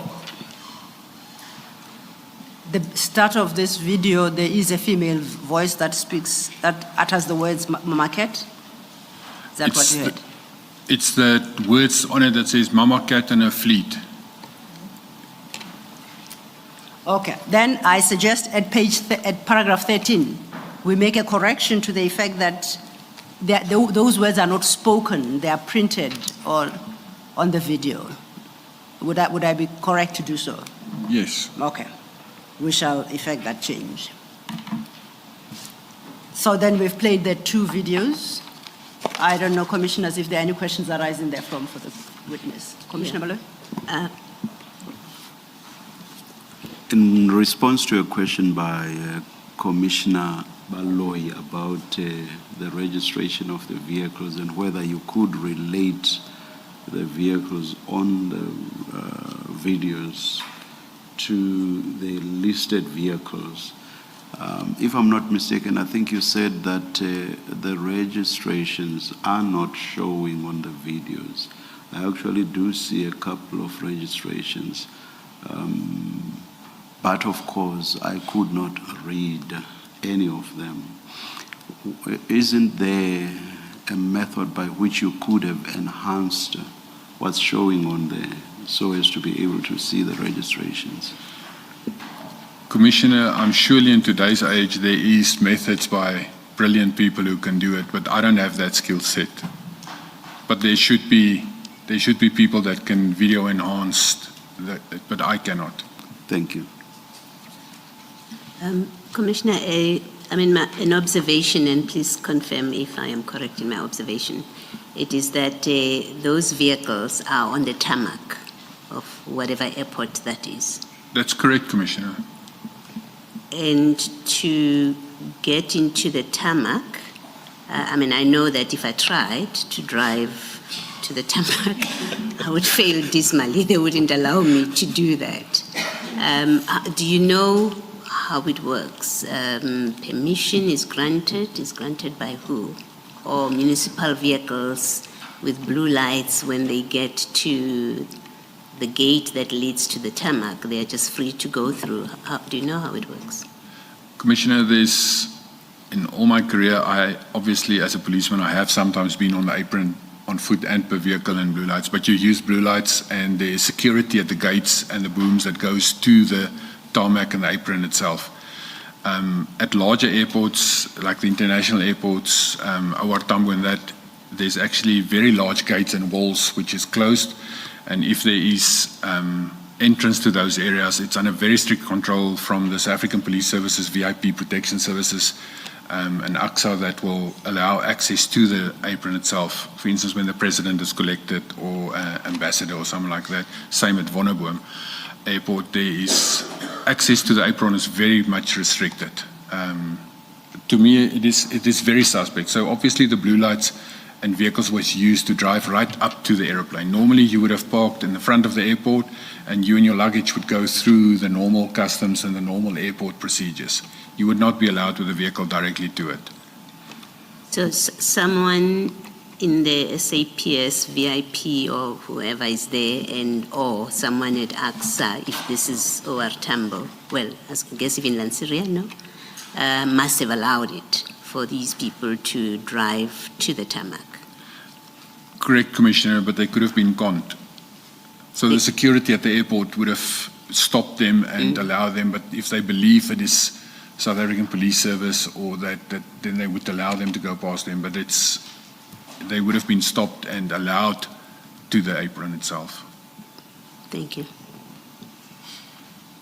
Commissioner, do you know that this is an AXA-administered airport? I don't want you to make the mistake of assuming that it could have been a private tarmac in a private facility where a private jet is stationed. So don't make the assumption unless you know for a fact that this is.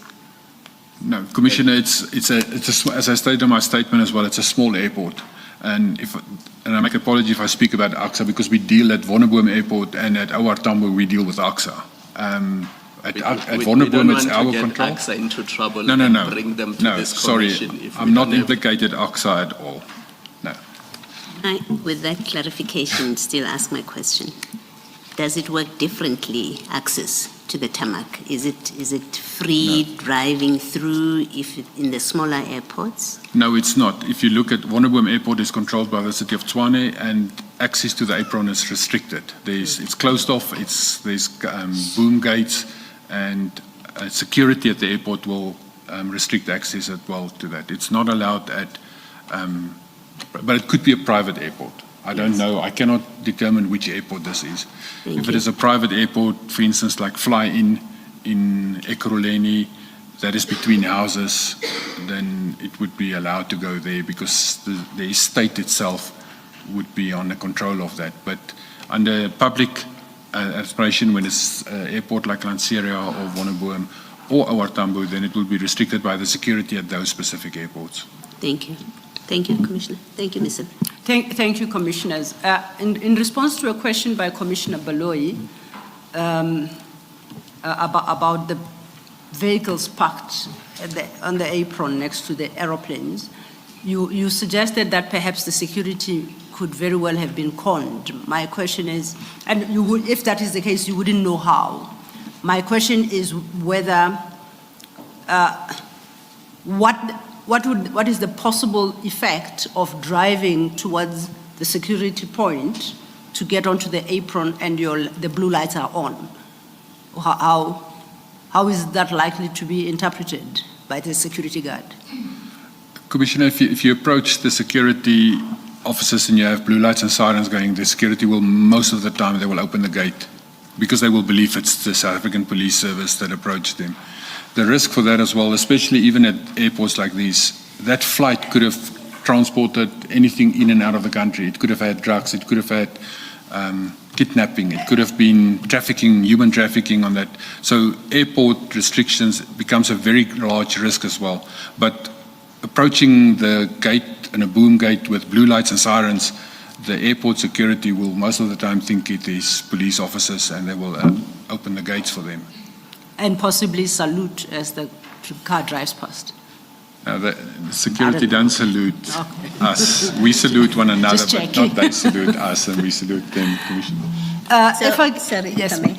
So, from what you've just said now, the blue lights, in the way you describe, with the ability to just drive through onto the tarmac, opens the risk that, in fact, they could be used for illegal activities, to get stuff onto planes and off or from planes into the country. Correct, Commissioner. Thank you. Thank you, Commissioner. Thank you, Commissioners.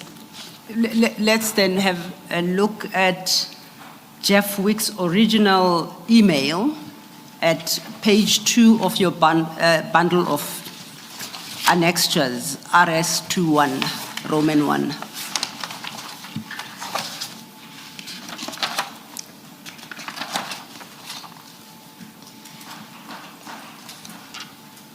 In the fourth paragraph of that email, Jeff Wicks writes as follows: 2 videos from the social media page of Cordelia Kabeng, wife of Vusimusi Nhlanhla, the owner of the aforementioned company, have been sent to you via WhatsApp. Do you see where I'm reading? Correct, Commissioners. A question for you. I appreciate it's Jeff Wicks saying that these are obtained from social media page of Cordelia Kabeng, who's the wife, according to him, of Vusimusi Nhlanhla. First, at the time you were dealing with these videos, did you know who Cordelia Kabeng is? No, Commissioners. Do you know today as we sit here who she is? From media, yes, but still don't know her. But I have seen that she's the wife, allegedly, of Vusimusi Nhlanhla. But at that date, I didn't know any of the 2. Then you didn't know either of the 2. Yes. And today, do you know who Vusimusi Nhlanhla is? Correct, Commissioner. And who do you know it to be? He is the director or owner of the CAT VIP security firm. And since 2022, his name also popped up in that he procured Medicare 24 as a subsidiary, and they have tenders with the South African Police Services, which was cancelled in the meantime. And he has also been arrested and is currently in prison awaiting trial for an attempted murder matter. But that I only know from news, from the media. I appreciate that. Thank you. Chair, it's 15:57. I'm going to a new topic. Would you like me to start?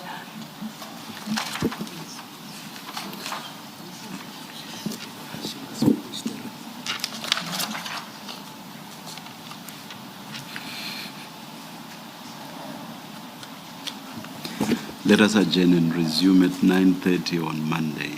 Let's Thank you, adjourn. Chair.